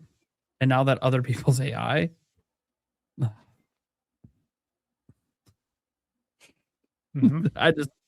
I know my dad's a programmer. Like, I know he hates AI because he thinks the code is actually not very good. Like, it functions, but it's sloppy. And it might get better over time, I'm assuming, I hope. But yeah, I mean, look, regardless of Eric and everyone else that hates AI, it ain't going anywhere. it's just going to keep, I mean, I guess, quote unquote, getting better. It will. It will, So- because we'll be training it. I mean, by the time it's super good, guys, I might be dead. But Ah, no, it'll be sooner than that. it depends on what you want it to be good at. I train my replacement at work every day. Yeah, you do. I mean, you know you're on the way. You're the last person in your department. It's kind of like, okay, I mean, the writing's on the wall. This department's not going to be here. The moment they realize they don't need my interaction, because I just realized everything I do AI can do shit. It would be nice though if we could. I was saying this in my chat earlier in the stream when we were talking about it, because AI pulls, maybe not so much in like my field, but like with game development or with like movies and stuff, AI pulls from sources. That's why we had that big controversy with Marathon, where an artist was like, "What the hell? This is my art's my art's in this game." That wasn't them consciously stealing someone's art. That was AI pulling from that. And so it would be nice if that if AI is sourcing from other people's creations, if there was something in place that was anytime AI pulled from someone's work, that person got compensated for it. It's not going to happen, but it would be nice. That'll never happen. Especially when like you work for the companies and they'll just be like, we own all your work. It's not you, so you don't get shit. That's just No, but like if you're just like an artist who sells art and then like all of a sudden your art is like all over a video game, you're like, what the hell? I mean, that's illegal technically. They should I don't sue. know. They should sue Is if it? that happens. It is. Who's responsible? Is it that they're supposed to pay for rights? if AI sourced it, who's responsible? Is it the dev? Is it the company? Is it the You'd sue all of the above. AI? You'd sue all of the above. You would just do a blanket lawsuit that covers all of it because somebody along the way stole your art. Sure. It actually would be. I'm surprised it hasn't happened yet, but that's because in the world of big business where there has been accusations of that, they've dealt with it privately, probably settlements or whatever. And you just wonder who's going to be the person to say, fuck your settlement. Let's go to court. Someone's going to do it someday that's got the money to do it because they're going to be like, fuck this. I'm tired of this shit, stealing our shit. And you just something's going to happen. Something's going to happen where AI makes a mistake with, if it's like a financial company that handles people's retirements or finances, that like AI makes a mistake. It's not an employee. It's not the company per se. And you have to wonder who's responsible for that. If that happens, the company that's using the AI, probably the company that's using the AI. And that company might sue the company who made it. But for the people who lost their money or whatever, they're going to sue the company that was managing their money. It's their responsibility. They didn't hire an AI. They hired your company. And your company fucked up. Yeah. do you get priced out of You're that lawsuit, though? You're responsible for the tools you were using with my money. Yeah. If I give Eric $1,000 and he loses it because he used some AI algorithm to stick my money in some fucking dead ass company that clearly was going to go under because Eric didn't bother to Google to see if they're even a real company. But AI Eric's said this is a great bullets investment right now. on some fucking penny stock that's not going to exist in 2 months. I'm just using them as an example. It'd be like, yeah, I'd hold Eric responsible for losing my fucking money because he listened to something he shouldn't have listened to because he didn't bother to Google search. Now, Eric wouldn't do something like that. He fucking hates AI. Yeah. But it was just a point of like, if you trusted a company and the AI fucked up, you're going after the company because they're the one that chose you. You didn't choose for them to use the AI. They chose that. But the question is, can you go after them? Because if it's only like the trust fund or some sort of fund where it's like, we just invest for you. Well, there's no guarantee those investments work. Unless they gave you a guarantee. Can you sue even? I don't know. It's going to take someone's money getting fucked with enough that someone actually pushes a lawsuit before we see how this actually goes down. Because AI right now is almost completely unchecked. Mm-hmm. And it's going to take something bad where someone actually sues and goes through with it and doesn't take the settlement payment. Now it'll be something bad with someone who has a shit ton of money. Yeah. It has to be.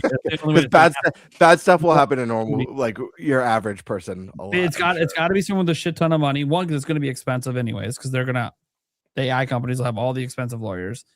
But on top of that, it has to be someone like that because you got to be famous enough that this makes worldwide headlines. That a rich person that got fucked over by AI, and so they're saying fuck this, and they go hard. Way off topic, but whatever happened with the Disney thing with the lady who like didn't someone like die from eating something with like peanuts at the restaurant at Disneyland or something? But they couldn't, the family couldn't sue because they were subscribed to Disney Plus. The court. No, that's a real story. I can't remember what she was exactly allergic to, but they were made aware of it, and they knew, and they served her anyways. And they used the fact that they had like this policy with their Disney Plus subscription or trial or whatever. Did that hold? No, in court? I don't know. Okay. The judge fucking was like, so there is justice in this world. That didn't hold. So that's what I'm saying. It would take, and the thing is, whoever it happens to that this billionaire decides to sue, it's like it's going to be a billionaire nobody fucking likes. So everyone's going to be like, no matter who wins this shit. I'm like, well, look, trying to get some regulations on AI benefits everyone. So I would vote unless their whole point is just to put them out of business. I'm like, I'm not trying to put people out of business, but regulations need to get in place at some point. And right now, it's just completely unregulated. AI for everything. Even though technically there's laws that are like, oh, you can't use things without permission. We all know these AIs are scraping. How many times they got to get busted for scraping before someone does something about it? They're stealing shit all the time for their data sets. We know it's happening, but no one's doing anything about it, even though it is stated in law in multiple countries to be illegal to do. I'm ready for AI to start like blackmailing people, start like messaging their wives and stuff like that. Like with like fake images and stuff, and like emptying people's bank accounts. Not that Stash needs the praise. Because that's right, he doesn't care what anyone thinks. But Jex Reffy says everything Thunder Stash is what I would say. Hey, a true fan. Thank you. Appreciate that. He's thankful, but don't disagree with him. Then he doesn't care. That's true entirely. He just doesn't waste his time with that stuff online. That's all. Stash is building a cult. Yeah, it's the cult of the Stash. Oh, there's a lot of people that love the way Stash handles his business. When we do our very first like in-person like podcast, there's just gonna be a bunch of people dressed in all white with huge mustaches. By the way, I love the way Stash handles his business, even though I don't handle it the same and disagree in some regards. But what's nice about having a friend that handles it that way is that's also like the best kind of friend to ever have, because anything happens, he has your back no matter what. Period. And you need people like that that are going to tell the world to fuck off. Like when we were doing even the karaoke, it was all good and fun, but part of the reason he wanted to stick around was just in case someone tried to fuck with me while I was drunk. He was not. They wouldn't be. I don't want to say they'd be dead, but they would regret it.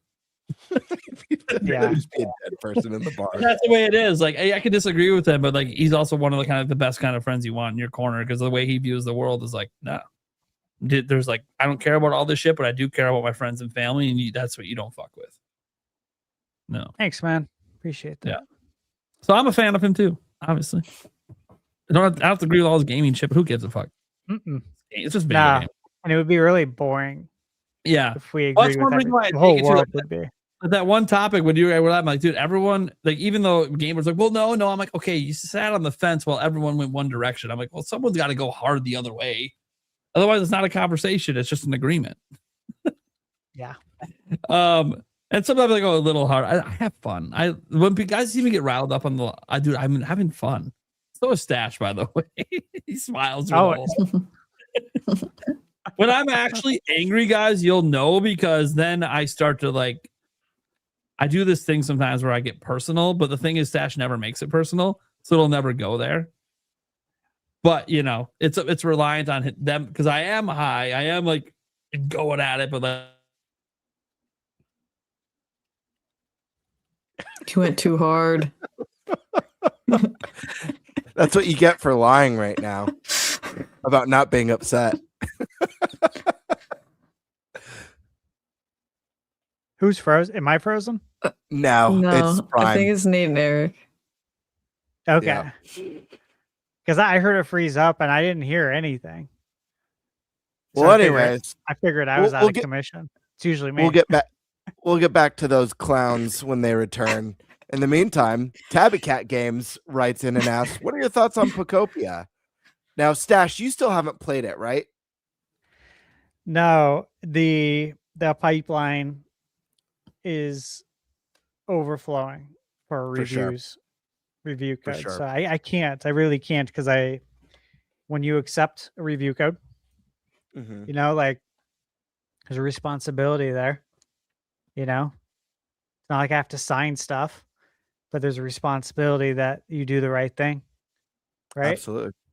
Yeah. So I'd like to play it though. Is my point. I know you have. Yeah, but before I share my thoughts, which guys, you can dive into my thoughts on, I think it was the last episode. I shared a bunch on it. Alyssa, you recently picked up the game. I think I've seen did. you on there a few times. How far into it are you right now? And what are your thoughts as someone who it seems like I know you like cozy games, but it sounded like, unless I misunderstood, you were kind of on the fence, but then after watching our last episode, it actually kind of sold you on picking up the game. So Yeah, what are your you had me like almost convinced. I had it in my cart, so then I was like, for a fun thing for stream, I like made it a goal. I was like, whatever amount or anything. So then I ended up hitting the goal. So I was like, all right, well, we're gonna buy Pocopia. So I will be streaming some of it tomorrow, but I did want to get through a lot of the tutorial area first. Mhm. I think I still have like 3 abilities left to find. So far, I'm kind of like in the middle. I've Mhm. had some moments where I found things that are like really cool. Like I found like a thing like a Misty's journal, and then you unlock things. So I Right. really like that you like find things and unlock things. And then also like not being able to deal with certain objects. Like I couldn't get rid of the like lumber shards. I had to get Scyther first, so you could use like his ability to like cut that. So I do like that kind of stuff in games. So that aspect is really cool. And I'm still in the first area, but I did find like the 2 exit points. I think I might move on soon based on like your recommendation of trying not to stay in the beginning area.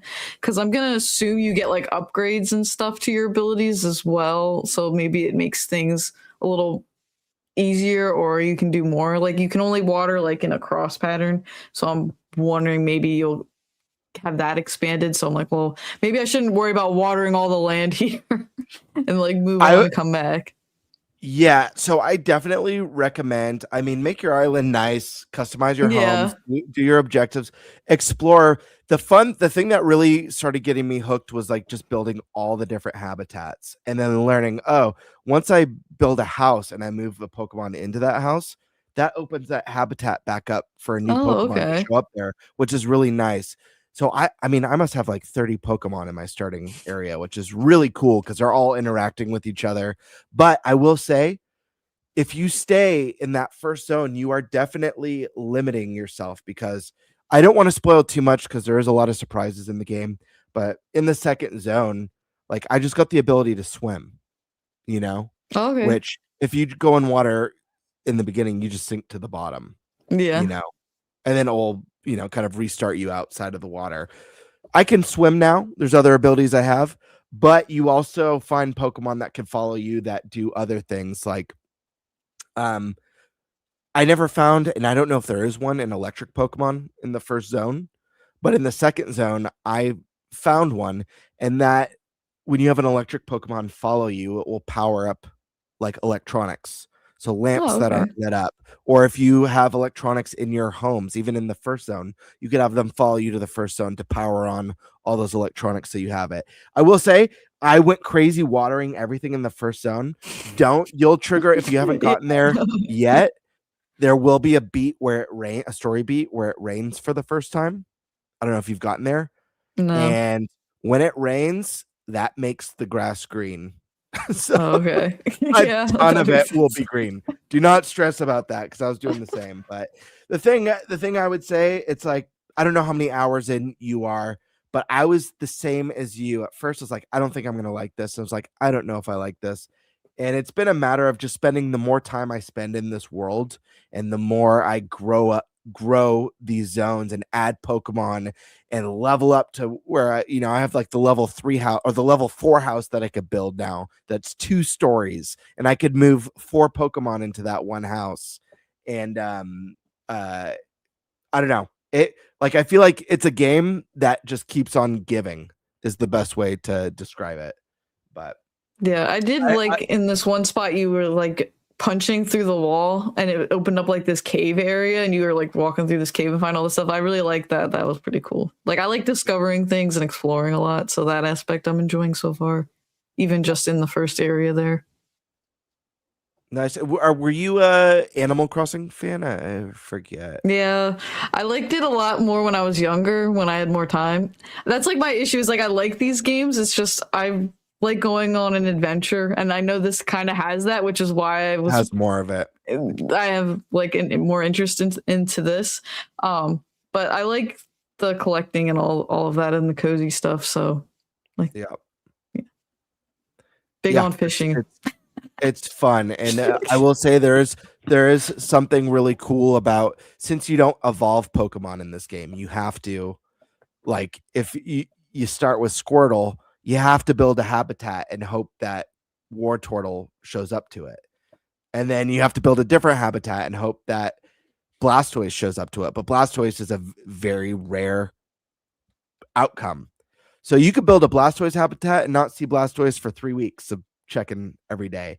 So when you do see them, or you see like a legendary Pokemon in the game, or you get it to like join you, it feels like a very special, like, it feels like, I don't know, it almost to me feels like opening up a pack and pulling a card that's kind of a rare holographic or something. I don't know, but that's cool.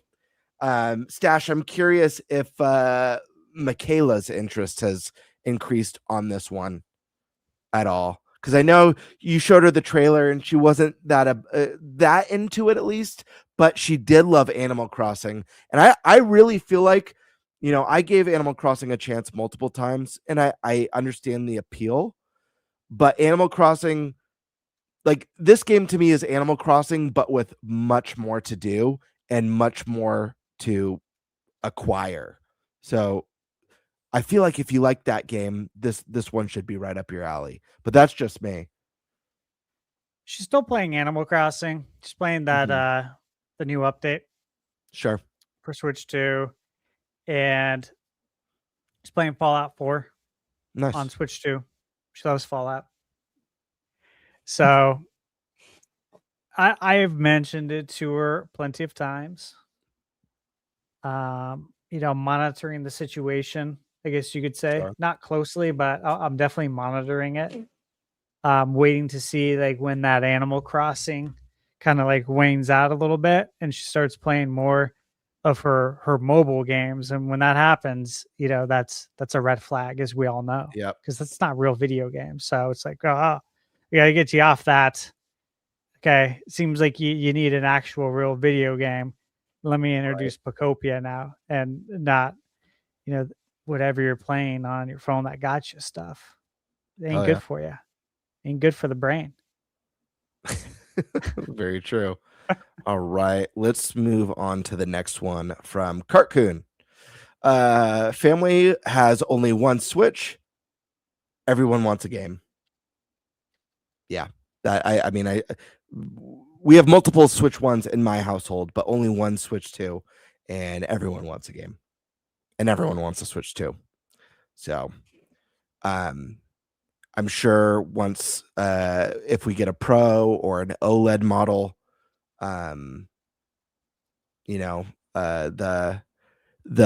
OG Switch 2 will probably be the musical Switch 2 that goes around. Oh, we'll probably get one for the holidays over time and stuff, but it is expensive it's not like Switch where it's relatively simple to get one for the whole family. All right. Let's see. Legend of Barhosh gifted Sky Swords Alyssa 1 membership. Thank you, Legend. Hell yeah. Very, very cool. We've got Demonic Brawler. I work self-checkout, and every day I hear people complain about bagging their own groceries.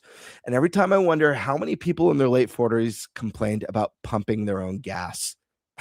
Well, there was a time where you weren't allowed to pump your own gas. There used to be people at the pumps who would pump it for you. But I don't think I've ever heard. Have you guys heard anyone complain about pumping gas? I don't know if I've ever heard that. Maybe Well- like a minor whine, like, oh, it's cold out, I don't want to get out of my car, but like not a group of people I could see or a complaint debating it. chain. I could see debating it with your partner in the car. Yeah, who's gonna pump the gas. But I do think the gentleman should pump the gas, in my opinion. Yeah, he's down in the late like 1940s when you're pumping gas. Obviously, this was a thing for a long time. People complained about it. Then there was self-service, or not self-service, but service gas. Like, you remember Back to the Future? Mhm. He pulled up. It was in 1955 when they go back in time and they come out and pump the gas.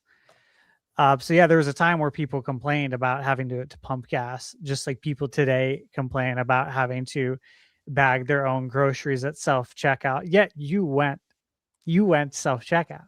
You don't have to do this. But this is the whole thing, is that people always find reasons, ways to complain. And yeah, I think there are some states that do pumping gas differently. Here in Arizona, you pump your own gas.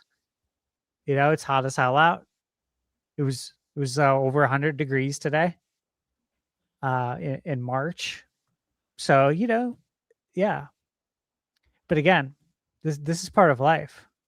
Be happy you have a vehicle to pump gas into. Stop complaining. Yeah. When we hit those Mad Max days, you'll be happy that if there's gas to pump. Right? You know what I mean? Let's see. Demonic Brawler again says, did Kiwi just drop a hint GTA 5 on Switch 2? I missed this in the chat. I don't know if either of you saw anything from Kiwi about Grand Theft Auto 5 or a possible hint for it. Yeah, I think it was in keep an Prime's eye. chat, but I did not see it. I saw people talking about it, but I didn't see Kiwi's actual message. And neither. I'm in my own chat for the most part. For sure. Unless someone talks shit, and then I pop into Nate's chat. We got Heady Player 1. I think there's a time and a place for smashing 100 enemies. I wonder what he meant by that. Trophies. Sometimes, Trophies, achievements, yeah. Sometimes you just need a distraction with a goal. Yeah.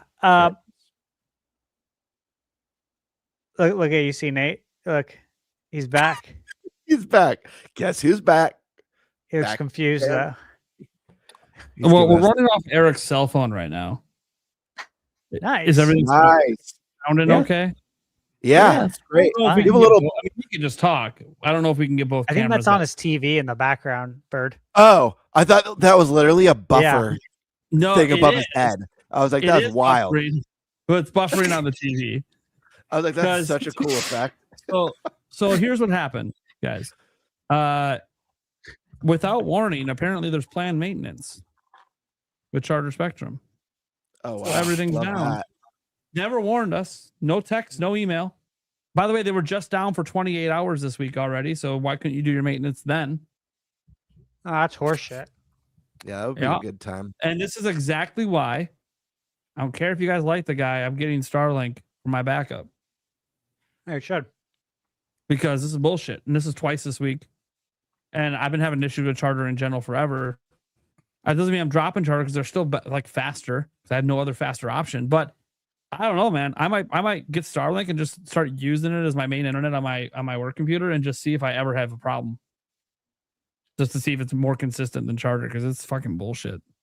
I'm glad I'm back. Hi guys. Didn't know if it would work because the upload's only 1 megabyte. Eric's here too. Want to say hi, buddy? Yeah, hello. Squeeze in, guys. Hey, come on. It's not the same without Eric. Squeeze in. Oh, his mic's They're a little cozy curious. I never talk anyways. There we go. Cozy curious. Yeah, right. Oh god. You guys can keep doing chats and stuff. I'm not gonna anything because it's so slow over here. Yeah, Heady Player 1 was just talking about smashing enemies, smash or pass with video game enemies. Let's move on to the next one. All right. Daniel Almaraz 319 says keycard will save physical media to be here longer. That's what I'm saying, folks. That's what I'm saying. But if you don't consider keycards physical, then is it keeping physical around? We already went over this last week Yeah. and we all established, including yourself, that it is physical. It is tangible. Oh, and I thought of something too. You said, what's a device that has to be online to function? PlayStation Portal. Well, I know that. Okay. That's So why I don't consider the PlayStation- Portal like a competitor with Switch 2 because you can't play it natively. But it's a physical device, right? That's useless without the internet, yeah. Okay, just want to make sure. Just like the key card. Yeah, okay, it's technically a physical item, but without internet, it's useless. Fair enough. Literally, right. if the internet Next- goes down, it's empty. It's nothing. It's But a recycling. physical card. Something you recycle. Next up, Gamebird wrote in. He asks, what's the weirdest place you've ever gotten a sunburn? On your body or where On your body. you got the burn at? Oh, of course, that's what you meant. Of course. The weirdest place on my body. Under the sea. Wait. Are you like looking for real answers here? Yeah, Nate, you're up. How am I first? Why am I first for this weird question? Because you missed out on half the questions. So I did not miss out on half. I was the one featuring the most of them. Like gone for like 5 minutes. well, okay. it felt like a lifetime for me. You were greatly missed.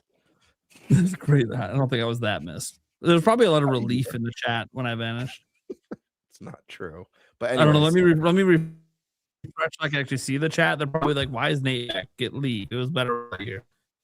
Just leave you're it. getting super you're getting super choppy, Nate. So I need you to answer before we lose you again. How am I feel get like we're super on- choppy? Oh, Listen, I'm just telling you how it is. Answer the damn question. You're up. My ball sack. What the hell? Have you never been out in the sun naked before? I have. That's brutal. I I've think laid it's gonna go naked that just to far. tan. And then I fell asleep. And then I fell asleep, and it was a mistake to fall asleep naked in the sun. Happens. Whoa, Didn't plan to where fall asleep, were to be you? clear.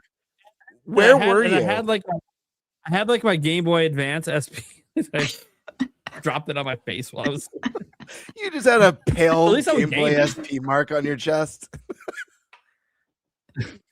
No, it was my forehead actually. It was just a pale down the nose. It was weird looking. But no, yeah, it was at my parents' house. They were gone. I was like 20, and they had a very private kind of. I wouldn't say the deck area is entirely private, but I put up blankets around it so no one could really see me up there because it was like raised up.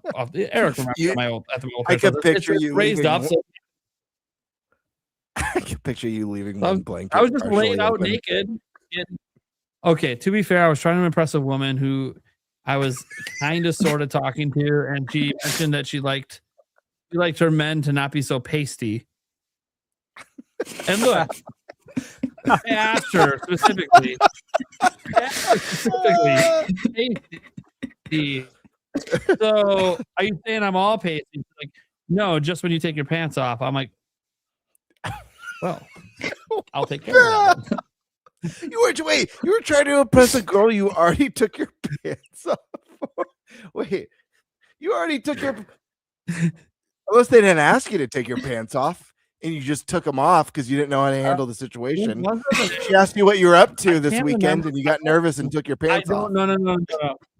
No. It wasn't a situation where I had her in the room and pants are off and we're doing stuff. It was more of a situation of we met at a college party and I got depantsed. So she made that comment, and in hindsight, I'm like, I think it was a joke, but at the time, I took it serious. So I went and tried to get the suntan, and I'm like, it can't be the dick and balls because they're not. No, they're not. I thought it was just like my thighs. So I'm like, let's just get the thighs good. And then I fell asleep. And then I didn't even realize my balls could burn. Found that out. So you ask the question. Don't ask questions you don't want answers to. Yeah. I didn't think I was going to get that brutal of an answer. That was brutal. I'm I thought honest. someone would say like my armpit. Dude, I've been through some brutal shit in my life. I've made some dumbass decisions. Why do you think my mountain of predictions being wrong is as tall as it is? I think because I got fried enough brain cells laying out getting my balls tan, apparently. Thunderstash is over the God. I regret being.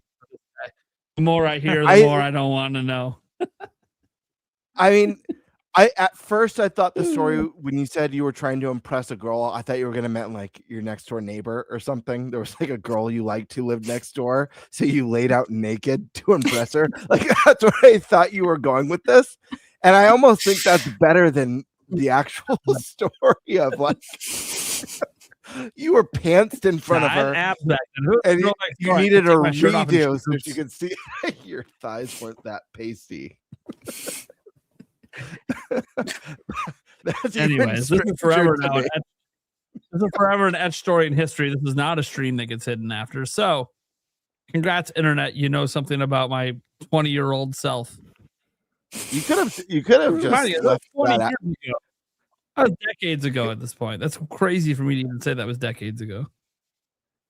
All right. Well, if anyone else wants to go on this one, otherwise we could move to the next question. I refuse to be the first to answer any question moving forward. I'm going to be stuck with the only one telling the story. Yeah, buddy.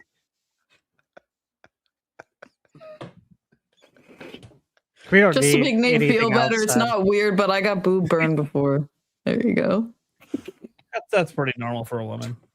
Yeah, so it's not weird. I don't have a weird place. Yeah, sorry. That's not really that weird. Yeah, it's a private part area, but it's not the ball sack. So. I love that you were trying to impress a girl that you were pantsed in front of. But then we never dated or hooked up, so it didn't work out. It makes me think of the Seinfeld episode where the girl walks in on George naked after he gets out of the ocean. That's the best. He's like, it was cold.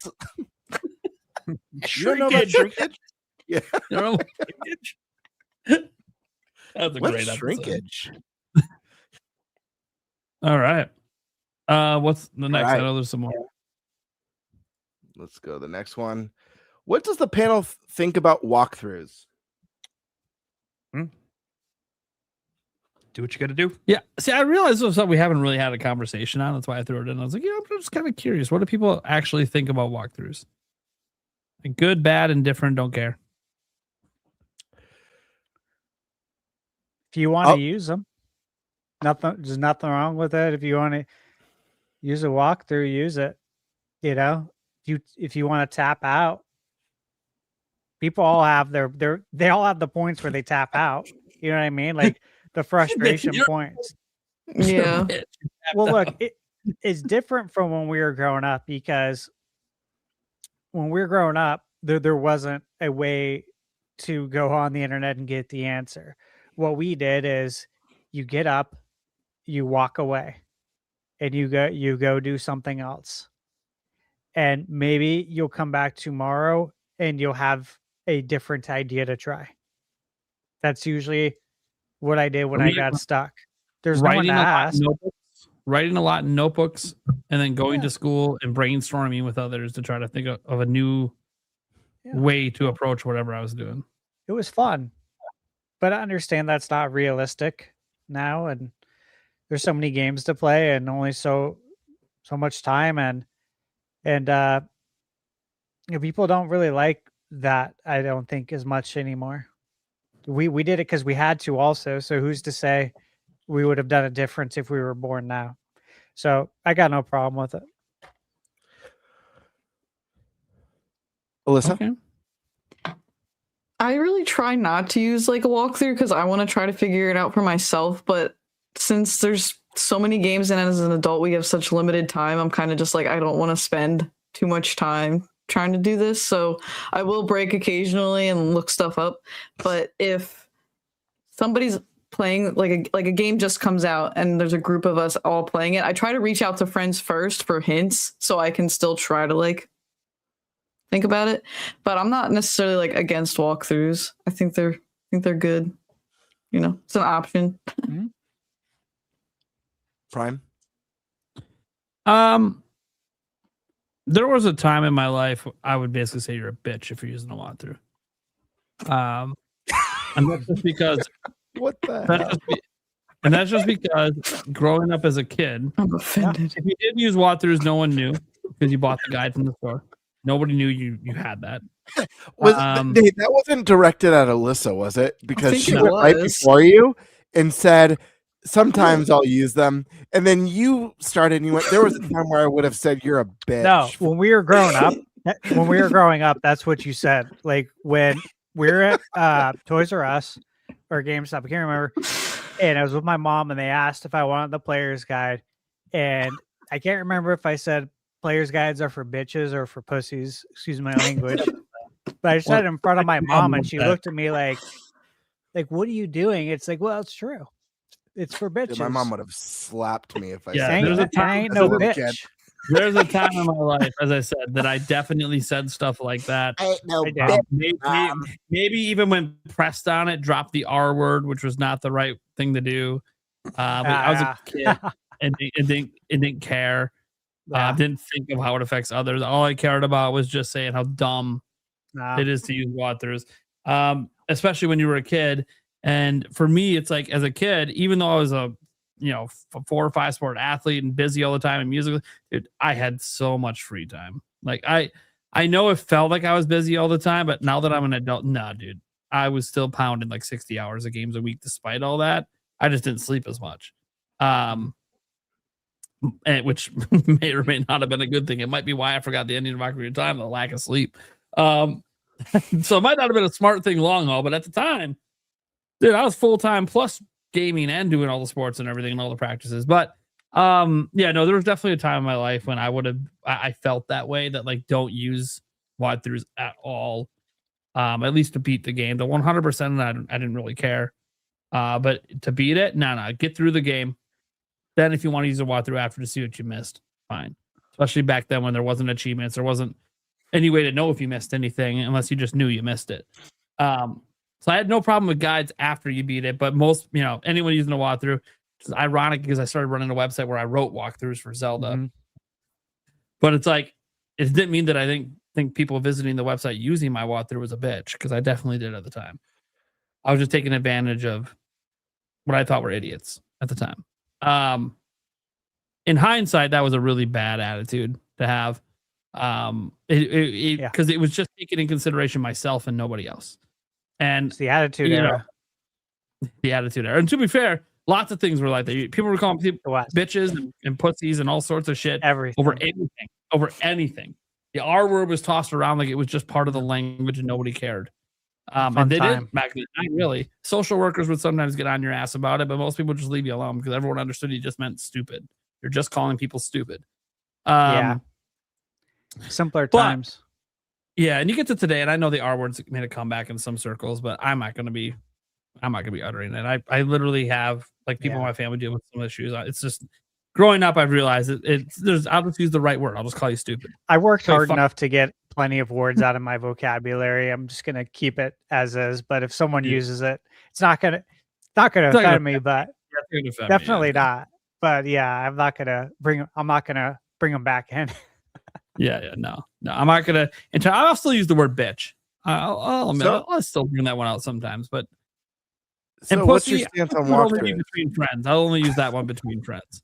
We've deviated If we're all again. hanging out and we're drinks and Eric's being a little bitch, I'll just be like, God, stop being a pussy, Eric. But that's the only time I'll use it. I won't like use it out in a fucking store or in front of my kids or any of that shit. That said, when it comes to this, that was how I used to feel. As Alyssa was saying, you get older, you have less Very time. angry. Yeah, you have less time.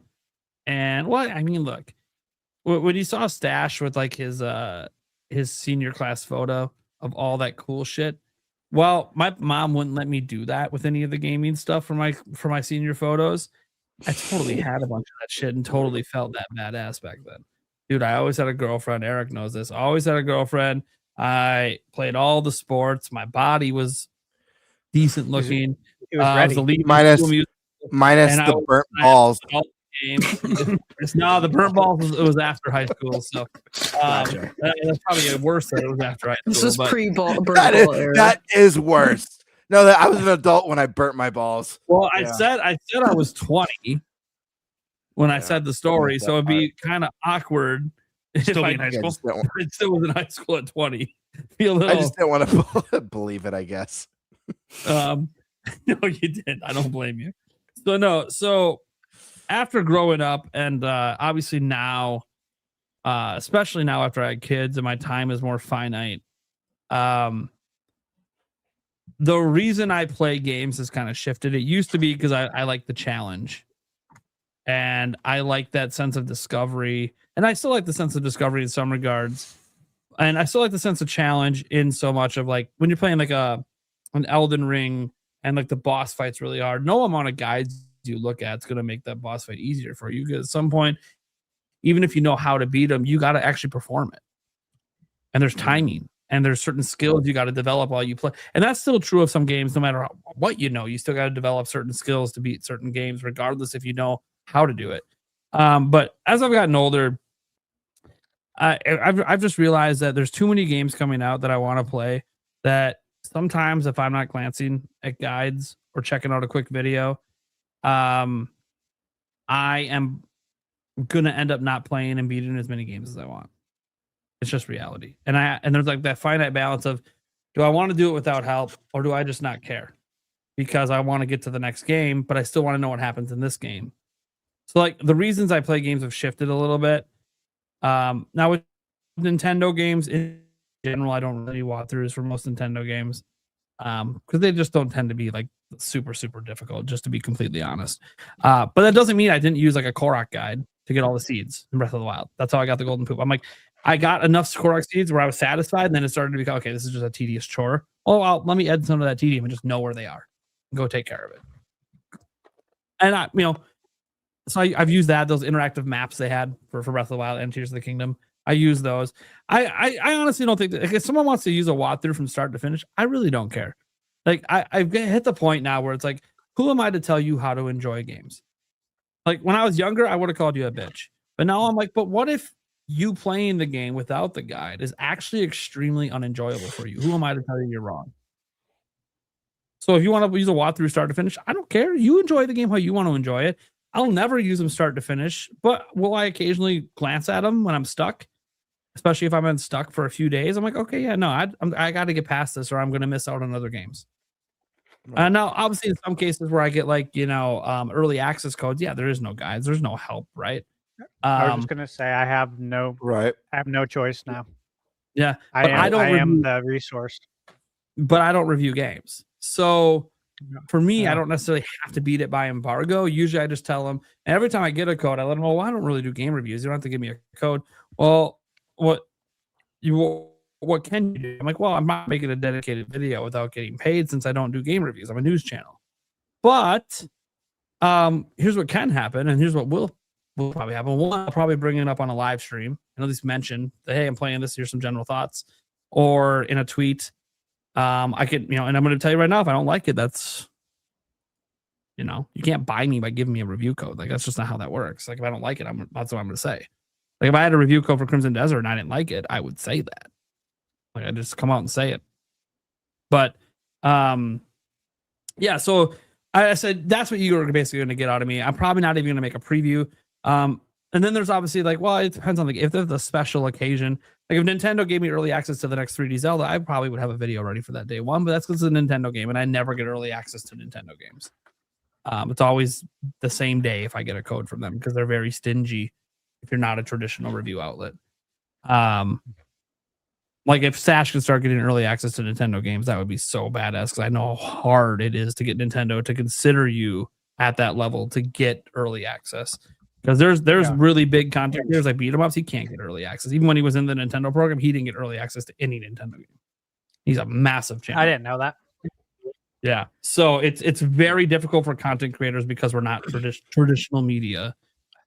That said, that doesn't mean they won't give you codes. I said I've gotten codes on day one. It just doesn't help at that point. Yeah. Because I mean, it would help me now, obviously, in my game buy-in freeze, but that would just then be a nice letting me play games and hoping I talk about it. Which, by the way, if they don't know, our podcast, all Nintendo games, we do a pseudo review like a week later.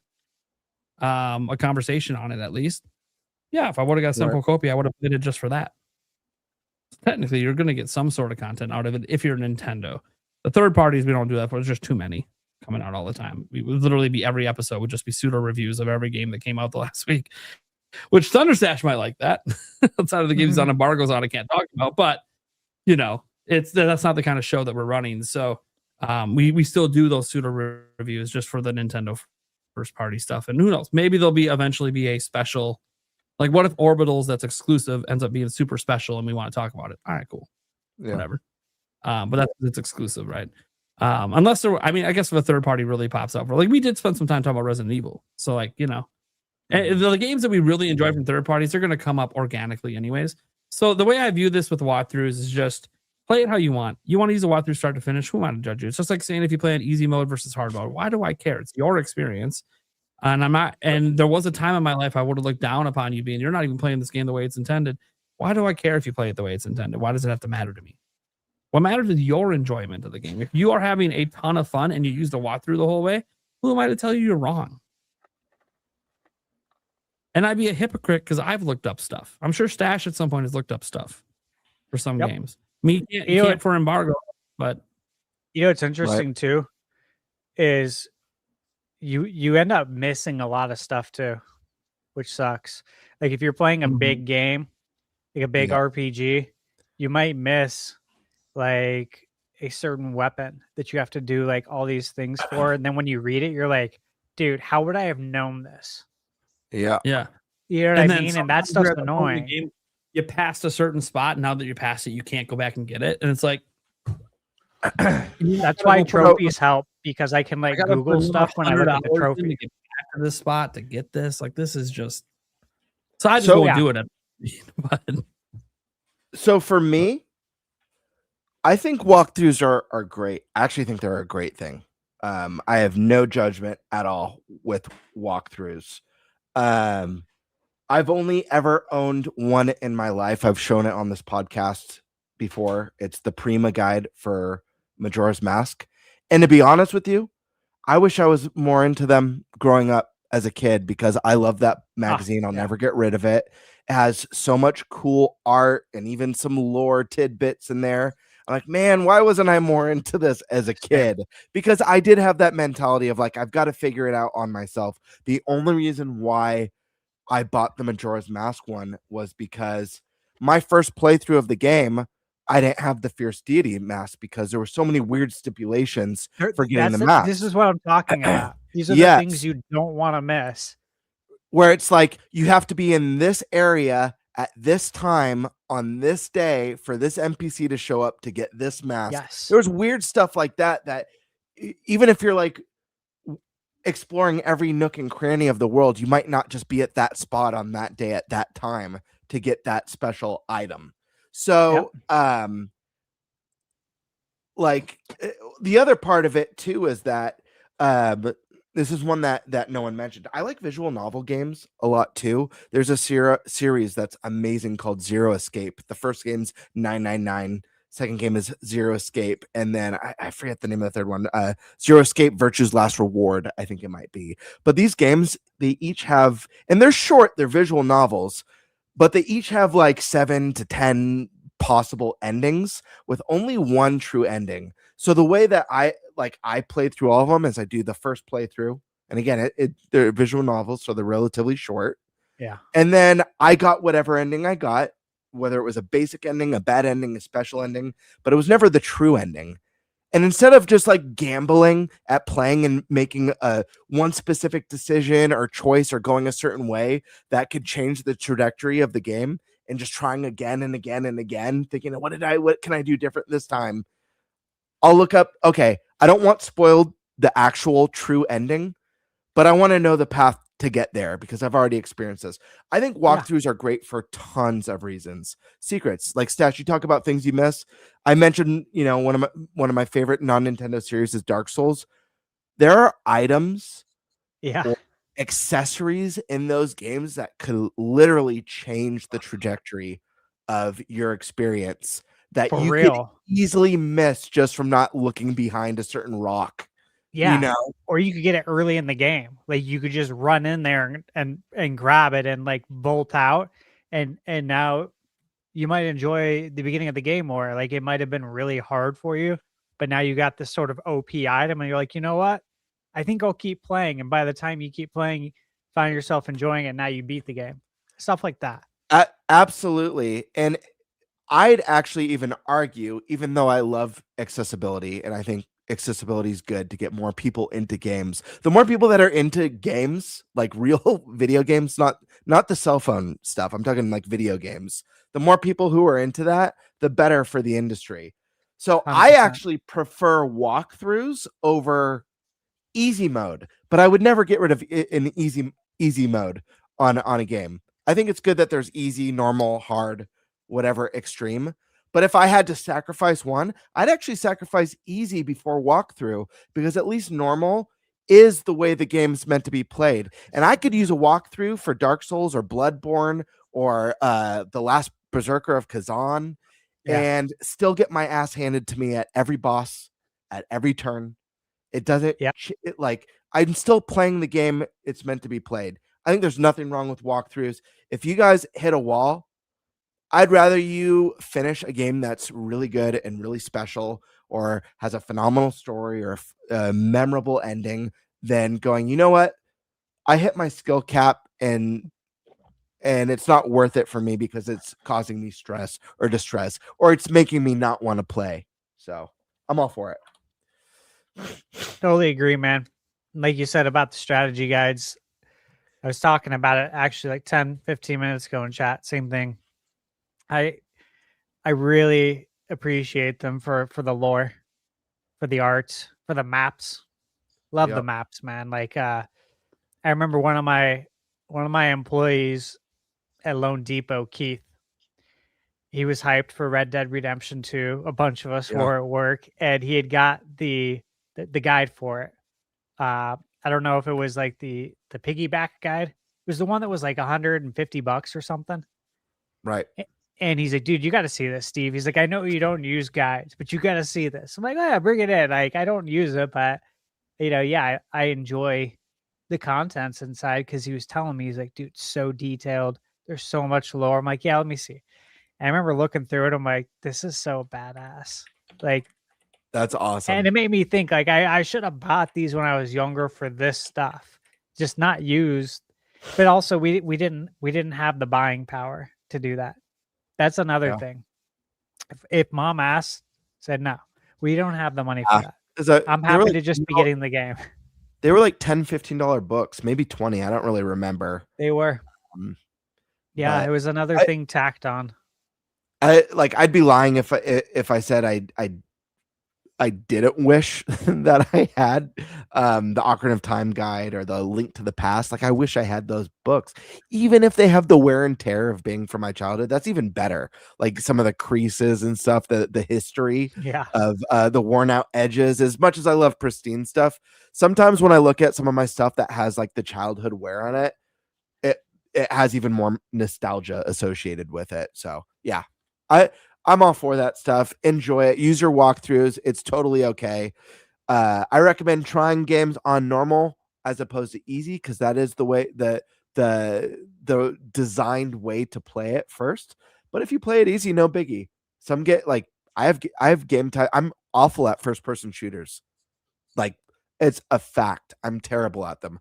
I don't have the speed or the reflexes. Maybe it's because I play on console and I just can't get headshots. Splatoon is like the first time I've jumped into like a multiplayer shooter where I feel like I'm okay at it. But yeah, I just don't have it with, when I used to play Destiny going into PvP, I'm like, yeah, I'll stick with the PvE stuff. Maybe I'm not cut out for this sort of thing.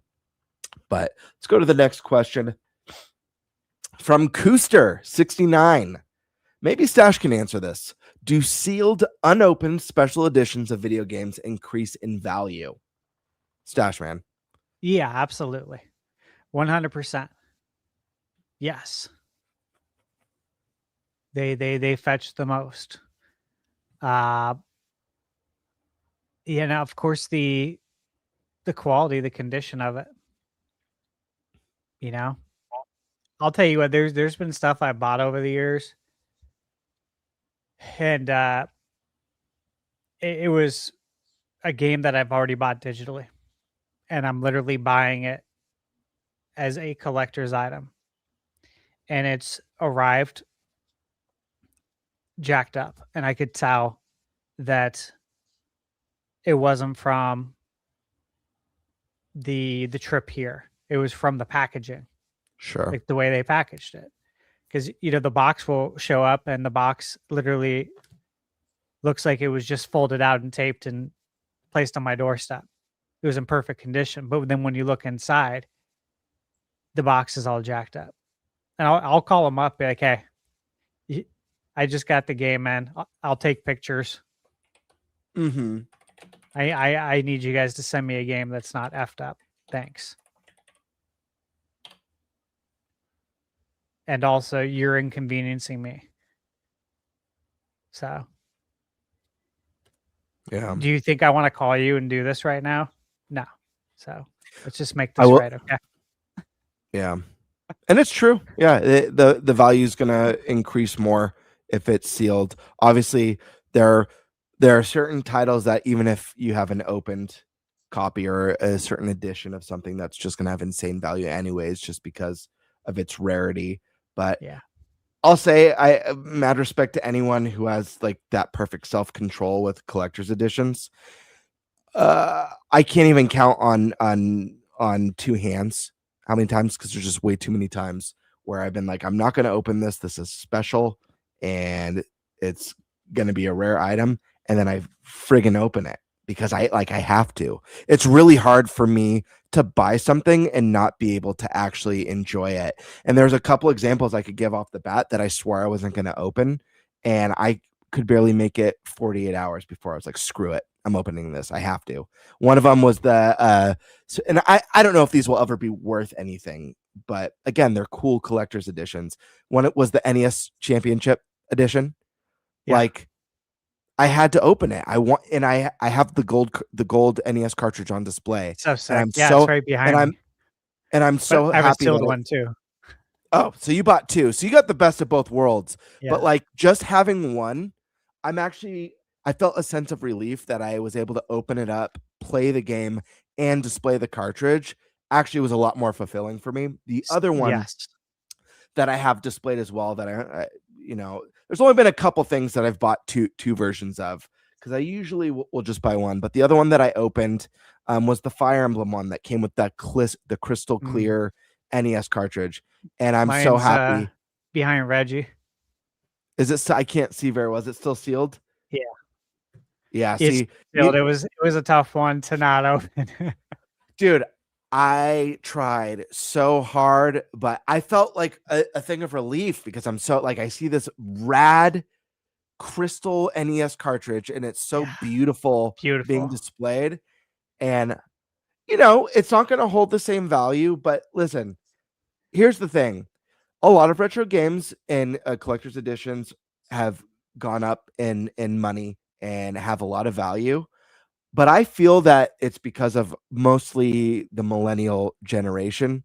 Eventually, we're going to get to a point where the people who are in their 40s and 50s are people who grew up with digital media and probably don't have the nostalgia for a lot of this stuff.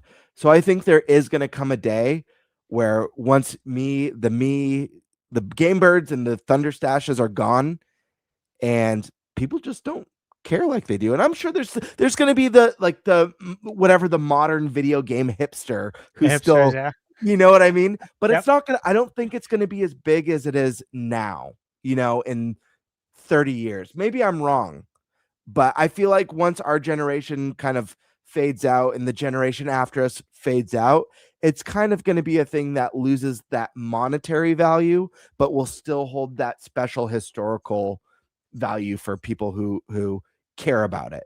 I don't know though. I'm not sure. Oh, what do you got there? Yeah. Mirror edition. He said unopened. I ordered this in December. I have not opened it, but I fight the urge, like he says. Hell yeah. What does that go for? No idea. Dude, I I have, to look I have it up, games that though. are numbered, like several video games that have serial numbers on them because they were super limited prints and stuff like that. I will not open, but there's things like that if like if they're making more, maybe I'll open it. It's always tough. Right here as well, sealed still, because this thing was like 50. I forget. I think it was like $59. Yeah. Insane Steal for one of yeah. the best modern RPGs. And I would have, you know what? I would have opened this on day one because I didn't. Oh, there you go. You got two of them. So Yeah, I would have. I went opened all it. out. I would have opened it, to be honest with you, because when I drafted this game on Fantasy Critic, I knew it was going to be something special. I didn't know it was going to be as special as it was, though. And the game was on Game Pass, so I'm like, perfect. I can play it. So yeah. All right, let's move to. I think Nate's Oh no, Nate, you unfroze. You were frozen for a little bit. I think Nate. I think it was just very still. Nate, I just wasn't moving.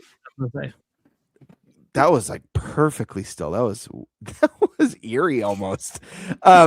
Nate, I know you've embraced the digital realm, and I know you still have like physical stuff. But have you kept stuff from like previous generations? Do you have anything from Switch 1 or from Wii U that's sealed still, or are you an open everything kind of person?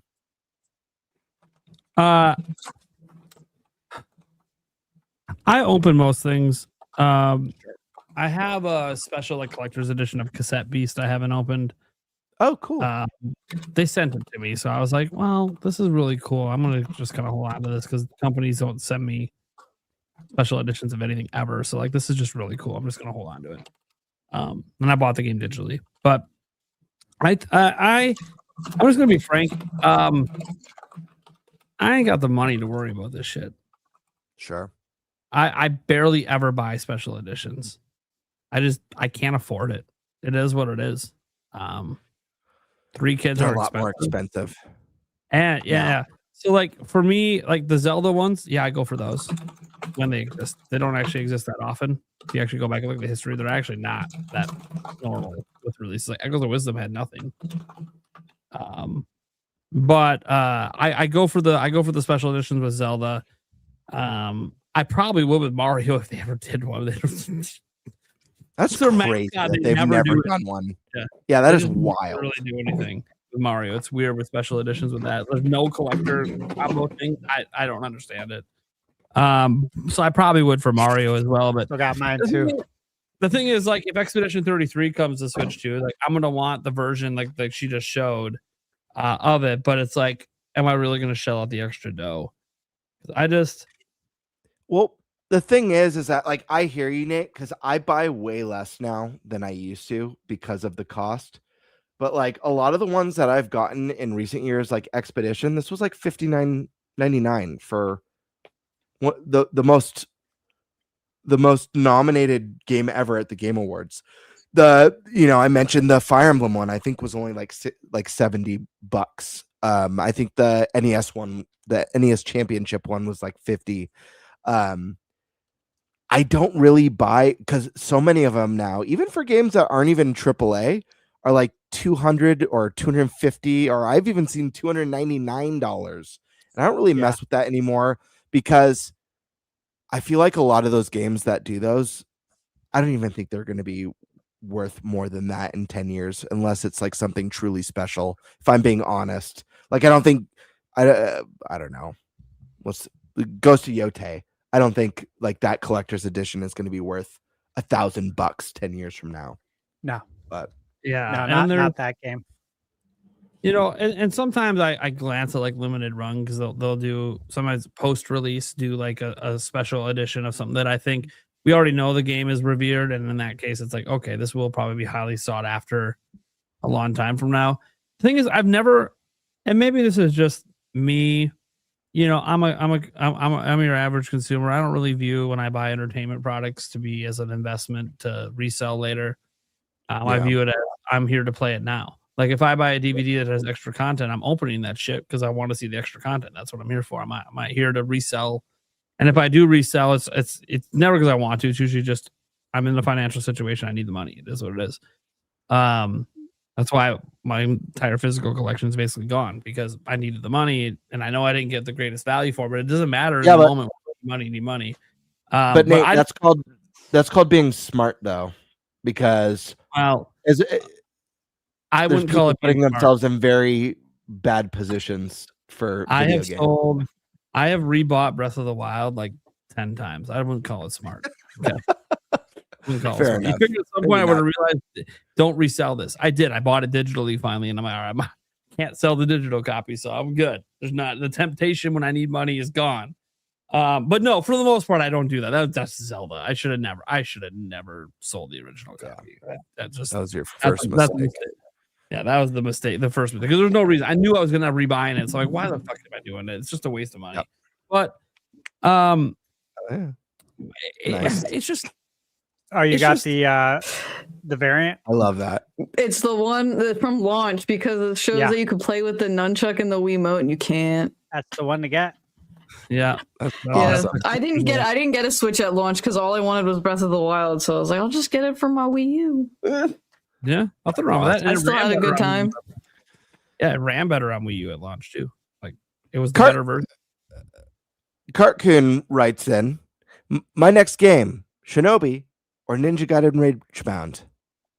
Both. Yeah. Well, your next game, okay. I'm going to lean towards Ninja Gaiden. Yeah. So Shinobi's getting the Sega bosses DLC. We gotta look when that's out because I think you should plan to make sure that when you play Shinobi, that's available. Which then I would say maybe you play Ragebound first then. But I just saw a trailer for it a day or two ago. See, Shinobi. April 3rd. I meant to say Shinobi. It's April 3rd. It's April 3rd. There you go. So plan around that. You can beat Ragebound in a day or two. Yeah. I mean, the thing is how much you play. What are you currently playing, and is it going to take you to the end of the month? If it's going to take you to the end of the month, then get Shinobi with the DLC. But if you're talking like, hey, I'm wrapping up a game this week, what's my next one? Get Ragebound. You'll be easily done with that before the end of the month. That's the way I would go. But if you're running up to April and it's early April and you're now looking to get the new game, yeah, go get the one with the DLC. Shinobi's amazing. So good. Yeah, so get the DLC with it, and that's good. Yeah, both games. Shinobi was so good. We got them both in the same month too. Yeah, crazy that these ninjas from the 80s came back in 2025 and kicked ass. Yeah, it was awesome. Yeah. Now, if the real question is, the budget just doesn't work out that you can't get both, like if that's a budgetary concern, I would lean towards Shinobi personally, but neither of them are super expensive. So I'm hoping you can just afford both, and then you're talking about which order you want to play them. Karkan already has them. Oh, already have them? Perfect. There you go then. Yeah, if you already have it, then do Ragebound now and then save Shinobi for when the DLC comes, so then you don't have to come back to it. All right. Danielle Almaraz 319 writes in, nominees for the Game Awards: Fire Emblem, 3D Mario, Pocopia, Resident Evil 9, Grand Theft Auto 6, and Fable. List for 2026. Also, DLSS 5 on Mario will look interesting. Well, I don't think DLSS 5 is coming to Switch 2, but I'll say this for that list. Look, RE9 I think is going to be in there. GTA 6 obviously is probably the winner. Fable, I'm hopeful. It looks good, but will it review well enough? Will the critics enjoy it enough? Because it's been a while since Microsoft's had a game that caliber, to be up there for game of the year. If they could deliver on the promise of that presentation, I fully Sure. expect that game. A lot to of people be came out of that being like, yeah, this is awesome. Besides like Fable purists, they're like, oh, it doesn't have this. I'm Sure. like, okay, they're telling you that up front. Yeah. What's They're a new team literally too? Yeah. It's the But Forza team. They're heavily focused on this very specific thing. And if they nail that specific thing, it could work wonders for them. So we'll see. Pocopia is that one that like I would love to see it. I know technically on Metacritic they have it as the highest rated game by percentage points over RE9. And just today on OpenCritic it hit 90. Yep. So like it would feel weird to not have it there, but then again, we just gave an example of a game last year that definitely should have been on some of the awards and didn't happen.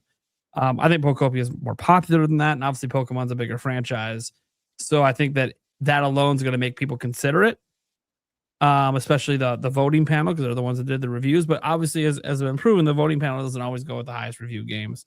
But I think enough of them play Pocopia probably that it has a chance. 3D Mario, if that is this year, I think largely it depends on when it comes out.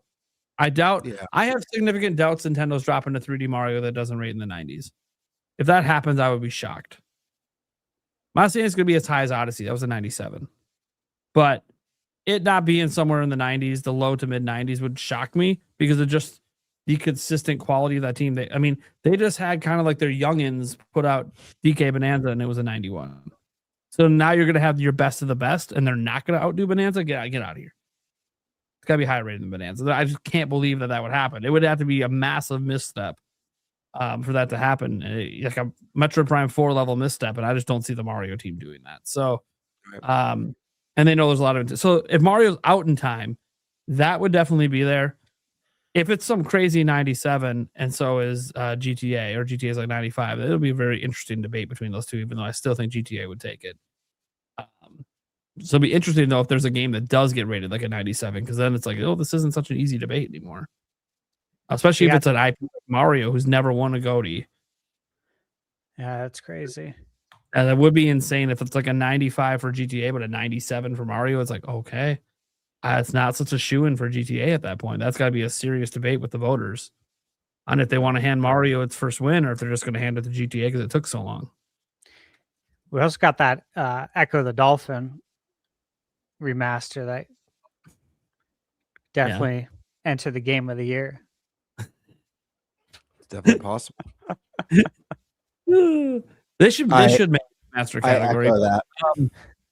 Yeah, but like, so Fire Emblem, that's one that it's like, I don't think Fire Emblem gets nominated. I mean, look, 3 Nintendo games aren't getting in. Let's just be very clear that 3 Nintendo published games aren't getting in. I would love it because it's happened with Sony before, but I just don't see it happening. The only way it happens is if like example, you don't have Wolverine on the list. Is Wolverine not going to do well? Because that feels like Sony's game this year to get in. Because Sony has games in every year. So I feel like Wolverine would probably get in. Fable's the one that I'm just not sure about because Microsoft hasn't had a game rate high enough to really be considered. Doesn't mean they hadn't have good games. Indiana Jones was great, came out in December, so I never had a chance. But yeah, I can see RE9, GTA 6, Pocopia. I think the reception is so good on that game. I can kind of see that depending on what else happens the rest of the year, maybe sneaking in there. 3D Mario is like a shoe-in if it does come out because I just don't see how it's gonna not rate well. Fire Emblem, I think would be the odd man out there for Nintendo, unless look if this blows people away and it's like in the 90s. I'll be honest, Prime. I actually think obviously we have to wait and see how Fire Emblem reviews, but I actually think Fire Emblem has a better shot of. I'd expect Fire Emblem over Pocopia. As crazy as that sounds, because Pocopia's at a 9, I could see this Fire Emblem. We haven't seen enough of it. It looks incredible. 3 Houses was a critical darling. It was the fan choice game of the year that year. Yeah, it was. Yeah. If this game lands an 88 or higher, which I think it stands a very strong chance of doing if it has the quality of 3 Houses, I think it's a stronger front runner than Pocopia, just by the nature of the game. But who knows? Maybe I'm wrong. For some reason, I'm super on the fence, even though it's the highest rated game so far. I'm just on the fence with Pocopia. What makes me not as on the fence is just the fact that Pocopia surprised people. Sure. Fire Emblem being good wouldn't be surprising. What would be the craziest part of Pocopia potentially being a Game of the Year nominee? I joked about this the last couple episodes. Like, you gotta, when I was saying, you gotta wonder if Game Freak is on the sidelines watching, being like, "What the hell? We can't let them have the highest rated Pokemon game. We need to make sure Winds and Waves delivers and kicks ass."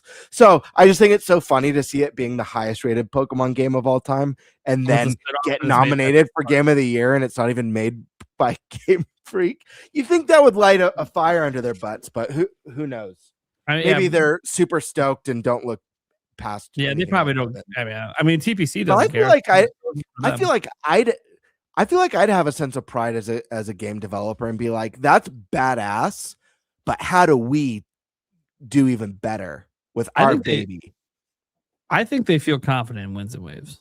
Sure. They're taking the longest development time cycle ever, and look, the initial reaction's all positive. For once, they revealed a mainline new gen Pokemon game, and nobody really has anything negative to say about it so far. We'll see what happens later. Also, guys, this list, there's going to be an indie game. There's an indie game every year. Sure. So it's crapshoot which one you think is going to make it in. There's always amazing indie games coming out every year. Obviously, as the year goes on, that'll sort itself out. There'll be this surprise. Mina as a possibility. What about Slay the Spire 2? That thing is blowing up on PC. Holy shit. Yeah. Like, that's something that's definitely got to be in consideration for that indie slot. So that's what I'm saying. There's going to be an indie game. Look, it'd probably be Mina, but like I have bias because I just really like that developer and I really enjoyed the game and the stuff I know about it. But there's going to be other great indie games as well. There's always at least one big indie game in there. So there'll be something. As I said, right now, the hot thing is Slay the Spire 2. That's the one that's really just blowing up. But we'll see if anything else tops that this year or whatever. But there's always an indie game. It's like a requirement for Jeff Keighley. He wants to make sure indies are represented in the Game of the Year. And we're so early in the year too. There's so many games that are yet to come out. It's so hard to give a definitive list. I don't know if Stash or Alyssa, if you have any predictions for this, but guys, we're at month 3. Think about that. Well, yeah. Mathematically, we're 21% into the year. So there's a lot of time left for a lot of games to be announced, and there's still a lot of unknown. We all know this. There's going to be plenty of games that come out that we haven't even heard of yet, which is awesome. So I think this list is pretty good. I think GTA, Resident Evil, 3D Mario comes out, yes. Copia, decent chance. I know it's got the numbers for it, but the thing is that the Game Awards doesn't always do things logically. So logically speaking, it should be, but they don't always do that. They oftentimes don't. So, you know what I mean? Who knows? If you're not thinking logically, I don't know if I can predict that Pocopia would be there. Fire Emblem, it's never been nominated for a Game of the Year. I think that says something because there's been some great Fire Emblem games, and those weren't good enough based on Game Awards standards. So, yeah, Fable, crapshoot, man. For me with Fable, it's more or less, will this generation of journalists like the game or not? It's what's going to come down to. If they don't like it, that's it. Right? Party's over. If they don't get it, it could be just as magical as the original on Xbox for us. But if they just don't get that, it's toast, man. People look at the numbers. If the number doesn't hit, they won't buy it. Doesn't matter if they know anything about the reviewer. This is why Metacritic sucks. I always stand by that. Because if some random person you don't know on the internet decides that this game only gets a 7, this person you don't know, you don't trust, you don't know how they live their life, you don't know if they're the type of person who wakes up and complains about everything all day, and you're taking the number they gave to this game and saying, all right, they only gave it a 7 or an 8, I'm not going to buy it. Yet you know nothing about this person. Absolutely illogical. Stupid. Put every word in there you want. But this is how people operate. Okay. Let's get to the next. We got a few left. Sonic 80 says, what classic do you want back? Dynamite Heady for you. Oh my gosh. Classic do I want back? Earthbound just comes to mind instantly. Snowboard Kids. Snowboard Kids. Yeah, good one. Star Tropics. I would say Earthbound as well. Every game we toasted to. Yeah. NBA Jam, bad. Oh, yeah, that's a given. I'll take Jam since you took Earthbound, and let's hope we get both. There we go. Scott, you got one? Not that I can really think of like a popular classic one. I don't even know if I want them to make new ones, but I brought up Tak and the Pyro Juju before. I just want him to come back. The OG one, not the games after the show. Even if they just remaster or remake the first game. That's what I want.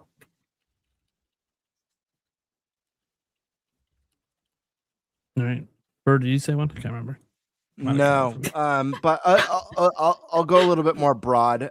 There's so many great games that I would love to see come back. I'm going to say the age of mascot games. There's so many dead, forgotten mascots I would love to see make a return across all platforms.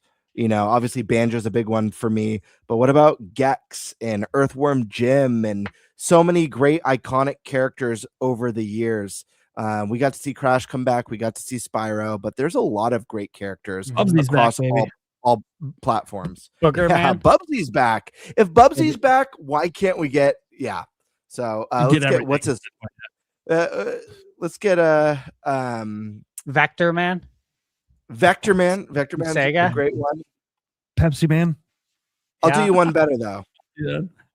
Oh yeah. Who wouldn't want him back?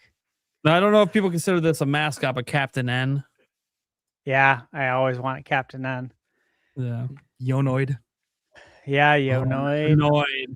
Hey, I'm so glad that Domino's just brought him back a couple of years ago just as a tribute. I'm like, hell yeah, dude. You should do this like every 10 years. Yeah, that shit made my day. Bring the Noid back every 10 years, man. I'll buy any of the merch and t-shirts. I don't give a shit, dude. I love the Noid. Yeah, me too. This is from Michael. Thunderstash Gaming. I have a question for the Q&A. What does everyone think of the Resident Evil 9 Pro Controller?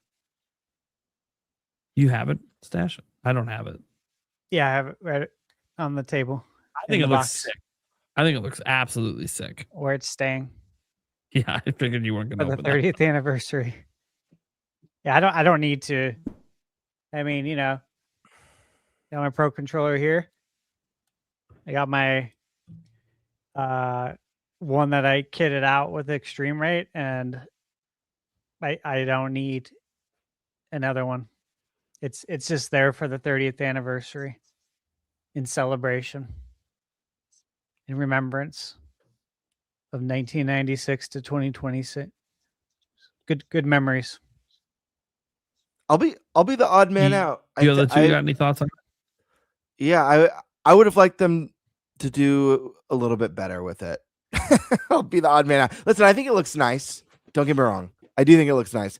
But at first glance, like, since it's like just like a black controller with like in the same color, like the newspaper articles with like the Resident Evil throwbacks, It's a little bit bland to me. I think the concept is cool. I would have loved if they did like a really cool 30th anniversary like umbrella core themed like pro controller. I feel like in the Switch 1 age, the Splatoon controller was really epic, and the Xenoblade controller was really epic because it had a lot of color. It was probably the most unique of the controllers. I wish it was just something that made the controller really pop. Like if I'm looking at it from 10 feet away, I wish I could be like, oh snap, what controller is that? And maybe it does in person. I'm only going off of the photos online. So I do wish they went a little bit more of pop, more of a standout piece. But that's just me. I don't really like scary, so I wasn't planning to get it anyway, but I agree. I thought it was a little basic. I saw how excited people were over it, and I was like, I guess it's cool. Yeah, it's like a Resident Evil 9 controller, but it literally just looks like a pro controller with black text on it, in my opinion. I don't think it's very fun. So I'm with you, Game Bird. You're not odd. The first official themed Nintendo Switch 2 device. This is true.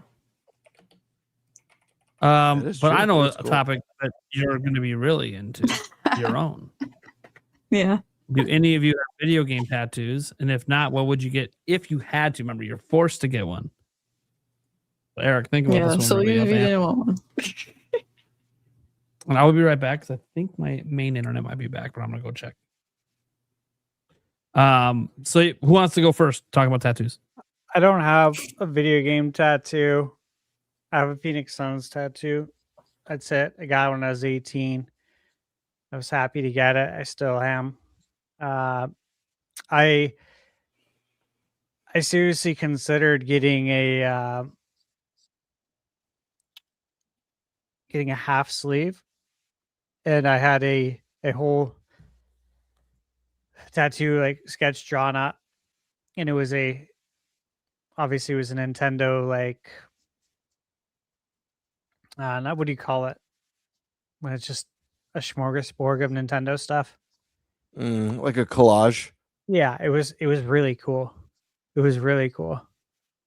I still think about it sometimes because this was years ago, but I can visualize exactly what it looked like, and I still think about that because I always said, from I don't know, decades ago that I'd get a Suns tattoo and I would get a Nintendo tattoo. I would totally be down to do that. But yeah, it was really cool. So I did seriously consider it. Very cool. I don't have any tattoos. I don't have a single tattoo. Yeah, a lot of people are surprised when they hear that. I've never gotten one for a number of reasons. The main one is that sometimes I could be a little bit indecisive, and it's very hard for me to just like pick something that I think I'm always going to be happy with and not feel like I wish I would have done this instead. And then the other part is like, does that way of thinking lead to like, it's just like never ending, which I know some people don't have a problem with that, but I could see myself being like, it just being like spiraling to where they're addicting. Yeah, to where it's like I can't control it. But it is something I have thought about, and I have thought about video game related ones. If I ever got a video game related tattoo, what would it be? And there was kind of two things that my mind would always go to. One was the Super Nintendo or the Super Famicom, because even though I started with the Gold Zelda cartridge and a hand-me-down NES, Super Nintendo was truly the console that I believe that turned me into a lifelong gamer. And if you watch the collab that I did with or when I joined N64 Josh on his live stream, he does like a deep dive interview throughout my like game history and my Nintendo history. I get to share a lot about myself and why that console was so significant in my life. But SNES or the Super Famicom, like anything, there were like a few designs. And I had a buddy who he is the lead art designer. He's the art director at Insomniac. He drew me, I've shown it on the podcast, a Ganondorf for me as a gift. He also made my logo for me when I was like, oh, make me a Super Famicom controller with wings for the grips. But he actually did a really cool doodle for me that I was like this close to getting my first tattoo. And what it was a SNES controller, but on the controller was like moss and like light rays on it, and it on the center of the SNES controller was like the pedestal that the Master Sword from A Link to the Past was in. And it was like a SNES controller with the Link to the Past sword coming out of it. And like I started with the first Zelda, but again, I talk about it in detail on N64 Josh's video that he had me on.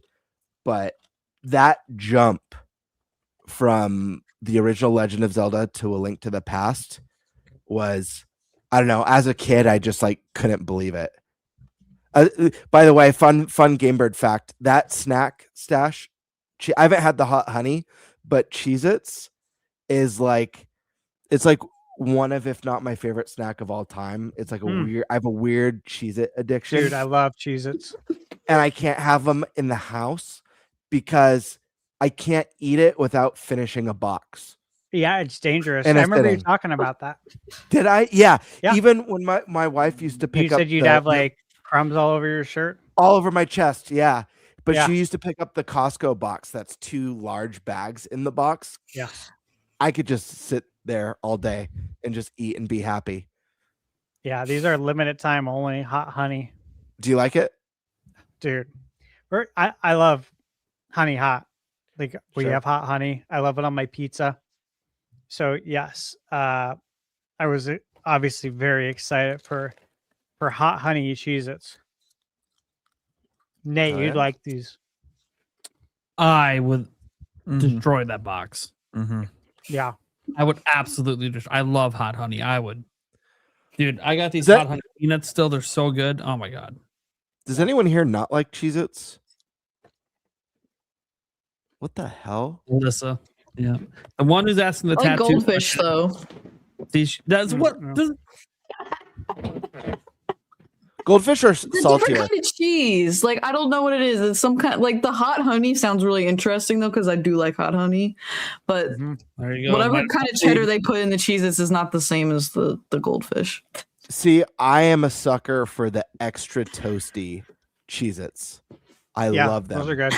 Those are really addicted. good. Yeah. And I love that they literally spawned from like it used to be waste. Those were the ones that were semi burnt from the oven. Like, let's just see how this works.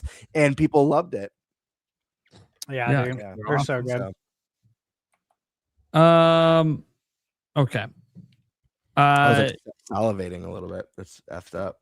I was in the middle of my internet came out. I was in the middle of switching. Is there anyone who hasn't gone on the tattoos besides me and Eric? Alyssa. You guys can go first if you want. Yeah, she should go last because it was her topic technically. Eric, I know you, unless something happened, I know you don't have any tattoos, but if not, what would you get because you had to get it? Okay. The funny answer, the frying pan from Conker's Bad Fur Day. Just the frying pan? Just the frying pan. Just cause. It's funny. An actual thing, either a Jiggy or the I like that. Of Jinjos. Yeah, I like that. From Behold the power of the Jiggy Wiggy. Yeah. Otherwise, this one is pretty cool too. I just happened to just search some Nintendo tattoos, and this one is kind of cool. Someone needs to get that is awesome. Yeah. I love that. Yeah. Someone needs to get Sexy Gruntilda. Do you guys remember Sexy Gruntilda? Oh yeah. Someone needs to get that. My first video game crush. Just kidding. Seriously. So for me, I don't have any tattoos. But there's been conversations between me and my fiance about one, especially once the weight is off, because she's really wanted me to get like one that goes around my upper arm up here. So one, it's hidden if I don't want to show it, right? Just put a t-shirt on. Or if I don't care, then just let it be out, playing ball or whatever. Just wear a tank top and play, right? Just let it flow. Just depending on how I feel, because I'm a little sometimes, you know, you feel like in some situations you need to hide the tats and some people don't. And if you really love tattoos, then you just don't give a shit. I'm not someone who really loves them, but there's been basically 3 different ones that have been talked about. Now, for video game wise, originally she originally thought, hey, maybe she should get like the barbed wire around your arm. And I'm like, I don't care about the barbed wire. Like, that's not me. Right. That's just totally Very if 90s.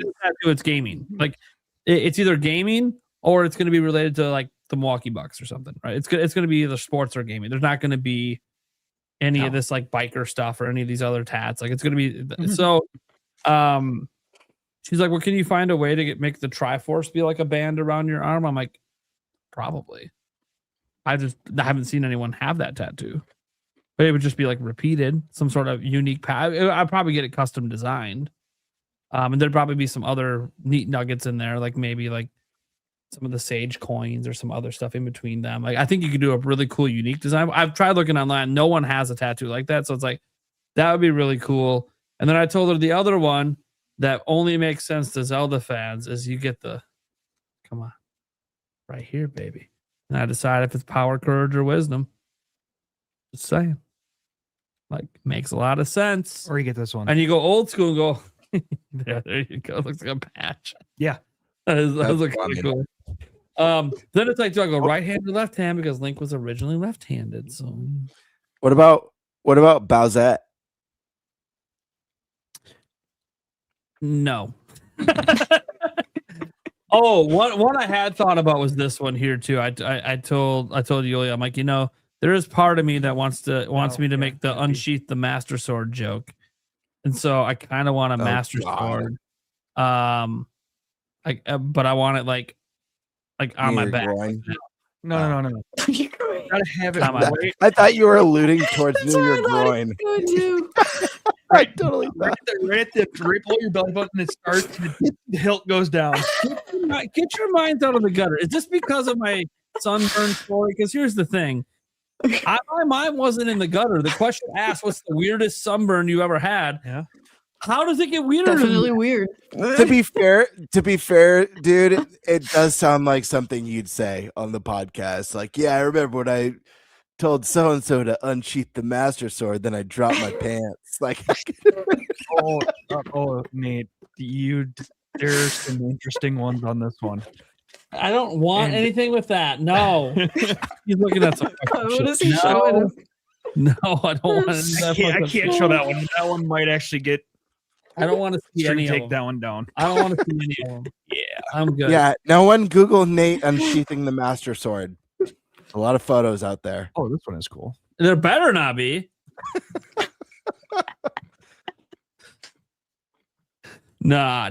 I wanted the giant Master Sword on the back. I thought it'd be neat, but yeah, that one's pretty cool too. So basically, the bottom line is, if it's a video game, it's going to end up being Zelda because it's my favorite franchise. Mm-hmm. I'm not saying that I haven't considered other ones like Mario and stuff, but it's like, come on, I can't have that before Zelda. Like, it's got to be a Zelda tat first. And trust me, it's like, I always thought, like, if I finally do the tattoo, is it just my beginning journey to? I'm just gonna get loaded up. Your full body tattoo. And now I'll never have it really on my face. I'll always probably have it a way that I can hide most of it, but also there's a lot of canvas untapped here. Get Like, stay hidden under shirts and pants. I'm you just gotta saying. get in the lip. Yeah. Get tingle. No. So on the inside, so no one knows. Yeah. No. I got it. You got any tattoos? You just go. And it just says, well, they have no context. They don't know about Zelda or anything. They're all with anything. Why the fuck are you tingling in your mouth? No. I got it. She said. I got it. The greatest tattoo ever. I have a nice gut, so I get that tattooed as Kirby with something in its mouth. Oh, yep. I've seen some. I think I saw someone who actually did that.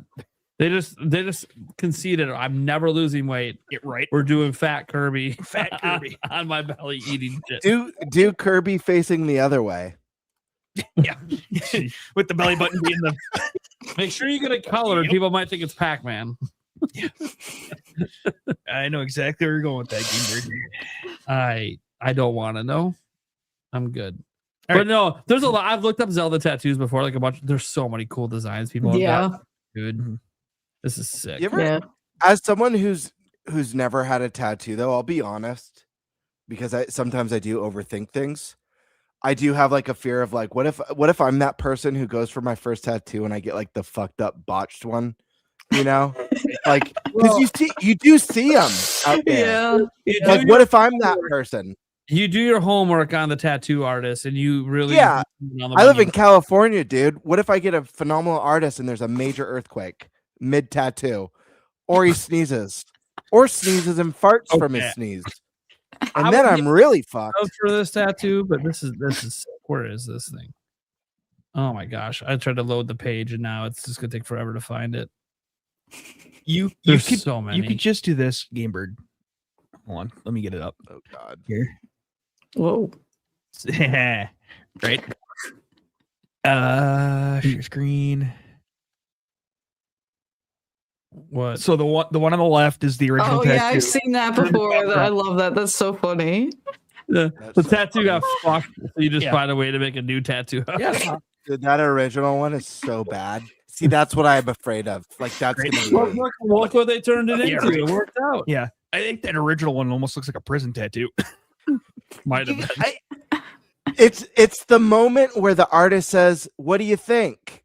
You look at it, you know. So, what do you think? See, I like this one, but I would get made fun of it for it. But it's a really neat tab. I like that one. And just change the color scheme up a little bit.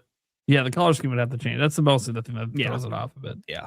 But I like it. Dude, there's just a lot. Like, this is a serious conversation that me and my fiance have had. And she's had one too. Like, oh, what do I get a tattoo? I'm like, whatever you want. She's like, what if I get a tramp stamp? I'm like, it better be video game related. That's all I care about. Press start. Yeah, hey, that's fine with me. If it's video game related, get what you want, baby. I don't care. Wow, dude. There's some interesting tattoos there. I said the only other tattoo you can get that I won't complain about. What Like, the look, if you hell? want to get like tattoos of the kids or something, I'll never say no to that. It is what it is. That's a personal thing.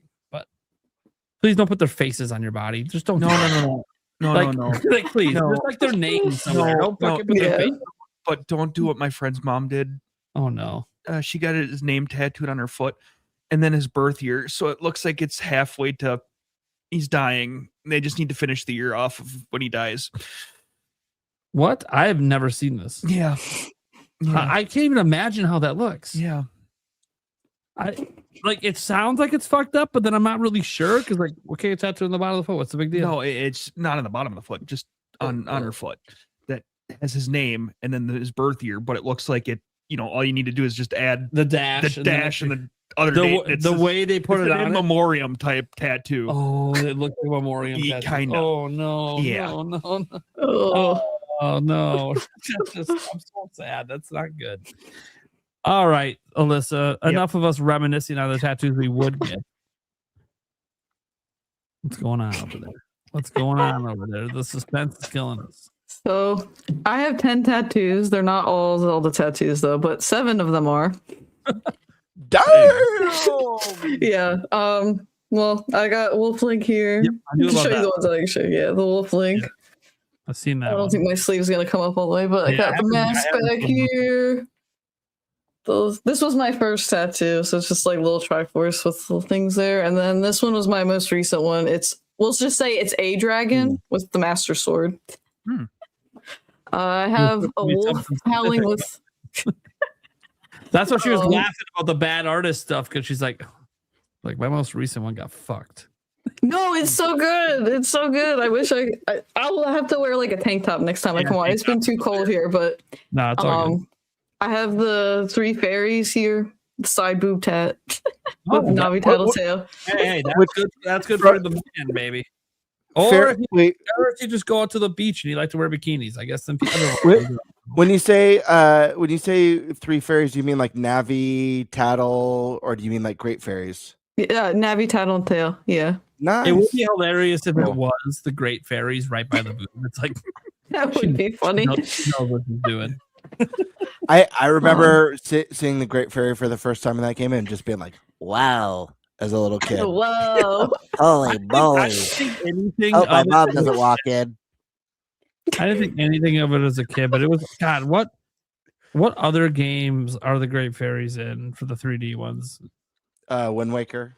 Yeah, And Breath They're of the not very Wild. sexualized in Wind Waker, though. No, Yeah. they're super sexualized in the new games. Oh, Dude. yeah. oh no, okay. I was playing it back in. Oh, She pops out, and Yulia. And this is probably why I took Yulia so long to try Breath of the Wild. Literally playing it on the TV in the living room. The first time, and she's just full bosom and everything. And Yulia's like, "What's this game rated, Nate?" I'm like, "E forever." Yeah. Nate busted out that Labo VR faster than you could say pizza. Labo VR didn't exist back then. My I'm like- half sister's convinced that Zelda's like not E for everyone. She's like, I hear the noises they make in those games you play. And she's just like, am I gonna have to ban you from playing this in front of the kids? I'm like, I hope not. I promise this is probably the most sexualized thing in the whole game. There's a history with the Great Fairy. Just let it be. But yes, the Japanese developers are hornballs. It happens. It's okay. I'm like, look, we didn't get this in Twilight Princess, but we got Telma. I'm just saying, they're horny bastards. It is what it is. Do you have a problem with cleavage, babe?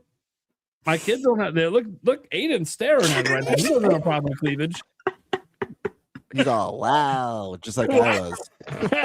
That's exactly what he. Holy mackerel! Hope my mom doesn't walk in.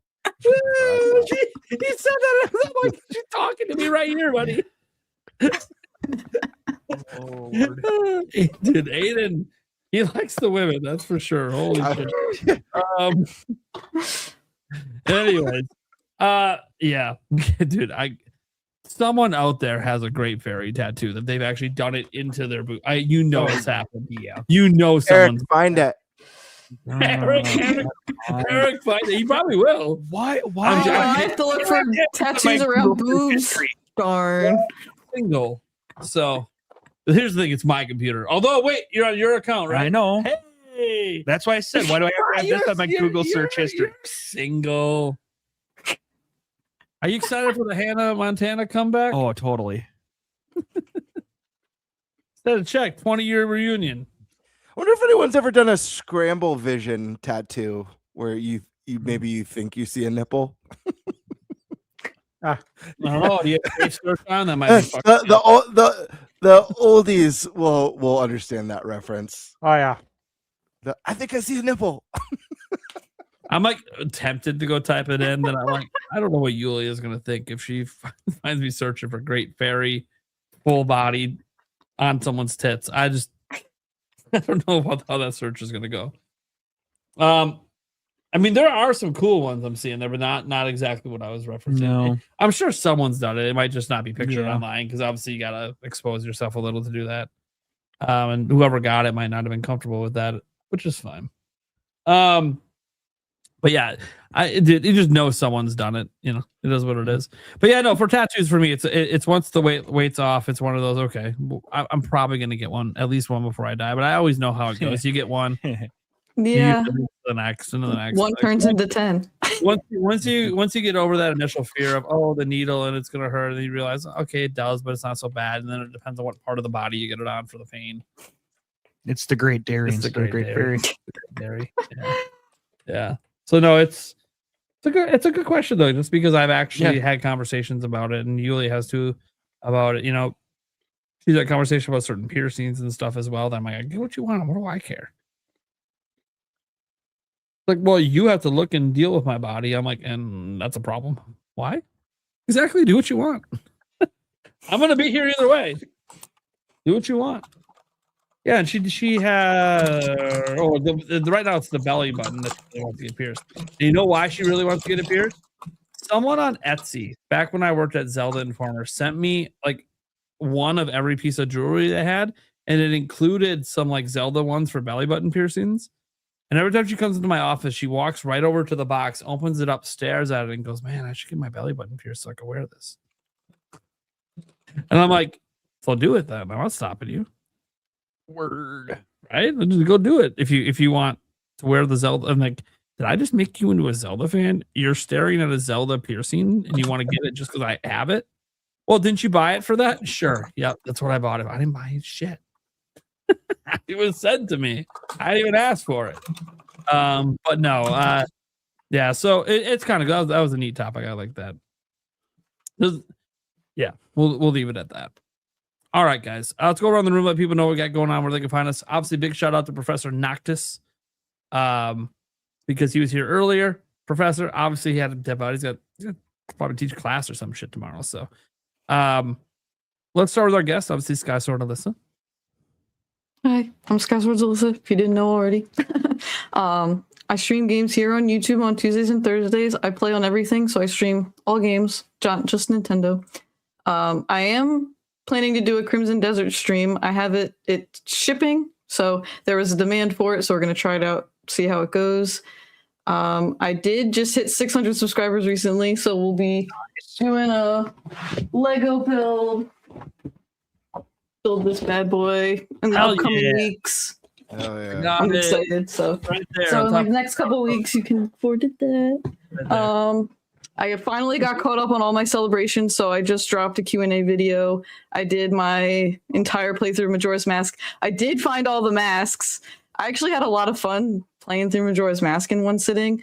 I was kind of nervous. I didn't know how it was going to go because of how challenging that one is compared to some of the other games. But I actually like doing that one more than the Ocarina of Time one. And I don't know if it's just because I've played Ocarina of Time so much that it kind of felt like old at that point. But I haven't played through Majora's Mask as many times. But that was a ton of fun. Ocarina of Time is not the best Zelda. Not it.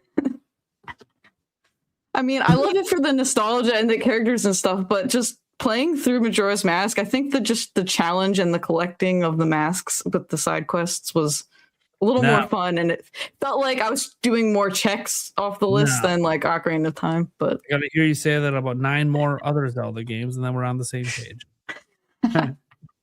Yeah, no, I think Ocarina of Time is probably still my top 10.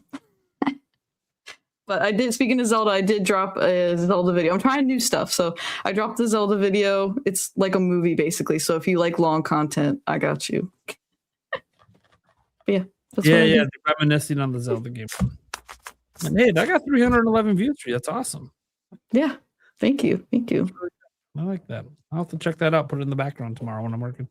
Yeah, go subscribe to her channel. I would love to see her by proxy of appear on our show, something to get to 1,000 subscribers this year. That would be sick. Let's get her there.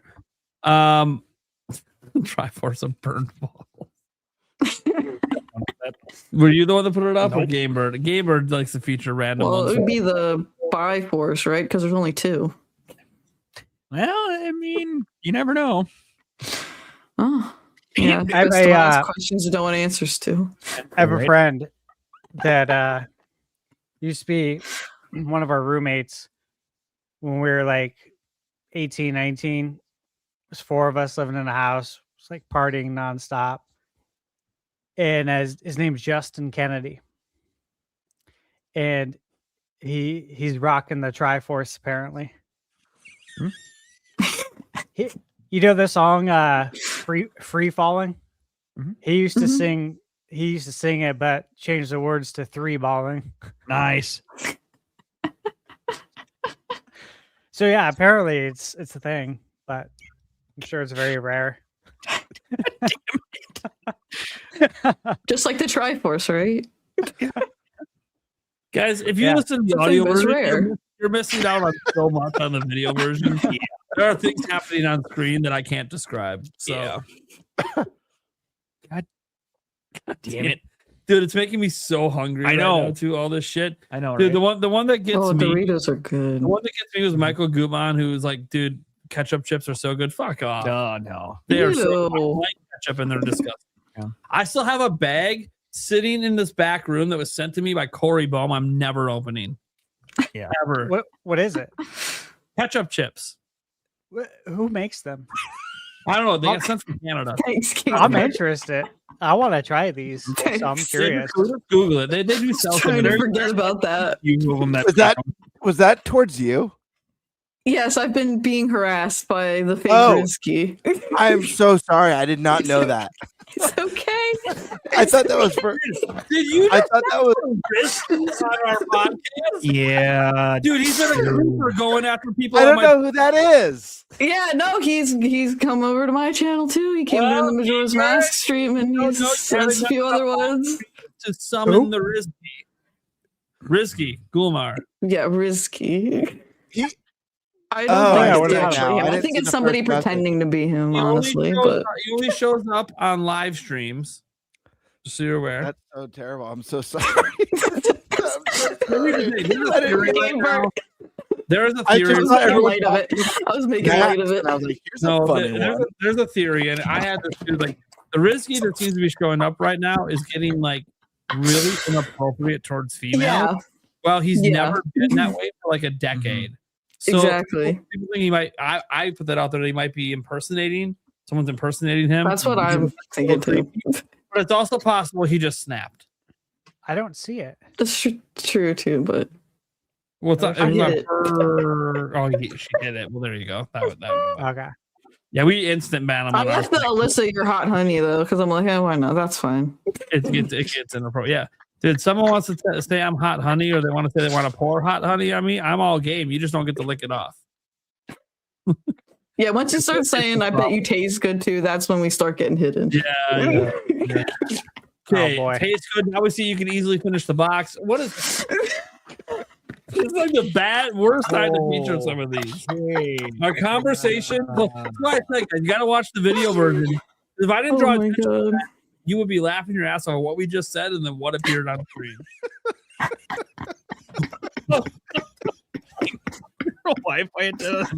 the hell is going on here? Dude, there's some weird shit going on in the chat that I don't understand. Yep. Why is also talking about the Wi-Fi antenna on the motherboard? Because I'm guessing he had an internet problem. Okay, Oh, we did. we did too, but it wasn't a hardware. issue. Is there a way to 100% verify? No, YouTube doesn't let us ban and or check IPs. It's stupid because most other platforms let you do it. Yeah. Especially when you want to permanently ban someone. It doesn't even technically permanently ban. Anyone can use proxies or change their IPs. I just want to know how the hell he changes email so goddamn fast. He doesn't.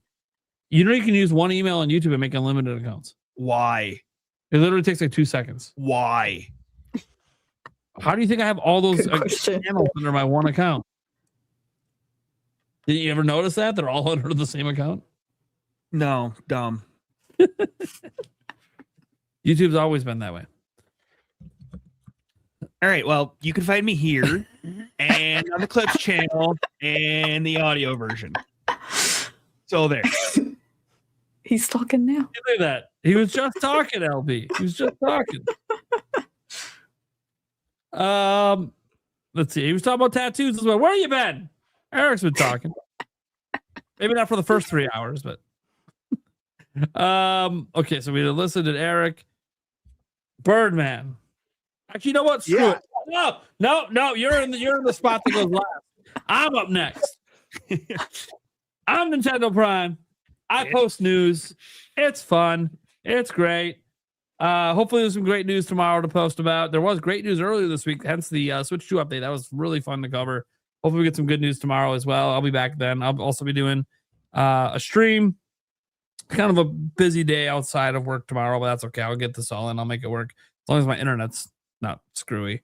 I'm on my road to 162,000. We're trying to get there. We're trying to get to that 62. Trying to get that next 1,000 subscribers. So if you guys are enjoying even just this podcast, and you just like watching me get roasted by everyone, I'll take a mercy subscriber. That's fine as well. Otherwise, you can check out the podcast everywhere podcasts are heard, all the audio versions on everywhere. Eric's been really good about getting those up the next day. And then we have the Clips channel as well that Eric advertised. Go check that out as well if you want the podcast in smaller segments. This will be an interesting one. This one might not be small. Yeah. It kind of depends if he wants to break up some of the Q&A into its own things, which might also depend if the person that keeps coming in to do all the timestamps decides to do that, which they might. Yeah. I don't know. Yeah. They might not because it makes it easy for them not to. Yeah. That said, Thunderstash. You can find me on YouTube at Thunderstash Gaming. What I have that I'm working on. So I put in like probably about 6 hours yesterday and I'm going to wrap it up tomorrow and get the review done for Mini Shoot Adventures on Switch 2. Let me just say, you're going to want to watch this. I don't want to go into detail. You're going to want to watch it. Just trust me on that. The other games I'm working on, I have an embargo Friday morning for Machine Gun Fury, the 23rd for Ariana and the Elder Codex. I don't know if you guys have seen anything on that. Metroidvania. Looking forward to this for like a year. Of course, Mario Wonder's coming up. The Midnight Walk. I have that right now. Embargo is on the 26th. Mega Man Star Force. Look, I didn't play those games, but I'm going to review it because Capcom's going to send that to me, so I'm going to check it out. Little Nemo comes out. So that's the 31st. That's kind of what I have coming up. I'm going to fill in some games in between there because there are some other games I'm working on that I haven't talked about. So yeah, it's going to be a busy end to the month.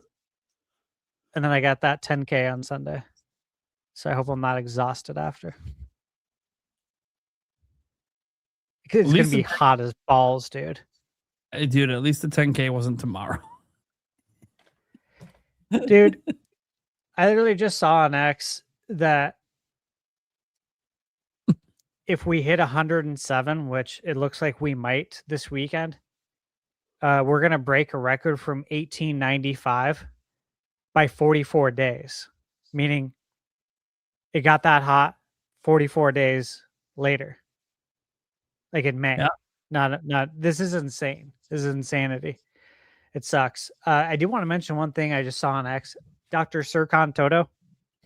Good old Dr. Sircon. He said Crimson Desert reviews apparently not good enough for investors. Stock price for publisher Pearl Abyss in Korea, where it is Thursday afternoon, is currently down 29.88%. That is this is what I'm talking about. What did I say earlier, though? People are going to lose jobs over this. Yeah. Because you were tired. Or because you didn't want to put in the effort to learn this shit. Or because you weren't up to the challenge. It could be a variety of reasons, right? I'm not pointing. Yeah. I'm just saying, like, you got to be in the right mindset, the right frame of mind. You need to assign people to review this game that are going to be not that love the genre, but like you should assign people that understand these games, you know? Yeah. I'm curious if it goes lower for them because I was just looking, like, you see that dramatic drop off. It's obviously a big drop off, but they also were kind of overinflated because of Crimson Desert. You go back to January, they're still higher than they were in January. So obviously they were just rising up to the game because there was all this anticipation.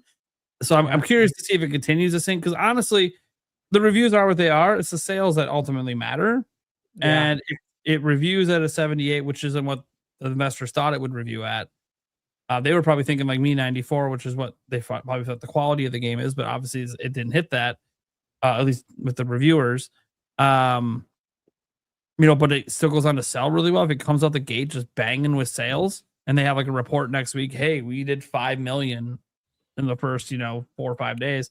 I wonder if that's going to be like, oh, well, maybe the reviews aren't as big of a deal as the sales. But I think they got their pre-orders and they pulled their money. And based on these review numbers, more people are going to pull their money, sadly. And that stock's going to continue to drop because, well, there's one chance left for it. Nobody filters to 7s. There's that much I can say, right? Guys, nobody filters to a 7. No. Most people don't filter to an 8 either. There's one shot for it. The user reviews. If the right gamers are playing it and it comes in hot and all of a sudden it's got like a 9 user rating, because sometimes that happens where like the user score is significantly different than the actual reviews. And that does actually lead to the game because of word of mouth being like, oh, well, the reviews were just wrong. That's true, but so many I say but like I wish it was I'm also trying to be completely hopeful. true. Yeah, I'm I'm also trying to trying do to be too.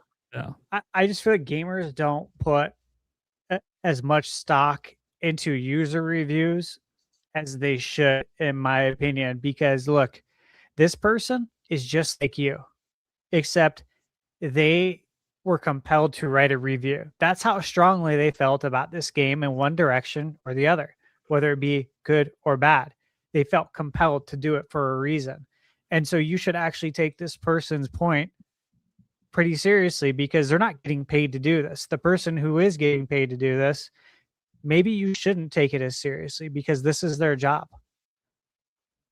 You know, like maybe they don't like their job, but someone whose job this is not to do wrote a review. And so you should put at least as much stock in it, but so many people don't. And that's what irritates me because I could see gamers enjoying it and I could see the user score actually being good.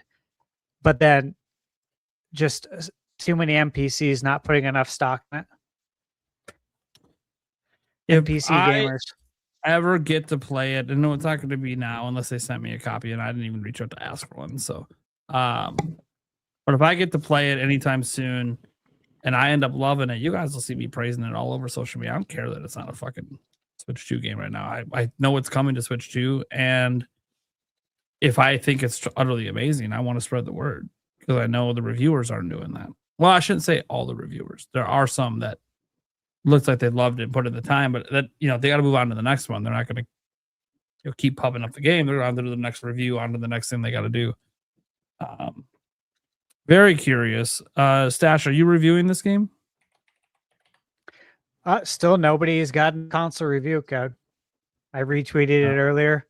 There's a tweet that went out that said no one's got it for PlayStation or Xbox still. Hopefully after launch, they decide they're willing. Yeah. And when I talked to Jason at Pearl Abyss, he said, you know, your name's on the list. I've sent it over. You're referred. I can't guarantee you're going to get it. He's like, yeah, I have to say that to everyone, but you know, you're on the list. And you know, I've had a couple people ask me too. I'm like, yeah, from what I've gathered, nobody's getting a console review code until after it releases. And you know, a lot of people thought it was going to be out at 9 p.m. Pacific. I'm like, no, it's coming out tomorrow at like 3 Pacific. Yeah, they're doing a 6 weird Eastern. thing. Yeah, they're doing a weird thing. And it might just be because of the country they're in. I think South Korea or whatever, but yeah.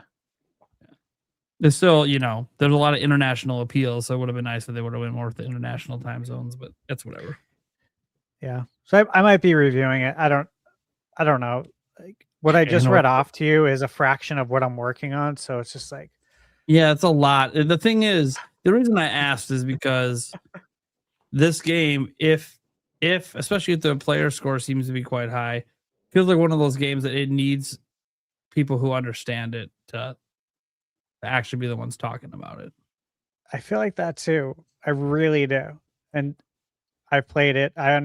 Obviously I understood it. We understood it after we played it. We understood how it was probably going to review with journalists. Yeah, 45 minutes. It took me 45 minutes to really sort out the controls, but that's because they just dropped you in the middle with like everything and not know what the fuck you're doing. But the fact that it within 45 minutes I started figuring out most of the combat, I was like, oh, this is actually really fucking cool. Like, well, there's so much we didn't get to do. Because like it just because most of the time I spent just trying to figure out the controls because it is so different. Yeah. Like it didn't play like anything I played before. But then once I had some of it down, I'm like, you know what? This is actually, why has no one done this? This is actually kind of fucking cool. It's like a catch-all game. Yeah. There's like everything in it. And Yeah, the thing is we only got to play that part. Yeah. Like it took me a bit to figure out how to ride the horse. I'm like, okay, it is a little weird. It shouldn't be this difficult to ride a horse. But that was one of the things I told them, that there are certain things where the controls are a little too complex for, like, almost complex to be complex, not because it's actually fun. Pick up the flag. But like pick up the flag, yeah. it did not need to be the way it was. And I don't know if they cleaned any of that up or not based on suggestions. It I'm sounds sure like they haven't. But based on some things I've read. But the combat, every time I see people mention, like the negative reviews mention how bad the combat is, I'm like, I already know you're wrong. The combat is amazing in this game, but it's complicated. Yeah. You have to learn it, And it looks like there's even more crazy mechanics, like with the flying and all this other stuff that we didn't know about back then. It's like, okay, there's a lot of complexities here, but I'm telling you that combat, and I don't know how the flying and all that other stuff works with it, but like the bow shooting and the hand-to-hand combat and the weapon combat, dude, it was sick. It was absolutely sick. And like, I remember the one guy I took out, the guy in the building that grabs like the pillar and swings it at you or whatever.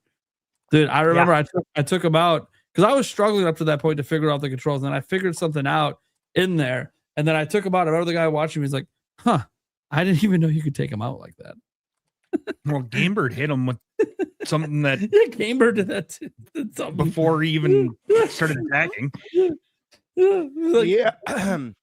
Yeah, and like, developers, like, we didn't even know you could do that. That's actually kind of cool. You figured that out. Yeah, you're supposed to break the stamina bar and then use the pillar to deal massive damage. But instead, I kited him around the pillar and picked up the pillar before breaking his bar. And the guy was saying when I was doing it, he's like, "Oh yeah, you can't do it that way. There's no way to grab the pillar without breaking his stamina, because it'll interrupt it." Yeah, I did it, and I knocked him down to half health, like right from the start. And he went, "Whoa, oh my god, I've never seen that happen before." That was interesting. Yeah, dude, It's supposed to work that way. Yeah, it's like we didn't make it work that way, but also it did, and it was kind of cool. So that's the thing. Like when you build these really cool mechanics, you just there's the way you intended to go, but then there's unintended things that are actually kind of neat. And that was the thing about Breath of the Wild, Tears of the Kingdom. It was so cool. Like you had the intended mechanics, but you could do so much with it that the developers never thought about. And that seems to be true with this game. Like there's so much to do with it, but then also. Yeah, I think the hardest, like, if anyone out there is picking up Crimson Desert tomorrow, I'm just going to implore you to don't rush, be patient, pay attention, learn the controls, because it is not like any game you've played. And I'm telling you, it might feel frustrating and weird. And even some of the reviews, even some of the positive ones, they said, "Hey, for the first few hours, like I hated these controls. I'm now 100 hours in. I don't know how we didn't have games control like that before." And yeah, there's still the minor complaints that sometimes the controls don't need to be as complicated to ride a horse. Yeah, once you have it down, it's not a big deal. But it's like, yeah, but it's not adding to the experience. It's not additive. It's just, and I said this to him at the time that like it feels like you guys made this really complex combat system, and then whoever's doing the controls, no one told them that that's where it should stop, and they just applied it to everything you do in the game. But again, once you learn it, like once I figured out the horse and learned it, it was never a problem again. But it still was like, it's still weird. Like I hit like 3 different buttons to ride a horse. It's definitely a game that you don't want to put down and then come back to 3 months later. Like I wouldn't recommend you don't want to be playing this and then be playing another RPG or action adventure game at the same time. You're like, wait, how do I walk again? It's gonna fuck you up. This is a game you just kind of want to play till you beat it. So this is like what the conversation earlier. This is an example. If I was playing this, I would probably not be playing anything else until I'm done with it, because the control system is so different. The only way I'd play anything else would be like my Madden League, because the controls are way different for Madden than for other games. But yeah, it's a very complex. There's a lot to remember. So even like this isn't a good game to like pick up and play for like 40 hours and put it down and come back to it in a month. Don't do that to yourself. You need to see this through if you're having a good time. Obviously, if you're not, quit, whatever. But if you're having a good time 40 hours in, just keep playing. Then the problem is, and I can already tell from the footage I've been looking at today, if I do play it, I might not play anything else this year. I'm going to be so sucked into this world. That happened with Zelda. Like some games just grab you and you're just there. And like, they're so big and there's so much to do. I might not even beat the main story ever. I just live in the world. Yep. Doing shit.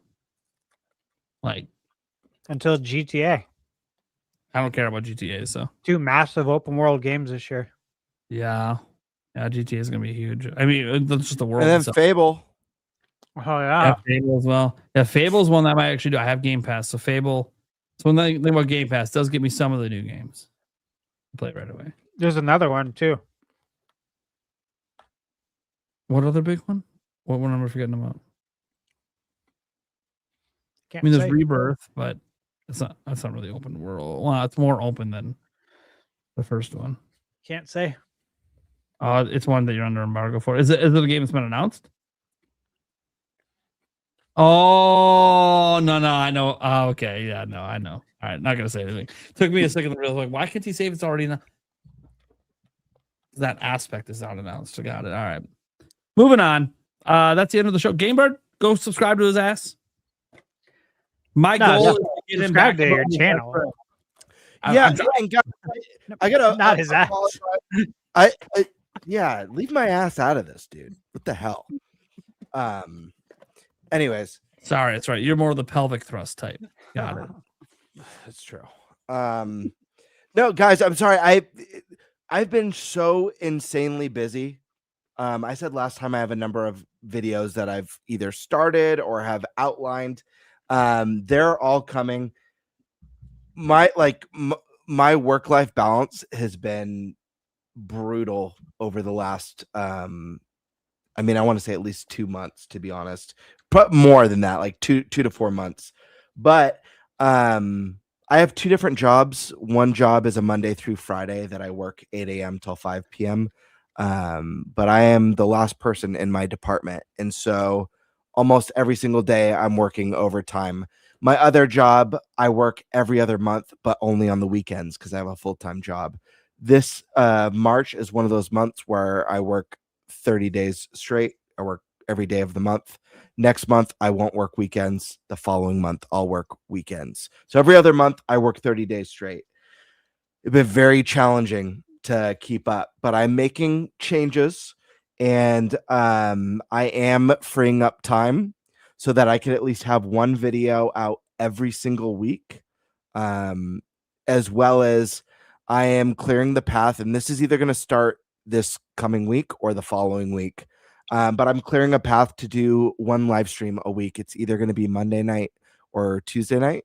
I'm not 100% sure what I want those to be entirely. It could be like stuff, retro game related or collection related. It might be unboxing stuff because I do buy a lot of stuff. It could just be hanging out, answering questions and answers. But I'm trying to lock in. I'm making changes to work. There are a lot of changes happening in the background right now to free up some more time. But the goal right now is to get myself to where I can comfortably, I have a family too. So it's a lot to juggle for me. I'm very tired. Very, very tired. But, I live my life with no sleep. It sucks. Yeah, it's just been really challenging, and I feel bad because YouTube is something that I have so much fun doing. The podcast, this was locked in before I joined in, so I have a default chunk. But even having this Wednesday night free, if I wasn't doing the podcast, would be dedicated to my channel. But the podcast is one of, if not my favorite things that I do. So I'm making adjustments and making swivels. And I'm going to get there to where it's consistent every week. But the first thing that's going to come with consistency is going to be the live stream. And I haven't locked in the Monday or Tuesday, but that's going to be the first one that comes. And then videos, at least for the rest of this month, I'm going to try and get it out before the end of the month. But the goal in the very, very near future with the shifts that I'm making, work in my life, is to have at least one video a week. So good goal. Good things to come. And apologize for the slow drip, and I apologize for saying stuff is coming, and I know people have been waiting. Where's the content? Where's the next skit? Believe me, if you guys only knew the skits that have been stewing in the brain, but they do take a lot of time. And I don't when I made the intro or when I made the merch commercial, work was a different place for me, and I had a lot less responsibility. I wasn't doing all the almost 5 days a week of overtime. So it's just, things have been a little bit different lately, but we're going to get back in a groove. And yeah, So I hope you guys stick around for that. And if you do enjoy the stuff that I make, or you want to support the channel, as the channel grows, I'm far off. I'm nowhere near the caliber of Nintendo Prime or Thunder Stash Gaming. But the hope is, if the more the channel grows, the more I'm able to turn this into like a little bit of a side income. Maybe that eliminates the side job. And then I could dedicate, every other weekend to recording like 3 videos. So I have stuff, or 4 videos. So I have stuff to release every single week. It's I don't know. I've got to find the groove. It's been very hard. I'm already not sleeping that much to begin with, and I haven't quite figured out the balance yet. If anyone has any tips, I'm all for it. But I have struggled with that between family, work, and other stuff. I also had a lot of stuff like, I don't really get personal on the channel. I keep my private life pretty damn private, to be honest. But I also had a loss in the family this month. That was a very tough one. And I had a loss of my pet, and that like a pet that I had like super. There's just been a lot this year. It started with a bang, but we're gonna get there, folks. And I hope you're excited, because I'm excited, and I've got a very good feeling about this year for not just my channel, but also for Stash and Prime and Eric and the podcast. I know, Eric, you don't have your own channel, and Alyssa too. You're growing, which is awesome. Yeah. So good things to come. Sorry that was super long-winded, but it's all right, man. Super long show. All right, guys. Thank you so much for tuning in. We will catch you next week. Hold on here. I'll just tell you who the guests are quick. People like to be teased a little bit. Next week we have on Special Nick and Andres Restart. all Yeah. right. Nice. Yeah. That should be a good show. Special Nick, Yeah. good to pick his brain. He's another person who tends to know a little bit of stuff going on at Nintendo. So you never know. He wanted to come on. So we'll see what happens. And he obviously knows a lot about Xbox. If you don't know, he's the co-host of the Xbox Era podcast. He's done some other stuff, but that's what most people know him from. Or if you know him around my channel, it's because he pops up in my chat every now and then because he likes my content. So, and Andres Restart, you guys know. One of these times that Andres Restart's on, it's going to be Stash and Andres versus me. Yeah. I know what's going to happen because it used to be Andres versus me all the time, and I would get my ass handed to me.